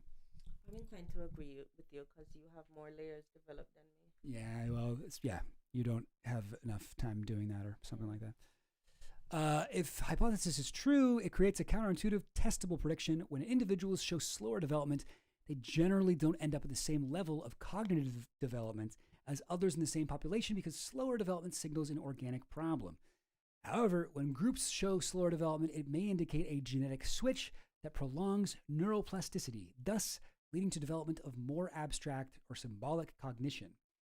This idea mirrors how the world of AI has changed its view on intelligence. Before the widespread success of LLMs, most of the field thought of intelligence as a particular set of specific mechanisms, similar to Chomsky's universal grammar mutation. Today, most of the AI field sees intelligence as the result of scaling the amount of training data and computation. I got my idea of the human scaling hypothesis scroll down too far, from watching a documentary called Babies, which tracks it's like a Netflix documentary, which tracks the first year of infants in several different countries. The movie shows how babies in Namibia, oh my God, this is the guy's research. This is literally what he said, what Epstein said though. Motor skills, that's what he said. And it's like, this is, he's arguing with Chomsky and he's like, but have you considered Netflix's Babies? Chomsky, I know you've done a lot of work in this area, but I highly recommend the research project Netflix's Babies, streaming now. But like, the second thing is like, I don't know, there's so much of documentaries that are just like Hollywood, right? Like you cannot come to, like you want to, like, I don't know what you want to do with that research or whatever, that you're like, oh, black people are stupider than white people, from a mathematical intelligence standpoint, of course. That like, you want to base it off a documentary from Netflix? Yeah, no. Are you dumb? Yes. I think he is. Yes. I think he hasn't had enough human scaling of his intelligence or whatever. Very stupid. So he's in the documentary. It shows how babies in Namibia have much faster development, motor and social, than children in Japan and the USA, despite being less stimulated by their parents. That documentary is not scientific evidence. Oh, okay. It just observes a few babies without commentary. But there is data from preschoolers in the U.S. that suggests a similar inverse relationship between speed of development and cognitive attainment between African American and white Asian children. And then he used to post some links. Crazy that this guy hasn't found any better sources in all the time since this fucking email was sent. I am extremely uncomfortable discussing topics that touch on heritability of intelligence in public because scientific nuance is lost when it becomes instrumentalized by racists. Race does not cause differences in behavior and cognitive attainment. It is also not predictive of individual traits, and the census categories of race are not even aligned with ancestry or ethnicity. Okay, so then what the fuck? What are you talking about then? Nevertheless, race is heavily weaponized by voices on the far right and used to construct differences in human value. As a German, I am especially aware of the consequences of racism and ethno-fascism. I have seen the horrors of Nazi extermination camps while visiting them as a child. The belief that one race is somehow superior to another is vile and a source of great historical evil. Then what the fuck are you talking about then? This doesn't make sense. Determining degrees of heritability is also very complicated, and I have no special expertise to cut through the data and possible political motives of people who present them. Example, traditional twin studies paradigms put heritability estimates. Can you say that? Heritability? Oh, jeez. Oh, man. You are smart. It is, no, it's just the motor, motor mouth. Development. Yeah, you got a motor mouth. That's for sure. Heritability. And it's also very complicated. I have no special expertise. Yada, yada, yada. Traditional twin studies paradigms put heritability estimates far higher than the most recent estimates from molecular genetics. A similar difficulty exists around the nuances of sex difference in interests and cognitive traits. While scientific studies have long observed statistical differences, it is very hard to identify and separate cultural and genetic components. That's true. And individual performance is not caused by sex or gender. It's crazy because, like, we as humans have created a very racially segregated world and a racially segregated culture. And we think of race as much more biological than it actually is. Totally. And so when you like, it is true to say like, it's very difficult to separate cultural and genetic components. And that's the problem. Like that's the whole reason, in my view, anyway, that people are even able to make this argument, because you can look at something like black versus white IQ in the U.S. and be like, look at this. This is proof that there's a thing here. Genetics, like intelligence is heritable, inheritable.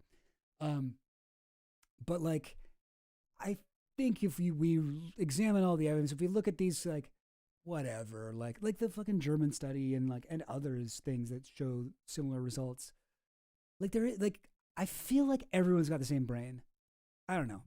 I feel like pretty much everyone has the same brain. Some people very stupid for real. I mean, yeah, but like different races, like genders, whatever, like everybody's got the same brain. You got different bodies. You look different. There's like superficial differences and like not as superficial differences between people, but brains, I really feel like from everything that I've seen, there is a very wide, like, different people. You can find really smart people and really dumb people anywhere, a lot of people who are the children of geniuses are morons. You know what I mean? Like there's like, that is just how it goes sometimes. Didn't I tell you about like how I thought I got good at school? Is because my mom, when I was young, she would sit my sisters and I down and like we would do our homework separately, but she would like painstakingly go over them. And like if we had a test in the morning, my mother would sit down with us and like take us up or like quiz us in our studies over and over. Oh God, we put that lady through hell. She always talks about like spelling and how I would like pretend to be a spelling bee champion. And if she was like, okay, so your word is clavicular. Clavicular. Can I have it in a sentence? She said, please just spell the word. No. But if you were to use, is that past tense? Spell the goddamn word. And then I would like imitate some spelling bee champion that I saw on like the Jamaica spelling bee, whatever, championships. And this girl would always like mouth the letter before she said it out loud. So she'd be like, C. Oh, you would L. do that. And my mother wanted to throw a chancleta at me every time. A chocolate at you? No, chancleta, so like a flip-flop. Oh, chancleta. Okay. Every time I would do this. But like, I thought, like, I don't know. I think the reason that people are, like, become proficient at things are because, like, through training and, like, people care about them and whatever. So it's, like, so strange to me that people are like, oh, your IQ amongst these certain populations are lower or whatever. It's stupid. Yeah, it is dumb. And like when it's like, yes, like intelligence is heritable. Look at this. And it's just like, I mean, I can imagine like, your mother's a smart person and she took a very active role in like helping you and your sisters with like your education. Like if you just looked at your whatever, like test scores, you'd be like, oh, yeah, it must be a biologically inheritable thing without being like, no, it's just that this person raised these people and was like giving them opportunities, whatever. Exactly. Like of course that's the case, like my parents read to me when I was a kid, like every night, and I feel like that made you that's reading. That's a big part of me. I really am grateful for that because like I know some people who hate reading and whatever, and I love reading, and I think that my parents kind of instilled that in me. Totally. So I think that it's like there's one interesting thing where it's like, if you just ask a child if they have a dictionary in their home, you can fairly accurately deduce how they will score on an IQ test, at least like above or below a certain line. And it's not like, oh, if you have a dictionary in your house, job done, your kid's gonna be smart. But it's like, no, but a parent who has a dictionary in their home and encourages their child to look things up in it is probably also this type of parent that is going to be blah, blah, blah, blah, blah. You know what I mean? But it's like, oh, okay, so it looks like dictionaries are biologically whatever necessary for, like, it's like a very like surface level reading of things. Yeah. And intelligence is so debatable and like so like weird. Like there's a, yeah, like I don't know, like that's why the twin studies are interesting, where it's like twins who were separated at birth. How does their intelligence line up? And they do, those ones do line up, as he's saying here. So there is certain like interesting things we can learn from sort of rare, bizarre circumstances like that. Like there's some weird, twin studies are so weird, where it's like twins, like two twins never met each other I guess since they were born. Raised in different homes of different countries. They both grew up to be like professional pianists, something like that. Okay. I don't know. I just made that up. Don't take that as gospel. But like twin studies are very interesting because it's one of the few times where you can separate. Very German scientist during the Nazis. What's that guy named? Joe Shabak? No. Remember that guy who was like doing experiments on twins, especially? Oh, right. Mengele? Yeah. Yeah, no, but twin studies are fascinating. Because yeah, it is very hard to separate these things. Anyway, blah, blah, blah, blah, blah. It's very hard to identify and separate cultural and genetic components in individual performances not caused by sex or gender. At the same time, arguments about sex differences get invariably instrumentalized in political debates between the left and the right, which makes public discourse almost impossible. Throws in a photo of Chomsky hanging out on his wall. Don't know why, really. That's Karl Marx at the top, eh? Okay, so he's like, no, guys. He's like, cool. I'm actually a I'm actually probably like more of a communist than you would expect. You guys, I'm leftist. Boris Vian, I don't know who that is. What the heck? Is he got a guitar? What is he holding? What is that? Oh, that is a guitar. But what is it's all around it. Anyway, I don't know. All right. So he just threw this in there for no reason. No, there's like so much more. I think it's despicable to judge people not on their behavior, but on their ancestry, skin color, sex, or gender, and I don't think that the value of a human being is constituted by traits like mathematical or verbal intelligence or social skills. And so he's sort of trying to have it both ways here. He's like, I'm not racist. Don't judge people by their skin color or how dumb or smart they are. And he's like, but you think that's the same thing, though. Like, you do believe that shit. Not interested in supporting racists and sexists in any way. My interest lies in understanding how minds work. Okay, buddy. Yeah, I mean, it seems like very badly argued. I cannot believe that he included the thing about Netflix's babies. That is wild. Oh, there's a trailer. He links to it in his thing. Okay. But yeah, I don't know. Let me look up that German study. White, black children, Germany, intelligence. What are your guys' favorite ways to refer to white people? Caucasian, palm-colored, Mayo sympathizers. What is it? Guilo. Afirth study. I think this is it. Examine the IQs of the Afirth study. Examine the IQs of white, racially mixed children by single mothers in post-World War II West Germany. The mothers of the children studied were white German women, while their fathers were white and black members of the U.S. occupation forces.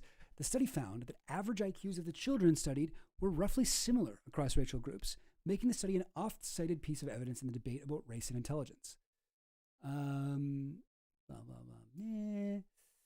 Children studied had been raised by their unmarried German mothers. Most of the fathers, white or black, had been members of the U.S. occupation. Stationed in Germany at the time of the study, the children were aged between 5 and 13. Mothers of the children were approximately matched for socioeconomic status. They are mostly of low socioeconomic status. There are about 98 mixed race, black and white, and about 83 white children. So it's about half and half. The total sample consisted of about 5% of German children known to have been fathered by black soldiers between 1945 and 1953. In addition to a matched sample of 83 German children whose fathers were white soldiers. Of the fathers of the mixed race children, about 20% were French and African. Okay, I don't need to read all this. Results. Okay, there is a difference between boys and girls, weirdly. The white boys, 101. The black or mixed race boys, 97. White girls, 93. Mixed race girls, 96. Difference, -4, 3. Yeah, so the white children averaged 97.2, racially mixed 96.5. Oh, okay, I guess I misremember that a little bit. So the racially mixed children was slightly lower than the white children, but not even by a full IQ point. Like statistically negligible, I would say. Interpretations. Many have interpreted it as the supporting the notion that IQ differences between whites and blacks observed in many other studies are mostly or wholly cultural or environmental. Moreover, they've pointed out that mixed-race children may have faced prejudice growing up as a racial minority, making the similarity results even more significant. Okay. Like I was thinking as you were reading out, especially the black boys versus white boys, I'm like, I can rationalize that difference in the sense that or mixed race. I apologize to anybody who is offended by that. Because people tend to treat, especially black boys, they give them or ascribe them more adult characteristics, right? Right. Yeah. And so I can imagine adultification. I think. Yeah. And so I can imagine, you're a little, mixed race boy, and you are not getting the same kind of care as your white counterparts, probably because they think you are they're putting these adult pressures on you, is what I can imagine. But again, this is just me rationalizing that. Yeah, I mean, it is what I find interesting is one of the things I find interesting. I find this study very interesting. But isn't it weird how between white boys and girls, there's a huge difference between the boys and the girls. It's 8 points difference. Between the mixed race boys and girls, they're almost the same. What's up with that? What? I don't know. I feel is it and this is Germany. This is post World War II Germany. I am sure that there are fucked up attitudes, despite the brilliant job of denazification that the fucking OSS did and the Germany progressive whatever. Yeah. Right now, as we can see with the Palestine movement. Yeah, like that. I'm sure that there were some lingering things, especially in the children. Your kids are mean to each other. But I'm just so I don't know. I find that interesting. I mean, I don't really know what to make of it, I guess. But it's why are do we really think the white girls are that much dumber than the white boys? But then the mixed race, both genders are roughly the same. I don't know. It just seems a little bit weird. It almost seems like the white boys are just maybe given more opportunities to learn, or given more, or just they're assumed to be intelligent, or something. There's some advantage that they're getting here. Yeah, I don't know. I'm not sure what to make of it. But anyway, yeah, very interesting study. And I think this was blew a lot of people's minds, because everyone was like, well, definitely it can't just be fucking social. Intelligence is real. And then this thing came out and actually surprising, considering how bullshit IQ is, you would have expected this not to even, but it's actually pretty much the same. Yeah, I don't know. It's quite interesting. Have you taken an IQ test? No, not really. In Canada, all kids take a test called the CCAT. I don't know if they still do that in 3rd grade to find out if you're gifted. Yeah. I took that and I was gifted. Okay. But I mean, I think it's something like an IQ test, but it's not an IQ test. Yeah. But I did take a test in university when I was in psychology. We had to do a bunch of part of passing that course was we had to take a bunch of fucking, do a bunch of what's it called? Volunteer for a bunch of studies that older students were doing. Okay. And so I did a one of those that was, I guess, an IQ test, and I got perfect on it. And the person was like, wow, you got perfect on this. You should take an IQ test. You probably have like a really high IQ. And I was like, really? And I was like so happy about that. I believe in IQs now. They're real. And I like just never bothered to do it. But like, yeah, I don't know. It's a lot of effort. I have looked into it. You become exactly like those billionaire guys. For a while, Listen yeah. to this guy, IQ, he's great. Oh my God, yeah. In another like timeline, I'm sure I became like an insufferable like fucking race IQ fucking Mensa guy. But I don't know. I always have been like, I'm pretty smart, aren't I? I'm smart. Yeah, like one of my things I think about myself. I'm smart, fun, funny, nice. That's like my your affirmations. Those are my like. If Bannon were to say you had email, yeah, you are smart. Smart, you're funny. You're nice. not creepy. Yeah. Yeah. You're not creepy. You're not a pedophile. Yeah. No, but I like my brain. I think I have a good working brain, and for a while I did find the whole IQ thing tempting, and I even thought about joining Mensa or some shit like that. But yeah, I don't know. I have no interest in that anymore. And obviously, like, I don't know, like maybe I have a high IQ or whatever. Maybe not. Who knows? But maybe I do. I'm so dumb at like so many important things in life. And like, you know, like I have a lot of friends who are like dumber than me, who are much more successful in life, have their shit together. So that was another funny thing about IQ is like, at first when they discovered it, they were like, this is so good. Oh my God, this is amazing. Like, oh, this is great. And there's a study where they were going to pick a bunch of high IQ young children. Like they found them when they were 5 or something like that. I think it was called the term study or something like that. And then all these children, they called them the termites, something like that. But they were expecting all these high IQ children to become hugely successful. Yeah. And they weren't. It was like the opposite. They all like, not all of them, but some of them were successful. But a ton of them, higher than average, were not able to take care of themselves. Like they just don't have the skills to live a successful life. It's like me and you. Yeah. Like we're like IQ is actually not There's a thing where Jordan Peterson's like, oh, IQ is we figured it out. It's like, you know, it's the only way to know success in life. If you got IQ above 95, you are definitely going to be rich. And it's like, actually, studies show like the reverse of that. Almost. Totally. I forget what it was. W Goblin. This is the new Big Jerry thing I've noticed. W Goblin. I think Big Jerry's got some kind of automatic timer going on where he'll be every so often just be like, W Goblin. W Goblin.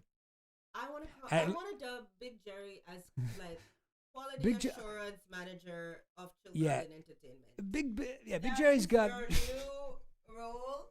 Please accept. It is unpaid. Yeah. Big Jerry's got the catchphrase, got the, you know, the slogans going. Yes, Jordan Peterson, everybody. I do have a good Jordan Peterson. It's like I don't have to struggle to get the Canadian subtlety, and then I just do like a Kermit the Frog voice, Canadian Kermit the Frog. I feel like my two best impressions are Jordan Peterson and Alex Jones. I can do a passable Trump, but it doesn't really sound like him. It's just like you can tell that I'm trying to do Trump. But Big Jerry, don't have a timer. That's why you're Big Jerry. You go on your own time. I forget what I was even talking about. Well, that's how it goes. Well, it's kind of late. It's like 1 a.m. It's a little bit later than normal. Although I did start about 5 minutes late, so here we go. Is there anything else you wanted to talk about, Goblin Queen? Nope. That's it. Okay. Happy Black History Month, everybody. Happy Black History Month. Are you guys happy? Okay. I brought a black person on stream. The Chill Goblin Black correspondent. Black issues expert. That is until my master plan is complete. I am going to start seeding the Discord with rumors about James. For example, James's last name is the Rothschild. And I am just gonna see where it leads to, maybe there will be some sort of movement. People will be like, oh, we actually do want a black woman to be the face of Chill Goblin Entertainment. That's all we want. You find the Curtis Yarvin of black women? Yeah. The black woman's Curtis Yarvin. Very chill stream. Thanks, y'all. Chill stream. Thanks, y'all. Love it. Well, thank you guys for keeping it chill and keeping it goblin, and most importantly, keeping it extra. Yeah. That's actually kind of good. Keep it extra. Keep it chill. Keep it goblin. Maybe something like that. Maybe something like Could that. be the slogan. Maybe something like that. Should we end the way we began? No. Wait. Oh crap. Oh God damn it! Crap! Dang it! What did he hold? What the?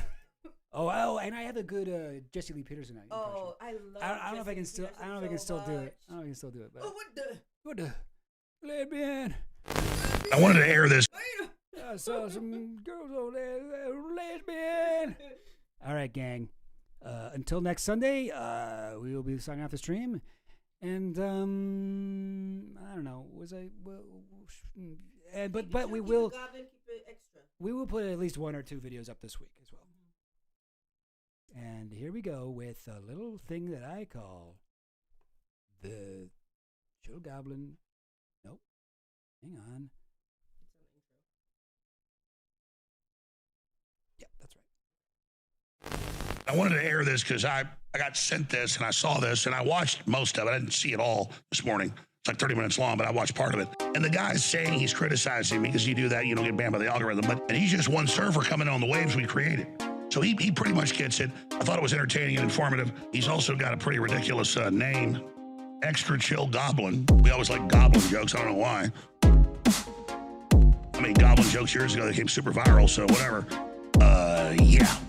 We'll air that.